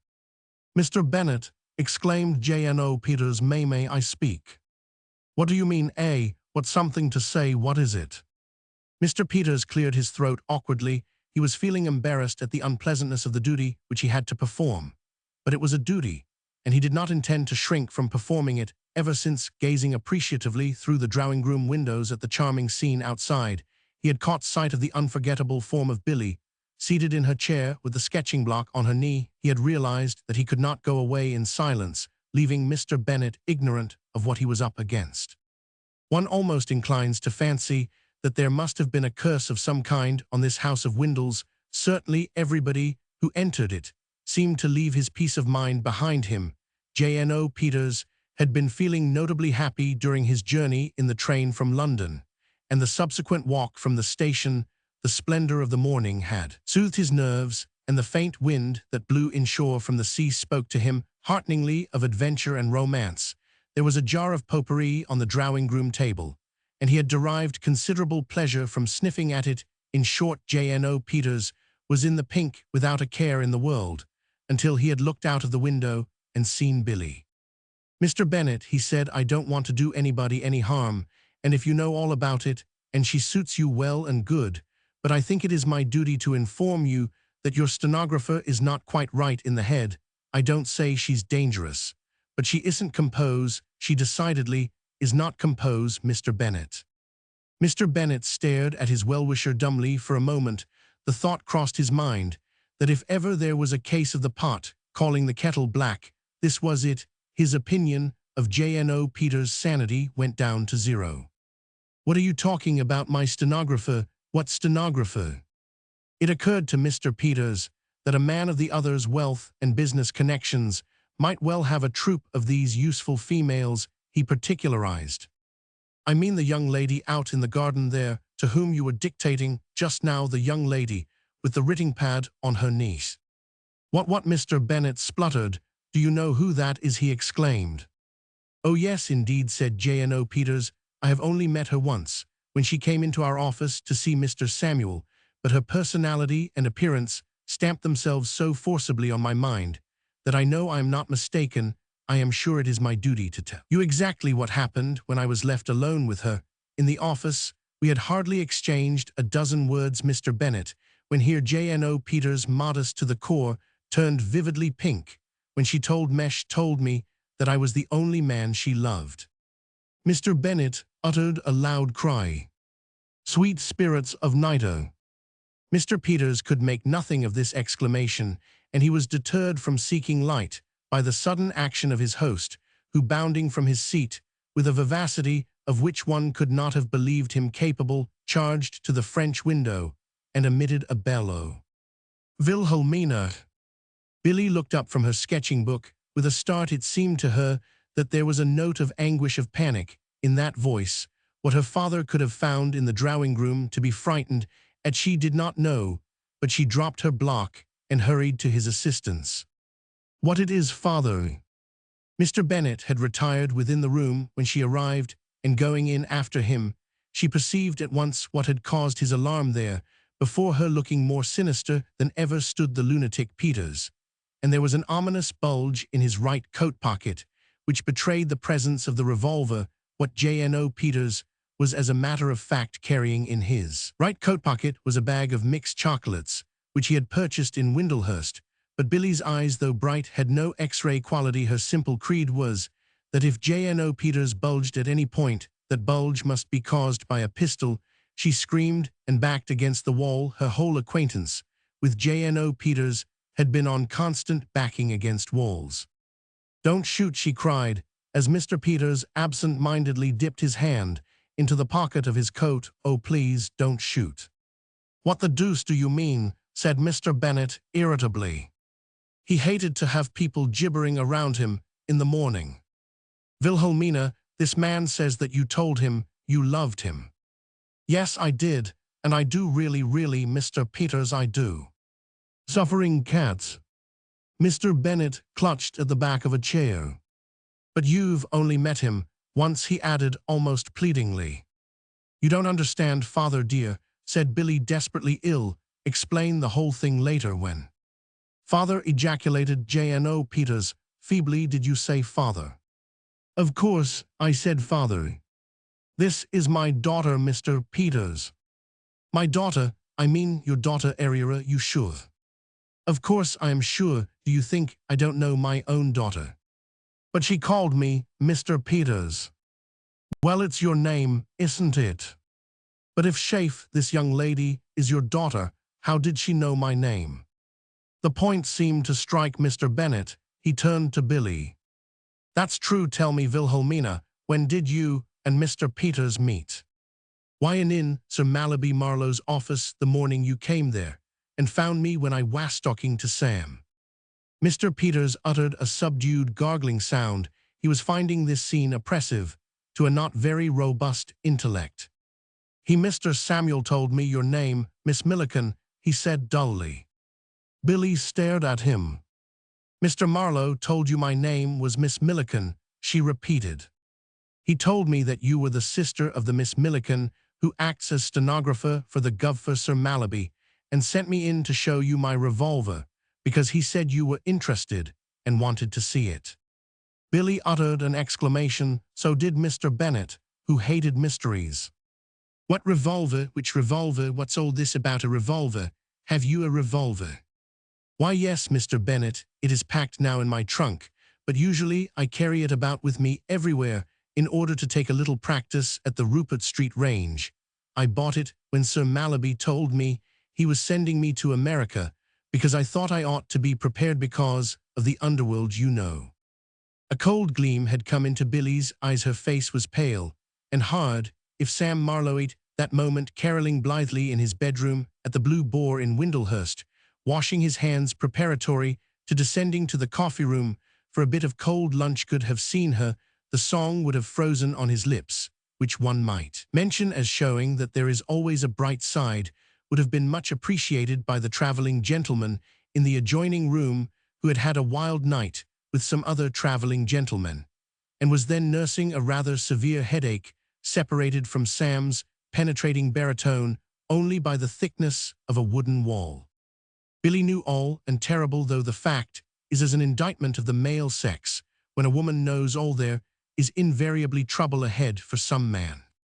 There was trouble ahead for Sam Marlowe. Billy, now in possession of the facts, had examined them, and come to the conclusion that Sam had played a practical joke on her, and she was a girl who strongly disapproved of practical humor at her expense. That morning I met you at Sir Mallaby's office, Mr. Peters, she said in a frosty voice. Mr. Marlowe had just finished telling me a long and convincing story to the effect that you were madly in love with a Miss Milliken who had jilted you, and that this had driven you off your head, and that you spent your time going about with a pistol, trying to shoot every red-haired woman you saw because you thought they were Miss Milliken. Naturally, when you came in and called me Miss Milliken and brandished a revolver, I was very frightened. I thought it would be useless to tell you that I wasn't Miss Milliken, so I tried to persuade you that I was, and hadn't jilted you after all. Good gracious, said Mr. Peters, vastly relieved, and yet for always there is bitter mixed with the sweeter shade, disappointed than you don't love me after all. No, said Billy, I am engaged to Bream Mortimer, and I love him and nobody else in the world.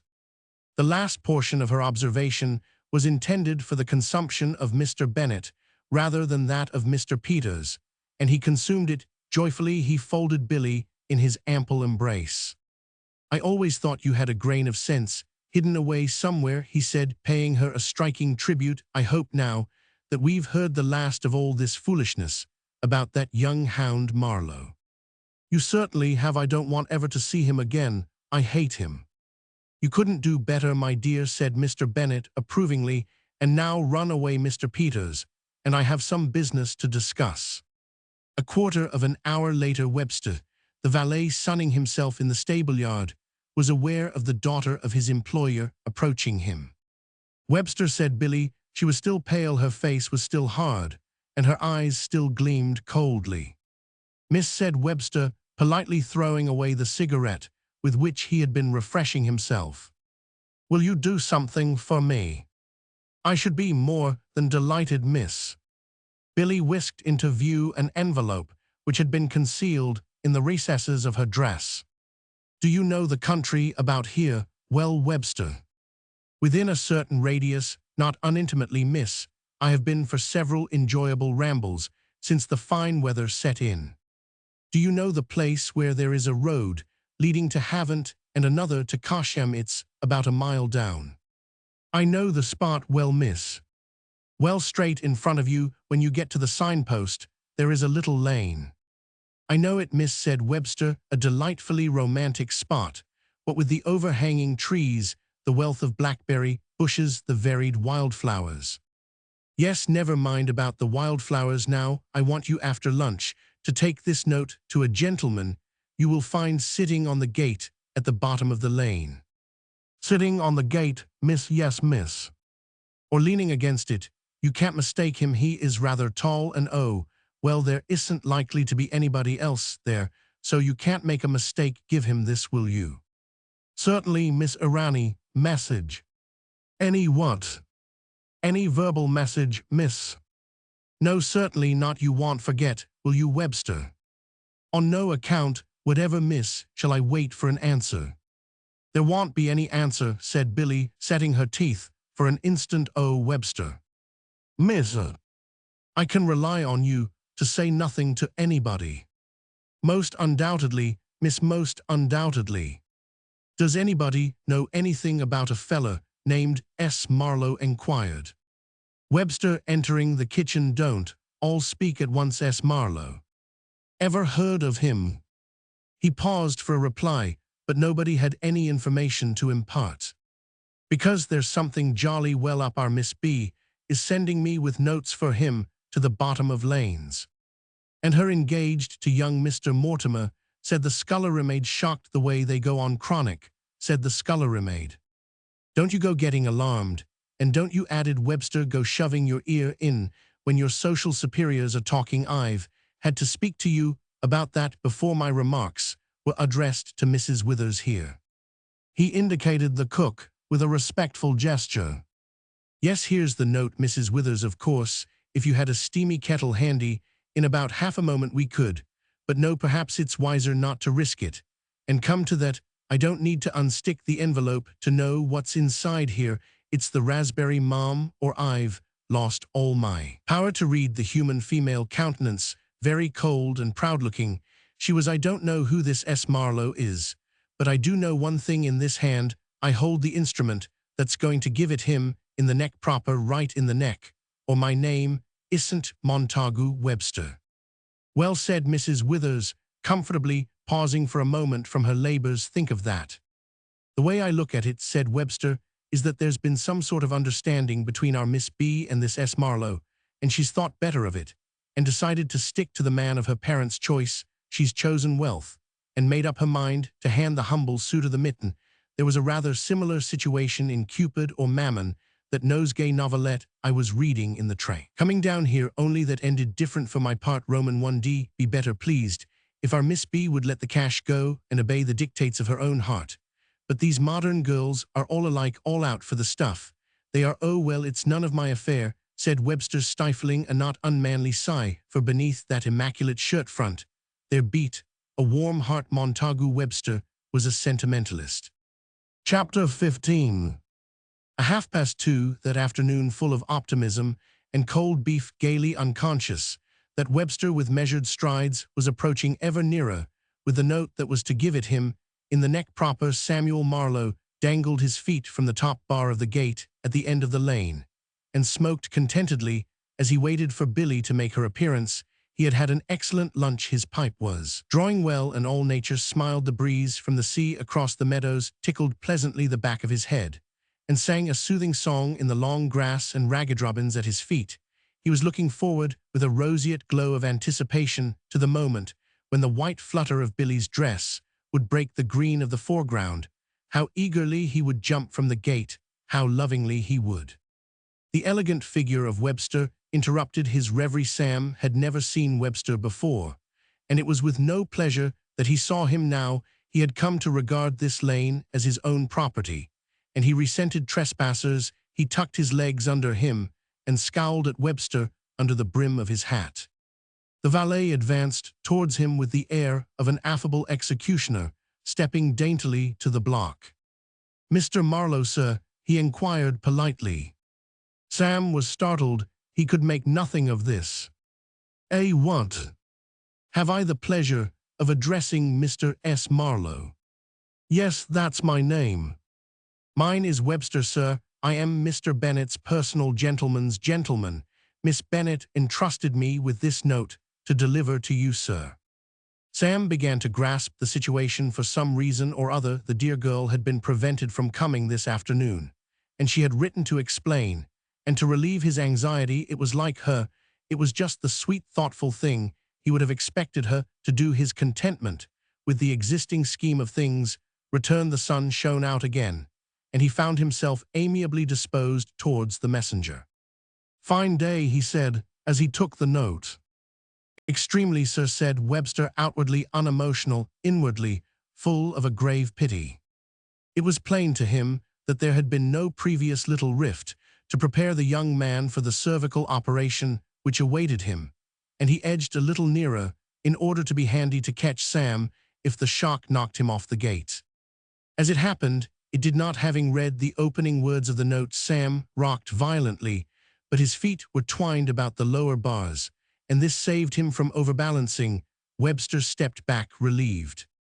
The note fluttered to the ground. Webster, picking it up and handing it back, was enabled to get a glimpse of the first two sentences.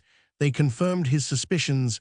The note was hot stuff, assuming that it continued as it began. It was about the warmest thing of its kind that pen had ever written. Webster had received one or two heated epistles from the sex in his time. Your man of gallantry can hardly hope to escape these unpleasantnesses, but none had got off the mark quite so swiftly and with quite so much frigid violence as this. "Thanks," said Sam mechanically. "Not at all, sir. You are very welcome." Sam resumed his reading. A cold perspiration broke out on his forehead, his toes curled, and something seemed to be crawling down the small of his back. His heart had moved from its proper place and was now beating in his throat. He swallowed once or twice to remove the obstruction, but without success. A kind of pall had descended on the landscape, blotting out the sun. Of all the rotten sensations in this world, the worst is the realization that 1,000-tune chance has come off and caused our wrongdoing to be detected. There had seemed no possibility of that little ruse of his being discovered, and yet here was Billy in full possession of the facts. It almost made the thing worse that she did not say how she had come into possession of them. This gave Sam that feeling of self-pity, that sense of having been illused by fate, which makes the bringing home of crime so particularly poignant. "Fine day," he muttered. He had a sort of subconscious feeling that it was imperative to keep engaging Webster in light conversation. "Yes, sir, weather still keeps up," agreed the valet suavely. Sam frowned over the note. He felt injured. Sending a fellow notes didn't give him a chance. If she had come in person and denounced him, it would not have been an agreeable experience, but at least it would have been possible then to have pleaded and cajoled and all that sort of thing. But what could he do now? It seemed to him that his only possible course was to write a note in reply begging her to see him. He explored his pockets and found a pencil and a scrap of paper. For some moments he scribbled desperately. Then he folded the note. "Will you take this to Miss Bennet?" he said, holding it out. Webster took the missive because he wanted to read it later at his leisure, but he shook his head. "Useless, I fear, sir," he said gravely. "What do you mean?" "I'm afraid it would affect little or nothing, sir, sending our Miss B notes. She is not in the proper frame of mind to appreciate them. I saw her face when she handed me the letter you have just read, and I assure you, sir, she is not in a malleable mood." "You seem to know a lot about it." "I have studied the sex, sir," said Webster modestly. "I mean about my business, confound it. You seem to know all about it." Why, yes, sir, I think I may say that I have grasped the position of affairs, and if you will permit me to say so, sir, you have my respectful sympathy. Dignity is a sensitive plant, which flourishes only under the fairest conditions. Sam's had perished in the bleak east wind of Billy's note. In other circumstances, he might have resented this intrusion of a stranger into his most intimate concerns. His only emotion now was one of dull but distinct gratitude. The four winds of heaven blew chilly upon his raw and unprotected soul, and he wanted to wrap it up in a mantle of sympathy, careless of the source from which he borrowed that mantle. If Webster, the valet, felt disposed, as he seemed to indicate, to comfort him, let the thing go on. At that moment Sam would have accepted condolences from a coal heaver. I was reading a story-on of the Nosegay novelettes. I do not know if you are familiar with the series Siren, which much the same situation occurred. It was entitled Cupid or Mammon. The heroine, Lady Blanche Trefusis, forced by her parents to wed a wealthy suitor, dispatches a note to her humble lover, informing him, "It cannot be. I believe it often happens like that, sir." "You're all wrong," said Sam. "It's not that at all." "Indeed, sir, I supposed it was." "Nothing like it, I." Sam's dignity on its deathbed made a last effort to assert itself. "I don't know what it's got to do with you." "Precisely, sir," said Webster with dignity. "Just as you say. Good afternoon, sir." He swayed gracefully, conveying a suggestion of departure, without moving his feet. The action was enough for Sam. Dignity gave an expiring gurgle, and passed away, regretted by all. "Don't go," he cried. The idea of being alone in this infernal lane, without human support, overpowered him. Moreover, Webster had personality. He exuded it. Already Sam had begun to cling to him in spirit and rely on his support. "Don't go." "Certainly not, if you do not wish it, sir." Webster coughed gently to show his appreciation of the delicate nature of the conversation. He was consumed with curiosity, and his threatened departure had been but a pretense. A team of horses could not have moved Webster at that moment. "Might I ask, then, what?" "There's been a misunderstanding," said Sam. "At least there was, but now there isn't, if you see what I mean." "I fear I have not quite grasped your meaning, sir."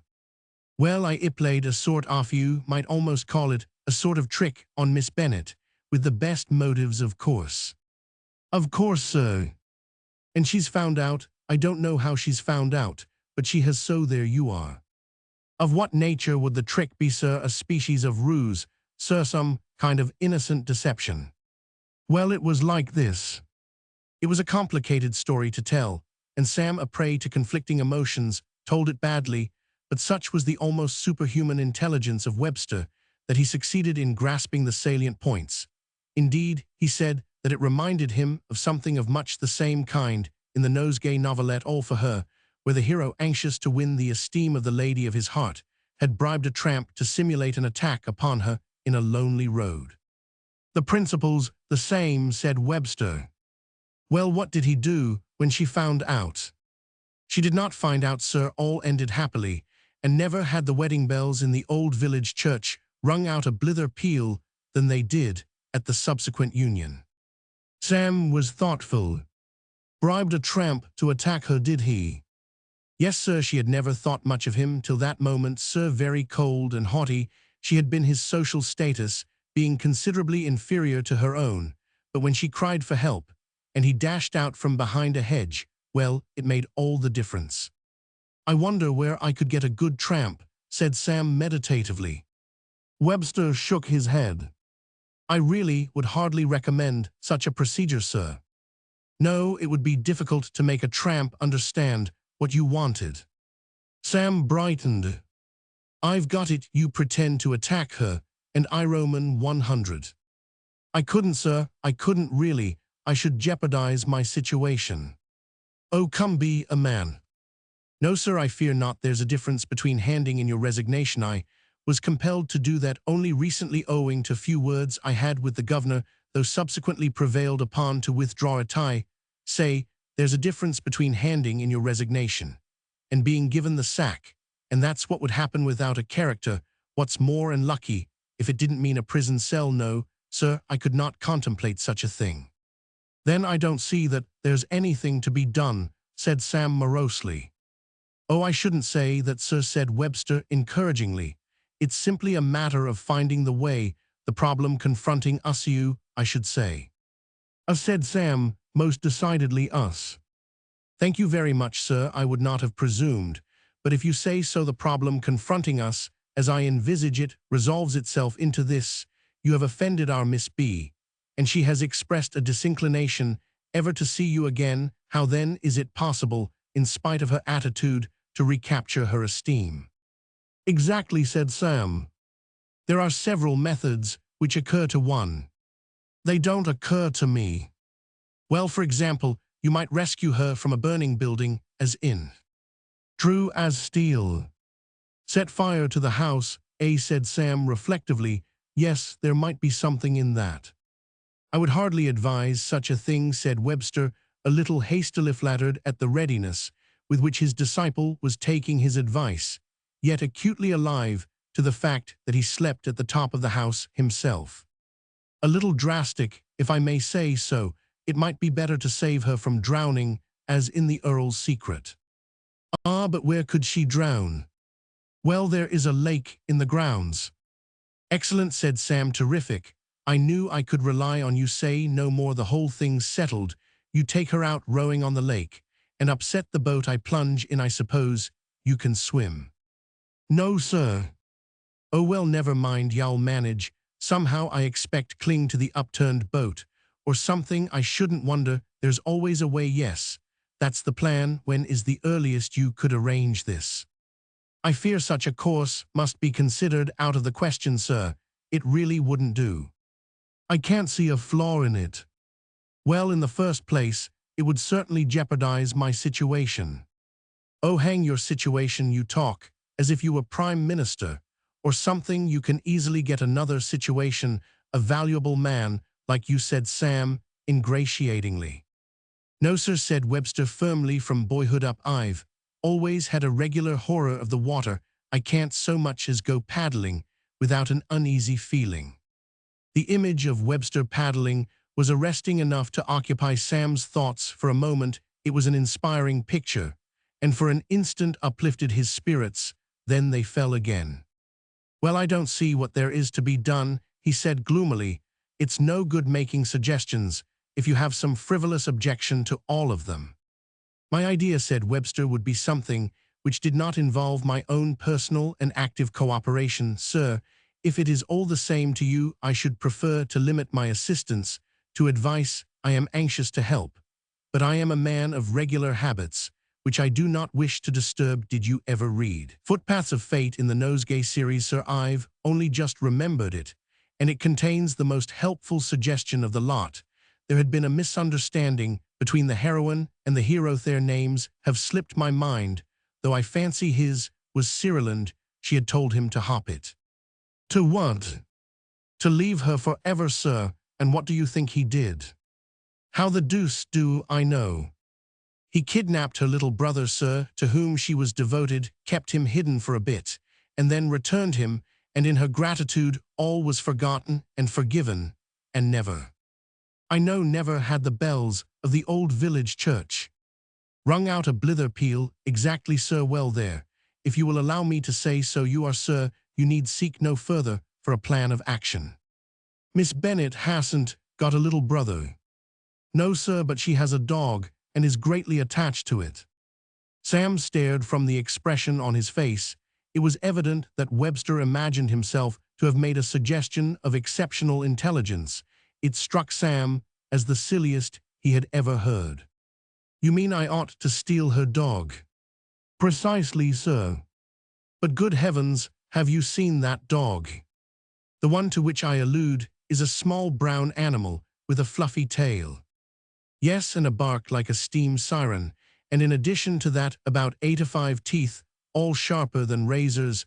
I couldn't get within 10 feet of that dog without its lifting the roof off, and if I did it would chew me into small pieces. I had anticipated that difficulty, sir. In Footpaths of Fate, there was a nurse who assisted the hero by drugging the child. By Jove, said Sam, impressed.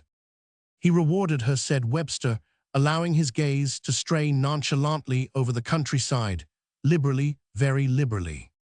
If you mean that you expect me to reward you if you drug the dog, said Sam, don't worry, let me bring this thing off. And you can have all I've got, and my cufflinks as well. Come now. This is really beginning to look like something. Speak to me more of this matter. Where do we go from here? I beg your pardon, sir.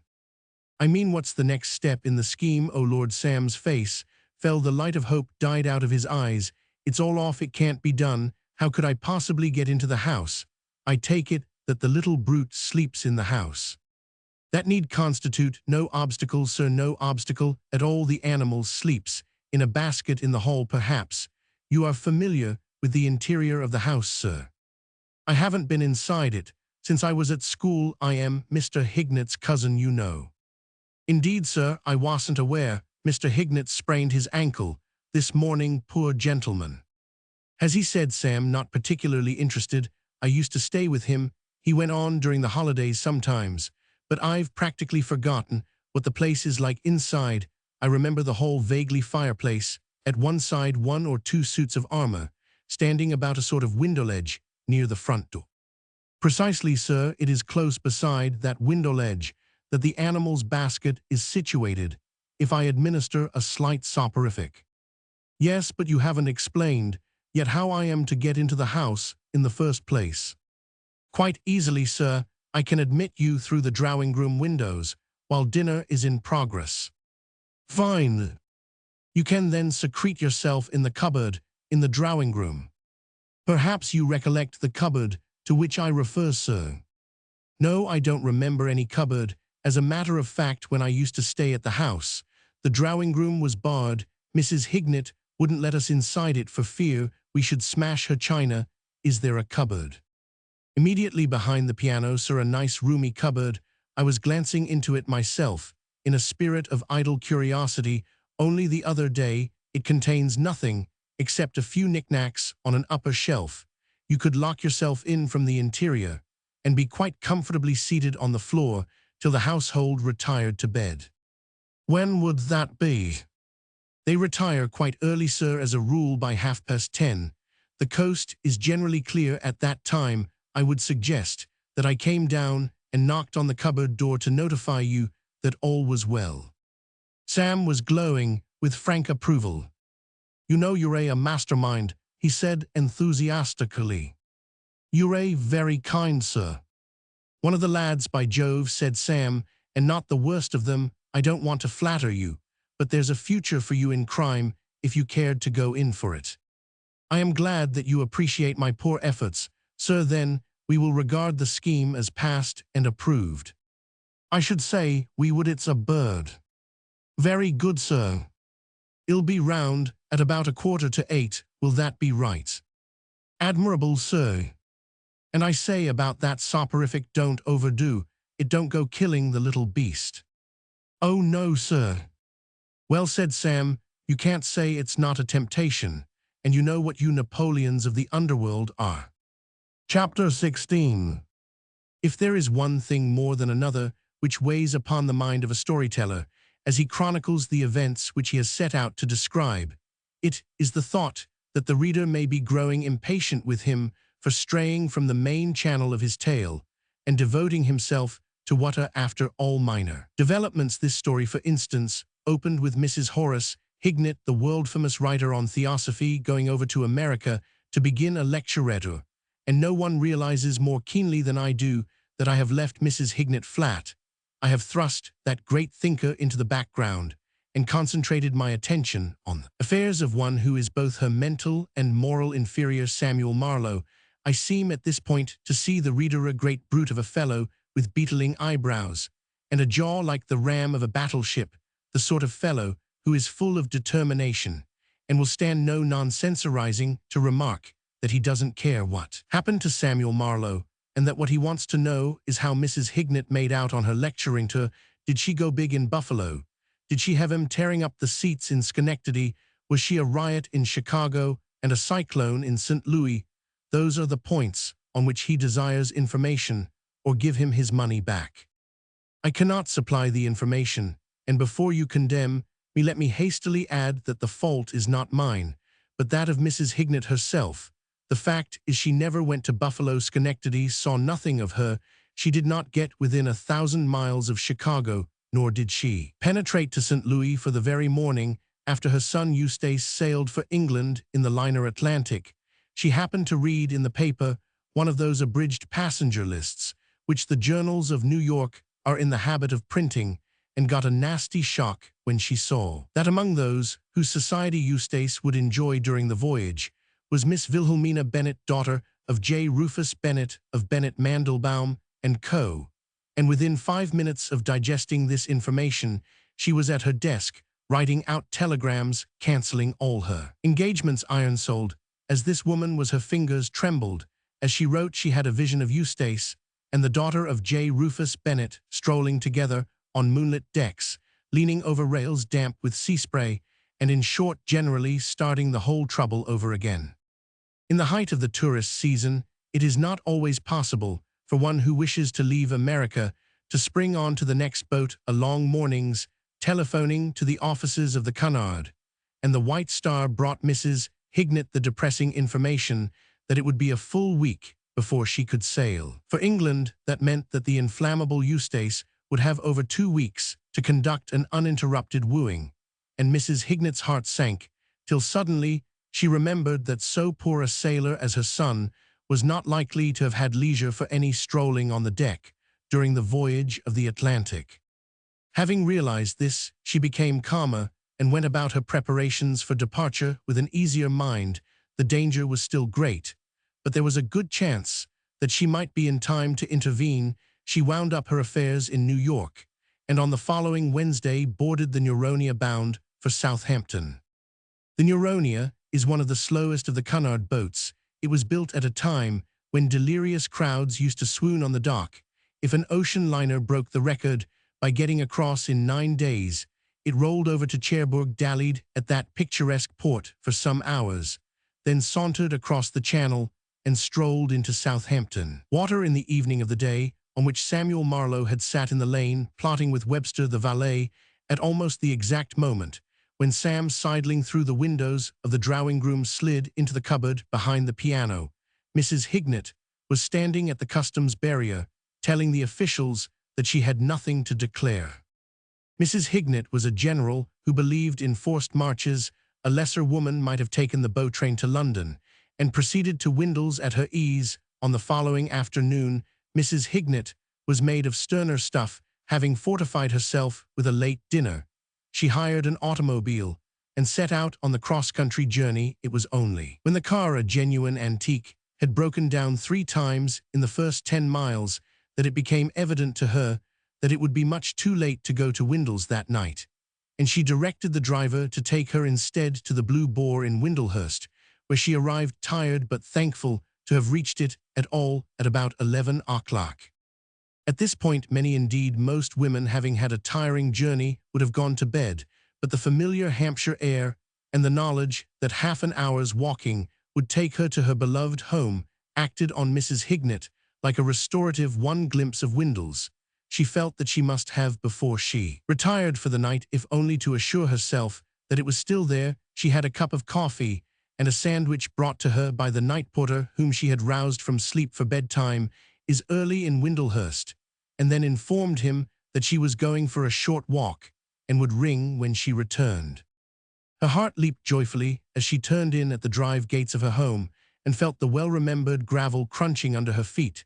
The silhouette of the ruined castle against the summer sky gave her the feeling which all returning wanderers know, and when she stepped onto the lawn and looked at the black bulk of the house, indistinct and shadowy with its backing of trees, tears came into her eyes. She experienced a rush of emotion which made her feel quite faint, and which lasted until, on tiptoeing nearer to the house in order to gloat more adequately upon it, she perceived that the French windows of the drawing-room were standing ajar. Sam had left them like this in order to facilitate departure, if a hurried departure should by any mischance be rendered necessary, and drawn curtains had kept the household from noticing the fact.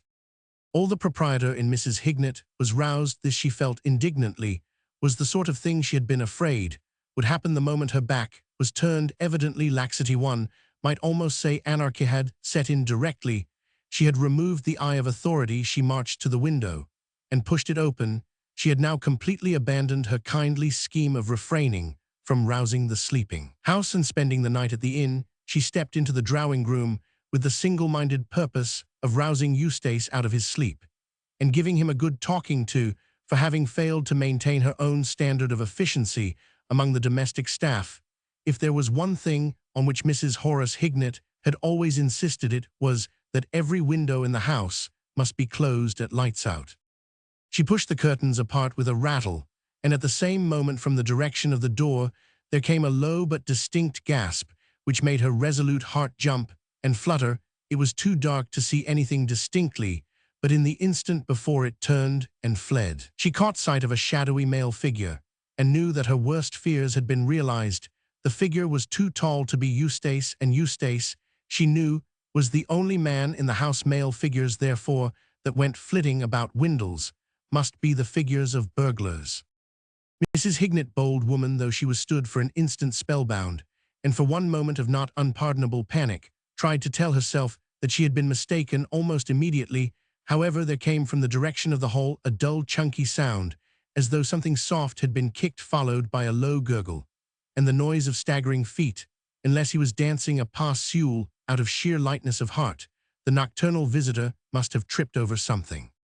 The latter theory was the correct one. Montagu Webster was a man who at many a subscription ball had shaken a wicked dancing pump, and nothing in the proper circumstances pleased him better than to exercise the skill which had become his as the result of 12 private lessons at half a crown a visit. But he recognized the truth of the scriptural adage that there is a time for dancing, and that this was not his only desire. When stealing into the drawing-room, he had been confronted through the curtains by a female figure, was to get back to his bedroom undetected. He supposed that one of the feminine members of the house party must have been taking a stroll in the grounds, and he did not wish to stay and be compelled to make laborious explanations of his presence there in the dark. He decided to postpone the knocking on the cupboard door, which had been the signal arranged between himself and Sam, until a more suitable occasion. In the meantime, he bounded silently out into the hall and instantaneously tripped over the portly form of Smith, the bulldog, who roused from a light sleep to the knowledge that something was going on, and being a dog who always liked to be in the center of the maelstrom of events, had waddled out to investigate. By the time Mrs. Hignett had pulled herself together sufficiently to feel brave enough to venture into the hall, Webster's presence of mind and Smith's gregariousness had combined to restore that part of the house to its normal nocturnal condition of emptiness. Webster's stagger had carried him almost up to the green baize door leading to the servants' staircase, and he proceeded to pass through it without checking his momentum, closely followed by Smith, who, now convinced that interesting events were in progress which might possibly culminate in cake, had abandoned the idea of sleep and meant to see the thing through. He gambled in Webster's wake up the stairs and along the passage leading to the latter's room, and only paused when the door was brusquely shut in his face, upon which he sat down to think the thing over. He was in no hurry. The night was before him, promising, as far as he could judge from the way it had opened, excellent entertainment. Mrs. Hignett had listened fearfully to the uncouth noises from the hall. The burglars had now discovered that there were at least two of them appeared to be actually romping. The situation had grown beyond her handling. If this troop of Terpsichorean marauders was to be dislodged, she must have assistance. It was man's work. She made a brave dash through the hall, mercifully unmolested, found the stairs, raced up them, and fell through the doorway of her son Eustace's bedroom like a spent marathon runner staggering past the winning post. In the moment which elapsed before either of the two could calm their agitated brains to speech, Eustace became aware as never before of the truth of that well-known line, "Peace, perfect peace, with loved ones far away." "Eustace!" Mrs. Hignett gasped, hand on heart. "Eustace, there are men in the house." This fact was just the one which Eustace had been wondering how to break to her. "I know," he said uneasily. "You know?" Mrs. Hignett stared. "Did you hear them?" "Hear them?" said Eustace, puzzled. The drawing-room window was left open, and there are 2 burglars in the hall." "Oh, I say no, that's rather rotten," said Eustace. "I saw and heard them come with me and arrest them. But I can't, I've sprained my ankle." "Sprained your ankle? How very inconvenient. When did you do that?" "This morning." "How did it happen?" Eustace hesitated. "I was jumping." "Jumping Buteau." Mrs. Hignet's sentence trailed off into a suppressed shriek as the door opened. Immediately following on Eustace's accident, Jane Hubbard had constituted herself his nurse. It was she who had bound up his injured ankle in a manner which the doctor on his arrival had admitted himself unable to improve upon. She had sat with him through the long afternoon, and now, fearing lest a return of the pain might render him sleepless, she had come to bring him a selection of books to see him through the night. Jane Hubbard was a girl who by nature and training was well adapted to bear shocks. She accepted the advent of Mrs. Hignet without visible astonishment, though inwardly she was wondering who the visitor might be. "Good evening," she said placidly. Mrs. Hignet, having rallied from her moment of weakness, glared at the new arrival dumbly. She could not place Jane. She had the air of a nurse, and yet she wore no uniform. "Who are you?" she asked stiffly. "Who are you?" countered Jane. "I said," Mrs. Hignet portentously, "am the owner of this house, and I should be glad to know what you are doing in it. I am Mrs. Horace Hignet." A charming smile spread itself over Jane's finely cut face. "I am so glad to meet you," she said.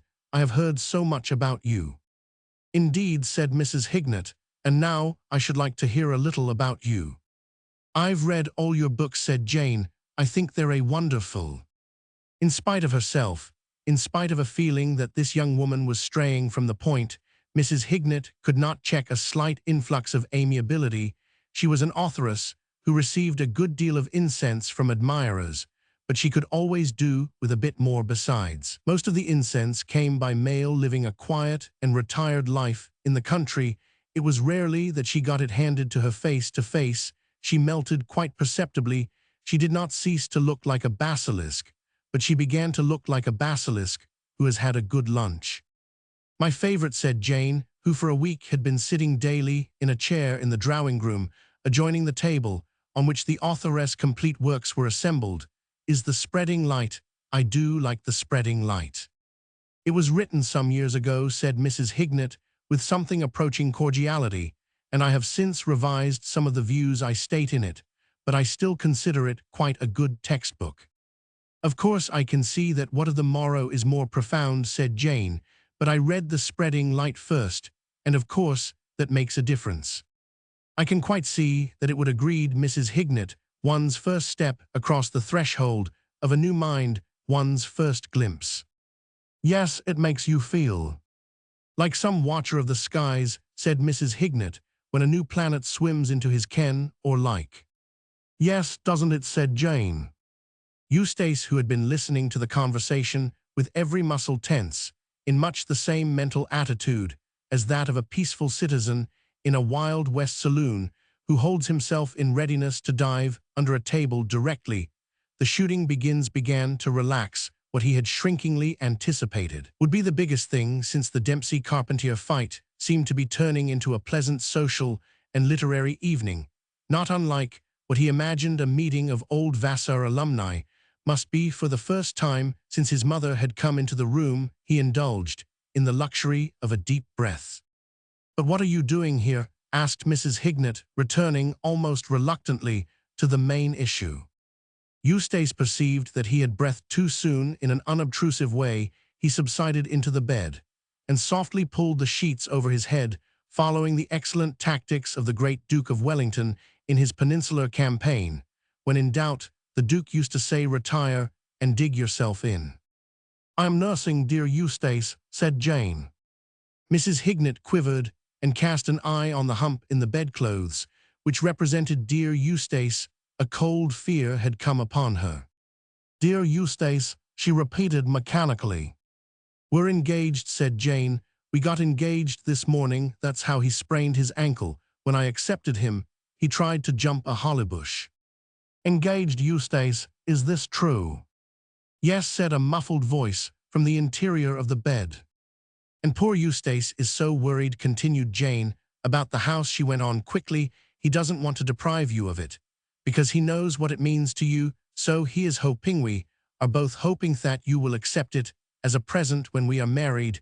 We really shan't want it, you know. We are going to live in London, so you will take it, want you to please us. We all of us, even the greatest of us, have our moments of weakness.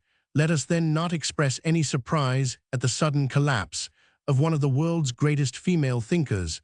As the meaning of this speech smote on Mrs. Horace Hignet's understanding, she sank weeping into a chair. The ever-present fear that had haunted her had been exorcised. Windles was hers in perpetuity.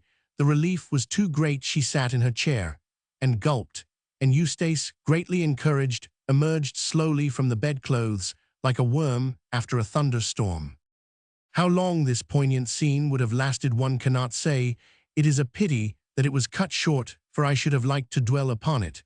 But at this moment, from the regions downstairs, there suddenly burst upon the silent night such a whirlwind of sound as effectually dissipated the tense emotion in the room. Somebody had touched off the orchestrion in the drawing-room, and that willing instrument had begun again in the middle of a bar at the point where it had been switched off. Its wailing lament for the passing of summer filled the whole house.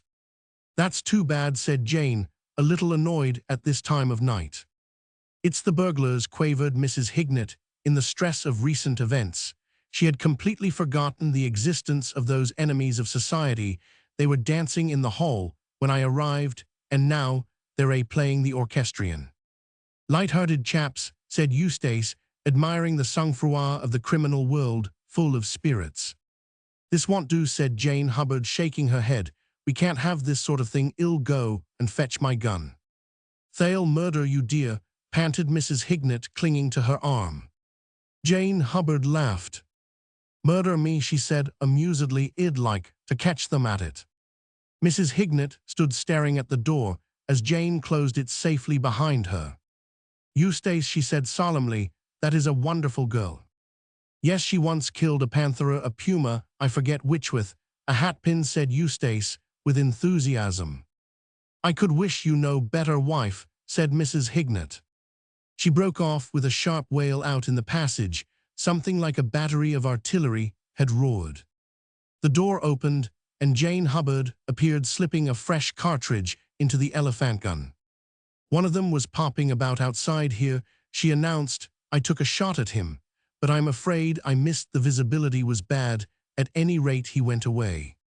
In this last statement, she was perfectly accurate. Bream Mortimer, who had been aroused by the orchestrion, and who had come out to see what was the matter, had gone away at the rate of 50 miles an hour. He had been creeping down the passage when he found himself suddenly confronted by a dim figure, which without a word had attempted to slay him with an enormous gun. The shot had whistled past his ears and gone singing down the corridor.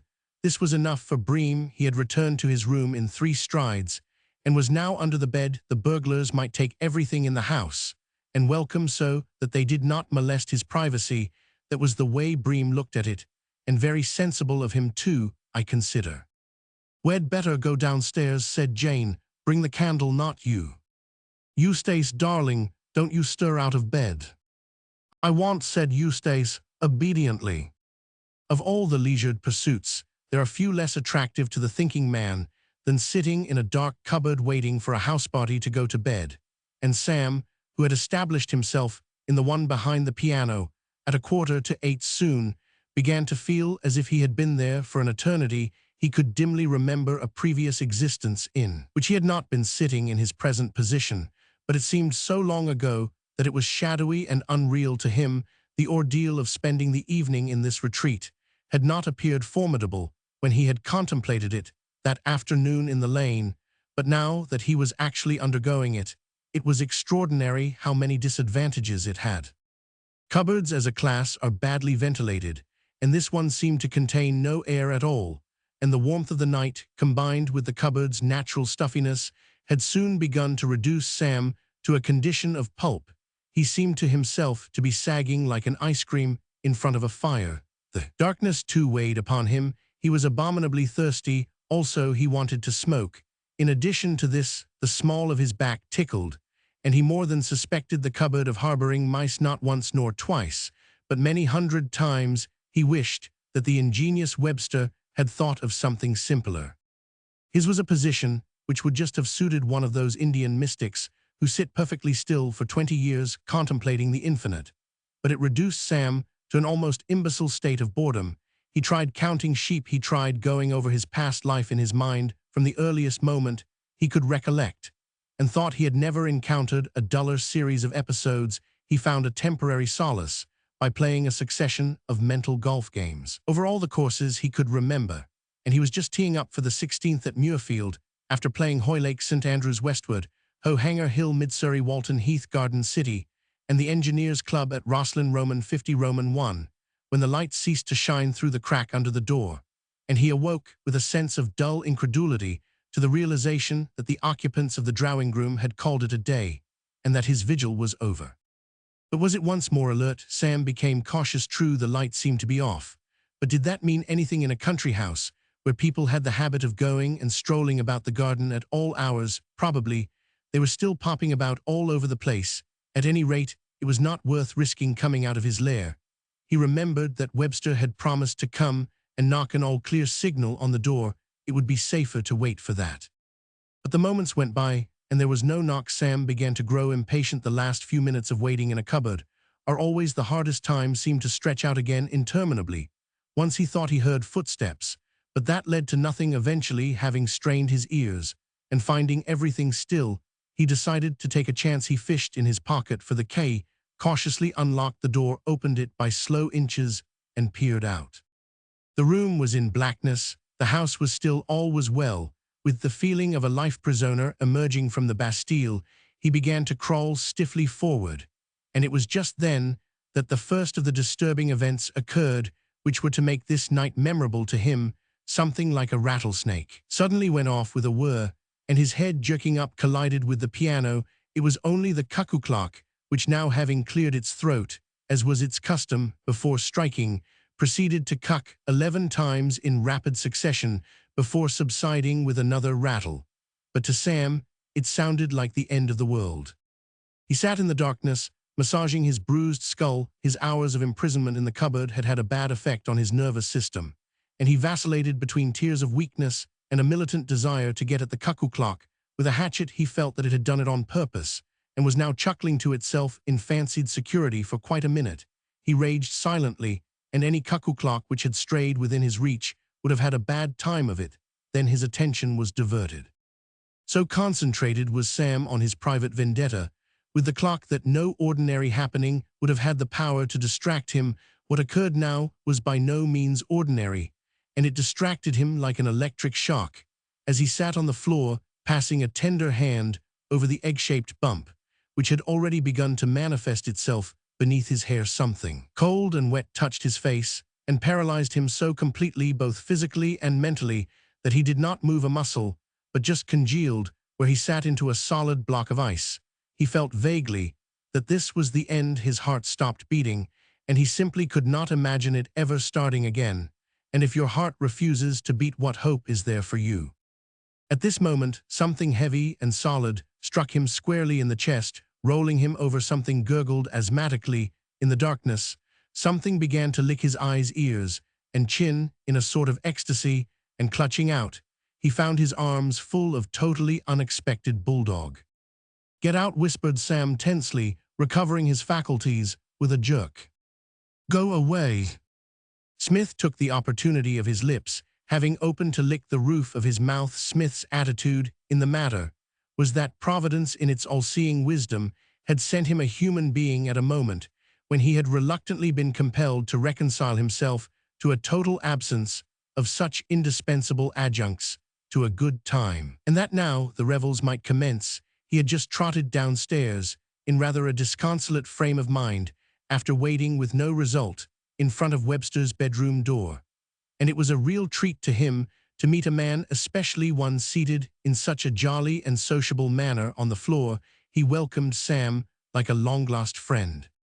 Between Smith and the humans, who provided him with dog biscuits and occasionally with sweet cakes, there had always existed a state of misunderstanding, which no words could remove. The position of the humans was quite clear. They had elected Smith to his present position on a straight watchdog ticket. They expected him to be one of those dogs who rouse the house and save the spoons. They looked to him to pin burglars by the leg and hold on till the police arrived. Smith simply could not grasp such an attitude of mind. He regarded Windles not as a private house, but as a social club, and was utterly unable to see any difference between the human beings he knew and the strangers who dropped in for a late chat after the place was locked up. He had no intention of biting Sam. The idea never entered his head at the present moment. What he felt about Sam was that he was one of the best fellows he had ever met, and that he loved him like a brother. Sam, in his unnerved state, could not bring himself to share these amiable sentiments. He was thinking bitterly that Webster might have had the intelligence to warn him of bulldogs on the premises. It was just the sort of woolen-headed thing fellows did, forgetting facts like that. He scrambled stiffly to his feet and tried to pierce the darkness that hemmed him in. He ignored Smith, who snuffled sportively about his ankles, and made for the slightly less black oblong which he took to be the door leading into the hall. He moved warily, but not warily enough to prevent him cannoning into and almost upsetting a small table with a vase on it. The table rocked, and the vase jumped, and the first bit of luck that had come to Sam that night was when he reached out at a venture and caught it just as it was about to bound on to the carpet. He stood there shaking. The narrowness of the escape turned him cold. If he had been an instant later, there would have been a crash loud enough to wake a dozen sleeping houses. This sort of thing could not go on. He must have light. It might be a risk. There might be a chance of somebody upstairs seeing it and coming down to investigate, but it was a risk that must be taken. He declined to go on stumbling about in this darkness any longer. He groped his way with infinite care to the door on the wall, adjoining which he presumed the electric light switch would be. It was nearly 10 years since he had last been inside Windles, and it never occurred to him that in this progressive age even a woman like his Aunt Adeline, of whom he could believe almost anything, would still be using candles and oil lamps as a means of illumination. His only doubt was whether the switch was where it was in most houses, near the door.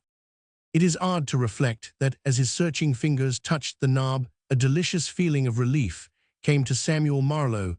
This misguided young man actually felt at that moment that his troubles were over. He positively smiled as he placed a thumb on the knob and shoved. He shoved strongly and sharply, and instantaneously there leaped at him out of the darkness a blare of music, which appeared to his disordered mind quite solid. It seemed to wrap itself round him. It was all over the place. In a single instant, the world had become one vast bellow of Tosti's goodbye. How long he stood there frozen, he did not know, nor can one say how long he would have stood there had nothing further come to invite his notice elsewhere. But suddenly, drowning even the impromptu concert, there came from somewhere upstairs the roar of a gun. And when he heard that, Sam's rigid limbs relaxed, and a violent activity descended upon him. He bounded out into the hall, looking to right and to left for a hiding place. One of the suits of armor, which had been familiar to him in his boyhood, loomed up in front of him. And with the sight came the recollection of how, when a mere child on his first visit to Windles, playing hide and seek with his cousin Eustace, he had concealed himself inside this very suit, and had not only baffled Eustace through a long summer evening, but had wound up by almost scaring him into a decline by booing at him through the visor of the helmet. Happy days, happy days.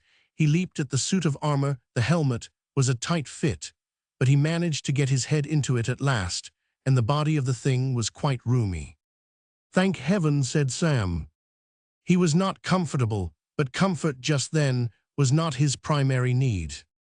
Smith, the bulldog, well satisfied with the way things had happened, sat down, wheezing slightly, to await developments. He had not long to wait. In a few minutes the hall had filled up nicely. There was Mr. Mortimer in his shirt-sleeves, Mr. Bennet in his pajamas, and a dressing gown, Mrs. Hignett in a traveling costume, Jane Hubbard with her elephant gun, and Billy in a dinner dress. Smith welcomed them all impartially. Somebody lit a lamp, and Mrs. Hignett stared speechlessly at the mob. "Mr. Bennet, Mr. Mortimer." "Mrs. Hignett, what are you doing here?"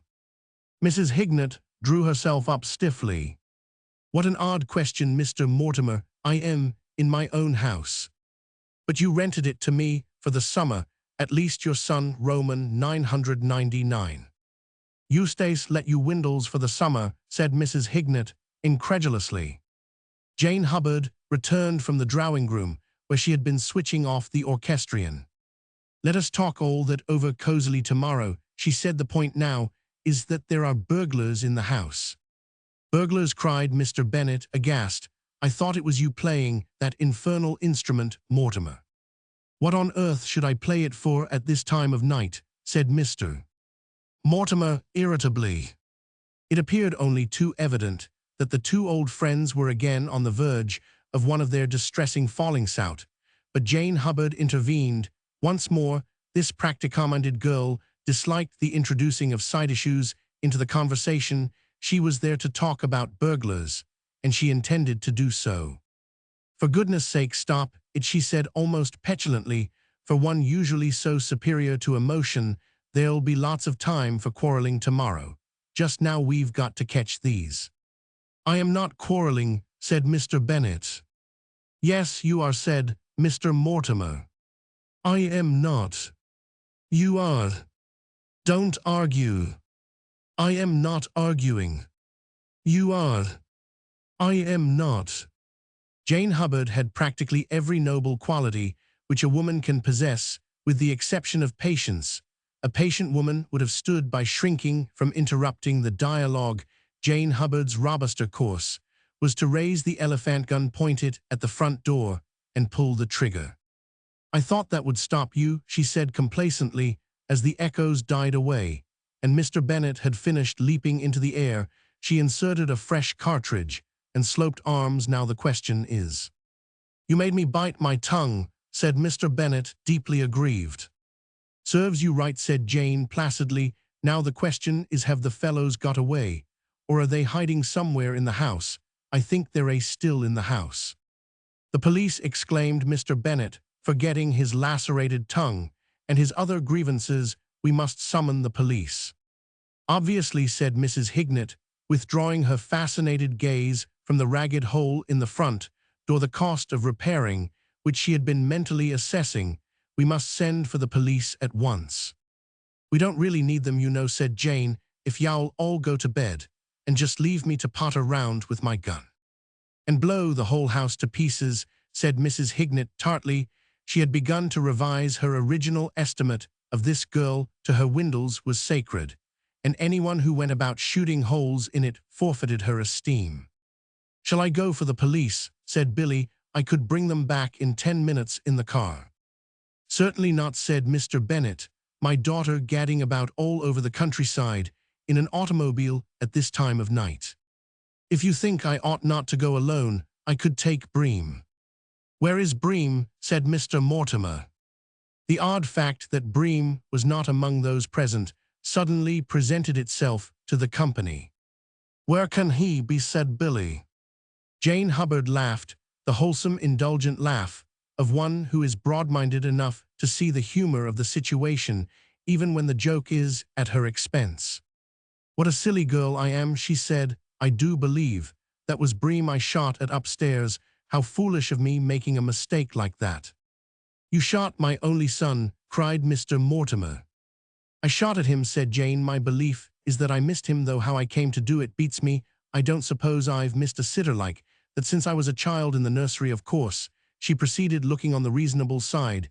The visibility wasn't good, and I fired from the hip, but it's no use saying I ought at least to have winged him, because I ought. She shook her head with a touch of self-reproach.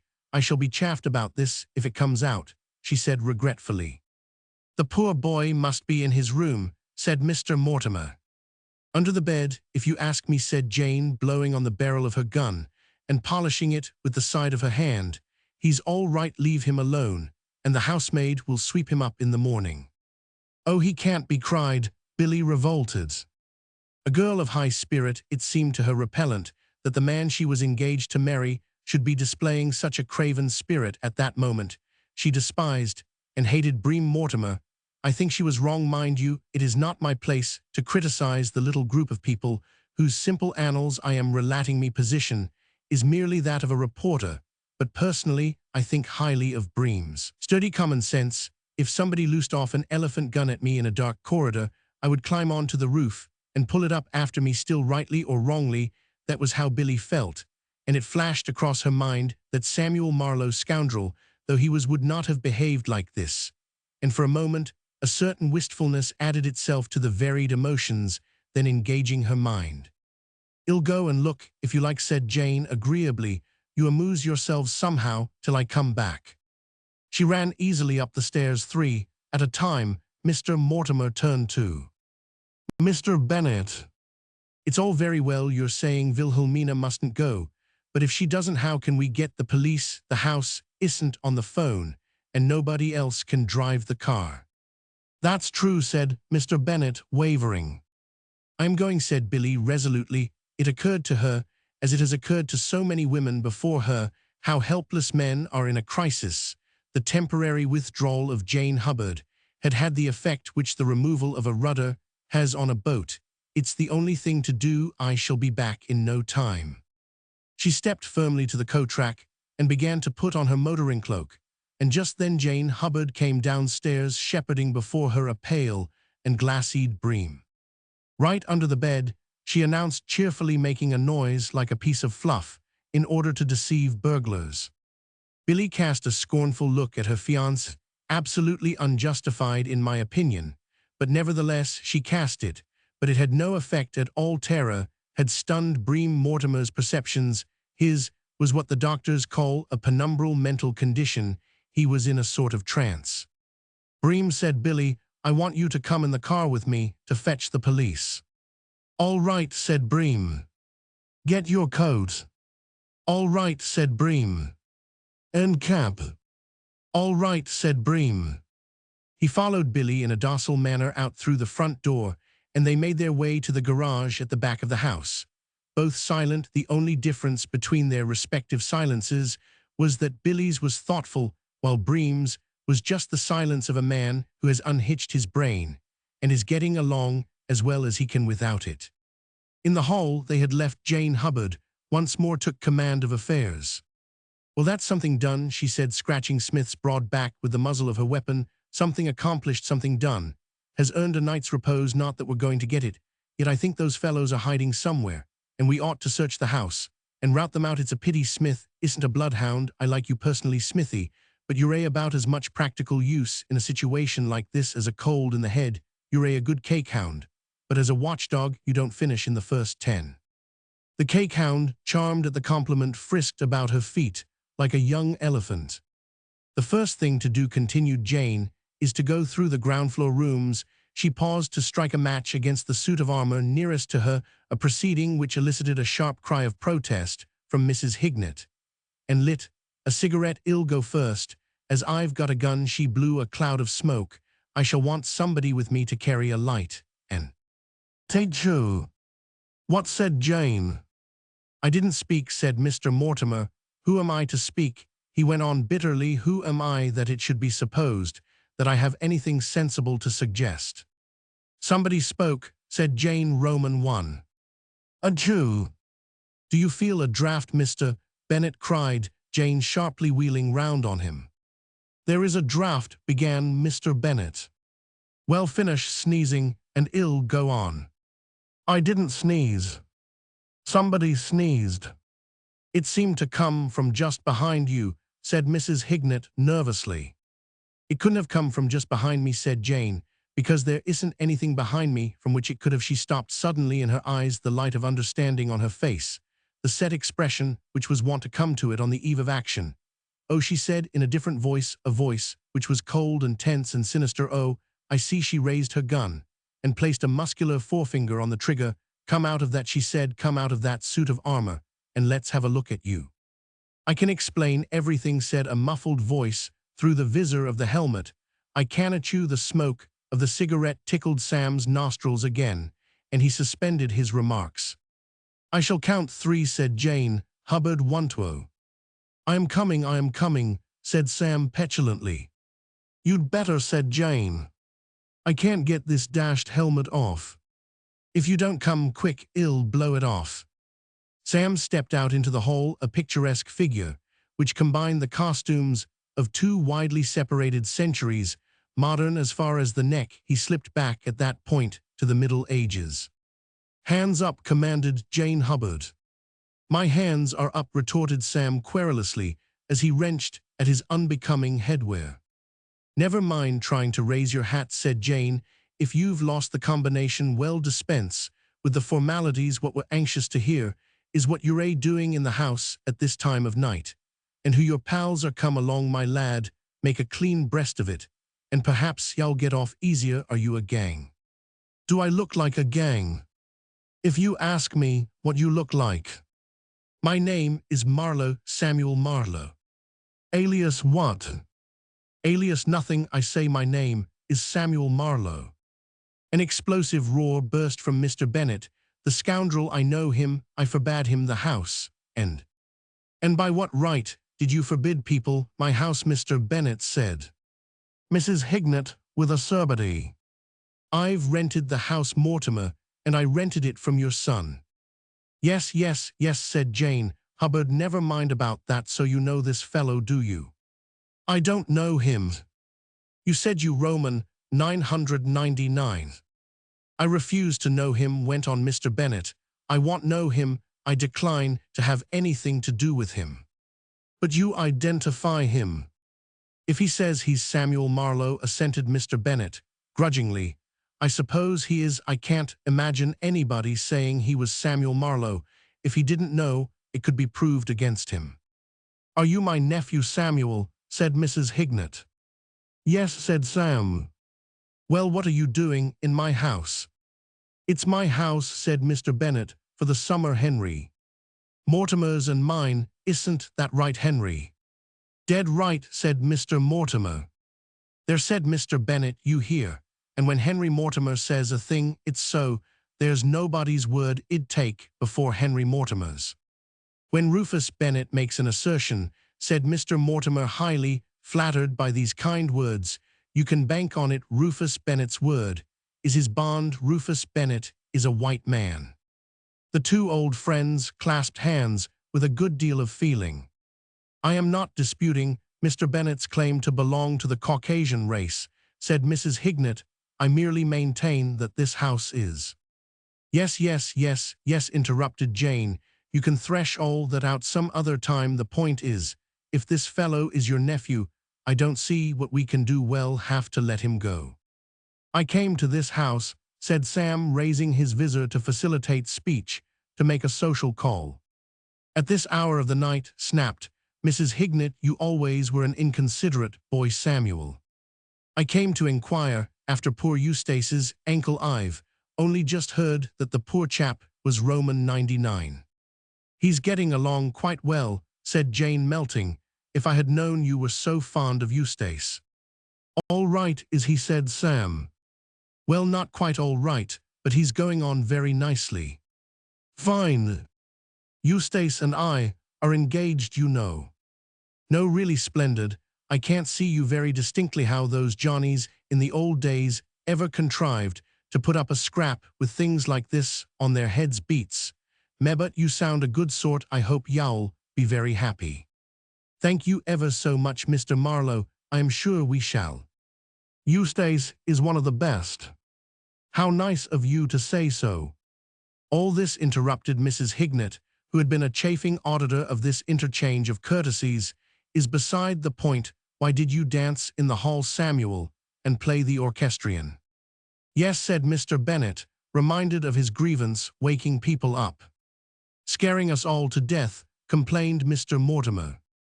"I remember you as a boy, Samuel," said Mrs. Hignett, lamentably lacking in consideration for others, "and concentrated only on your selfish pleasures.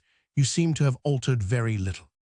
"Don't ballyrag the poor man," said Jane Hubbard. "Be human, lend him a can opener."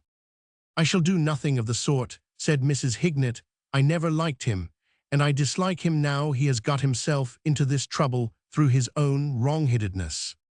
"It's not his fault. His head's the wrong size," said Jane.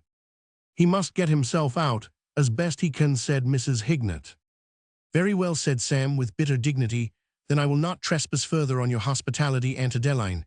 I have no doubt the local blacksmith will be able to get this damn thing off me. I shall go to him now. I will let you have the helmet back by parcel post, at the earliest possible opportunity. Good night." He walked coldly to the front door, and there are people, he remarked sardonically, who say that blood is thicker than water. Ill, but they never had any ants. Billy, meanwhile, with Bream trotting docilely at her heels, had reached the garage and started the car like all cars which have been spending a considerable time in secluded inaction. It did not start readily. At each application of Billy's foot on the self-starter, it emitted a tinny and reproachful sound, and then seemed to go to sleep again. Eventually, however, the engines began to revolve, and the machine moved reluctantly out into the drive. "The battery must be run down," said Billy. "All right," said Bream. Billy cast a glance of contempt at him out of the corner of her eyes. She hardly knew why she had spoken to him, except that, as all automobilists are aware, the impulse to say rude things about their battery is almost irresistible to an automobilist. The art of conversation consists in rapping out scathing remarks either about the battery or the oiling system. Billy switched on the headlights and turned the car down the dark drive.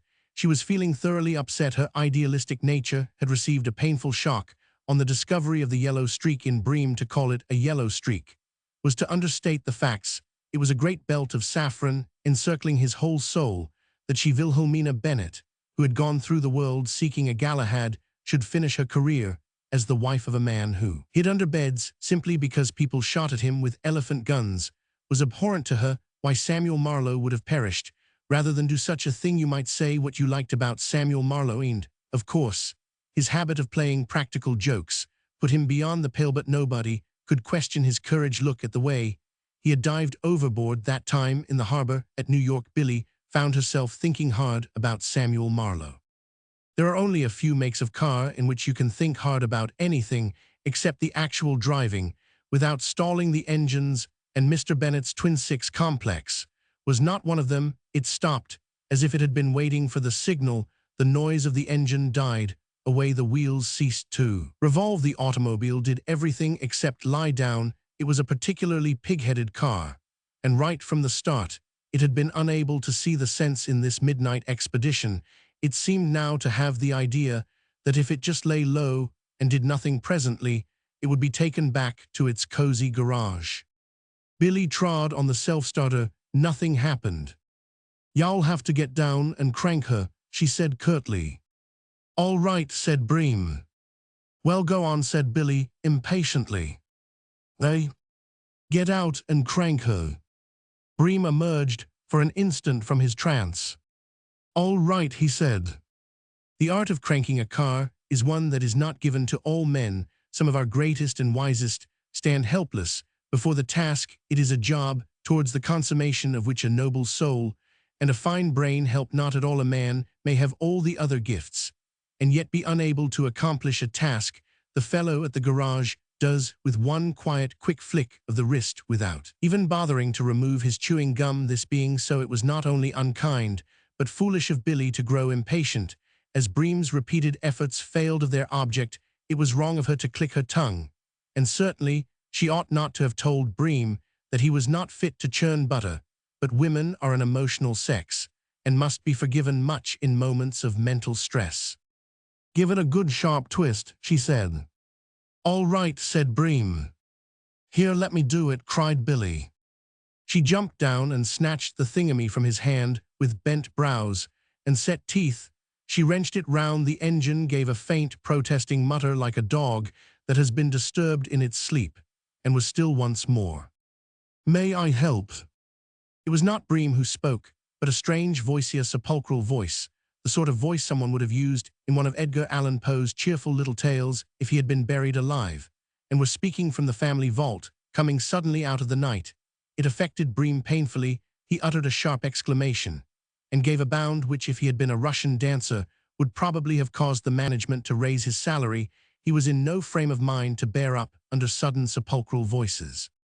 Billy, on the other hand, was pleased. The high-spirited girl was just beginning to fear that she was unequal to the task which she had chided Bream for being unable to perform, and this was mortifying her. "Oh, would you mind? Thank you so much. The self-starter has gone wrong." Into the glare of the headlights there stepped a strange figure, strange That is to say, in these tame, modern times in the Middle Ages, he would have excited no comment at all passers-by, would simply have said to themselves, "Are another of those knights off after the dragons," and would have gone on their way with a civil greeting. But in the present age, it is always somewhat startling to see a helmeted head pop up in front of your automobile. At any rate, it startled Bream. I will go further. It gave Bream the shock of a lifetime. He had had shocks already that night, but none to be compared with this, or perhaps it was that this shock coming on top of those shocks affected him more disastrously than it would have done if it had been the first of the series. Instead of the last one, may express the thing briefly by saying that as far as Bream was concerned, Sam's unconventional appearance put the lid on it. He did not hesitate. He did not pause to make comments or ask questions. With a single cat-like screech, which took years off the lives of the abruptly wakened birds roosting in the neighboring trees, he dashed away towards the house, and reaching his room locked the door, and pushed the bed, the chest of drawers, 2 chairs, the towel stand, and 3 pairs of boots against it. Only then did he feel comparatively safe. Out on the drive, Billy was staring at the man in armor who had now, with a masterful wrench, which informed the car right away that he would stand no nonsense, set the engine going again. "Oui," she stammered. "Why are you wearing that thing on your head?" "Because I can't get it off." Hollow as the voice was, Billy recognized it. "Es Mr. Marlowe," she exclaimed. "Get in," said Sam. He had seated himself at the steering wheel. "Where can I take you?" "Go away," said Billy. "Get in." "I don't want to talk to you." "I want to talk to you. Get in." "I want." Sam bent over the side of the car, put his hands under her arms, lifted her like a kitten, and deposited her on the seat beside him. Then, throwing in the clutch, he drove at an ever-increasing speed down the drive, and out into the silent road. Strange creatures of the night came and went in the golden glow of the headlights. "Put me down," said Billy. "You'd get hurt if I did, traveling at this pace." "What are you going to do?" "Drive about till you promise to marry me." "You'll have to drive a long time." "Right ho," said Sam. The car took a corner and purred down a lane. Billy reached out a hand and grabbed at the steering wheel. "Of course, if you want to smash up in a ditch," said Sam, riding the car with a wrench. "You're a brute," said Billy. "Caveman stuff," explained Sam. "I ought to have tried it before." "I don't know what you expect to gain by this." "That's all right," said Sam. "I know what I am about." "I am glad to hear it." "I thought you would be." "I am not going to talk to you." "All right, lean back and doze off. We've the whole night before us." "What do you mean?" cried Billy, sitting up with a jerk. "Have you ever been to Scotland?" "What do you mean?" "I thought we might push up there. We've got to go somewhere, and oddly enough, I've never been to Scotland." Billy regarded him blankly. "Are you crazy?" "I'm crazy about you. If you knew what I've gone through tonight for your sake, you'd be more sympathetic." "I love you," said Sam, swerving to avoid a rabbit, "and what's more, you know it." "I don't care." "You will," said Sam confidently. "How about North Wales? I've heard people speak well of North Wales. Shall we head for North Wales?" "I am engaged to Bream Mortimer." "Oh no, that's all off," Sam assured her. "It's not." "Right off," said Sam firmly. "You could never bring yourself to marry a man who dashed away like that and deserted you in your hour of need. Why, for all he knew, I might have tried to murder you, and he ran away. No, no, we eliminate Bream Mortimer once, and for all he won't do." This was so exactly what Billy was feeling herself that she could not bring herself to dispute it. "Anyway, I hate you," she said, giving the conversation another turn. "Why in the name of goodness, why? How dared you make a fool of me in your father's office that morning?" "It was a sudden inspiration. I had to do something to make you think well of me, and I thought it might meet the case if I saved you from a lunatic with a pistol. It wasn't my fault that you found out." "I shall never forgive you." "Why not Cornwall?" said Sam. "The Riviera of England. Let's go to." "Cornwall? I beg your pardon. What were you saying?" I said I should never forgive you, and I won't. Well, I hope you're fond of motoring, said Sam, because we're going on till you do. Very well, go on then. I intend to, of course. It's all right now while it's dark, but have you considered what is going to happen when the sun gets up? We shall have a sort of triumphal procession, how the small boys will laugh when they see a man in a helmet go by in a car. I shan't notice them myself, because it's a little difficult to notice anything from inside this thing. But I'm afraid it will be rather unpleasant for you. I know what well go to London and drive up and down Piccadilly. That will be fun. There was a long silence. Is my helmet on straight? Said Sam. Billy made no reply. She was looking before her down the hedge-bordered road, always a girl of sudden impulse. She had just made a curious discovery, to wit, that she was enjoying herself. There was something so novel and exhilarating about this midnight ride that imperceptibly her dismay and resentment had ebbed away. She found herself struggling with a desire to laugh. Lochinvar, said Sam suddenly, that's the name of the chap I've been trying to think of. Did you ever read about Lochinvar? Young Lochinvar, the poet calls him, rather familiarly. He did just what I am doing now, and everybody thought very highly of him, I suppose, in those days. A helmet was just an ordinary part of what the well-dressed man should wear. Odd how fashions change. Till now dignity and wrath combined had kept Billy from making any enquiries into a matter which had excited in her a quite painful curiosity. In her new mood, she resisted the impulse no longer. Why are you wearing that thing? I told you purely and simply because I can't get it off. You don't suppose I am trying to set a new style in gents' headwear, do you? But why did you ever put it on? Well, it was this way after I came out of the cupboard in the drawing room. What? Didn't I tell you about that? Oh yes, I was sitting in the cupboard in the drawing room from dinner time onwards. After that I came out and started cannoning about among Aunt Adeline's china, so I thought I'd better switch the light on. Unfortunately, I switched on some sort of musical instrument instead. And then somebody started shooting, so what with one thing and another, I thought it would be best to hide somewhere. I hid in one of the suits of armor in the hall. Were you inside there all the time we were? Yes, I say, that was funny about Bream, wasn't it? Getting under the bed, I mean. Don't let's talk about Bream. That's the right spirit. I like to see it. All right, let's get back to the main issue. Will you marry me? But why did you come to the house at all? To see you. To see me at that time of night? Well, perhaps not actually to see you. Sam was a little perplexed for a moment. Something told him that it would be injudicious to reveal his true motive and thereby risk disturbing the harmony which he felt had begun to exist between them. To be near you, to be in the same house with you. He went on vehemently, feeling that he had struck the right note. You don't know the anguish I went through. After I read that letter of yours, I was mad. I was well to return to the point. Will you marry me?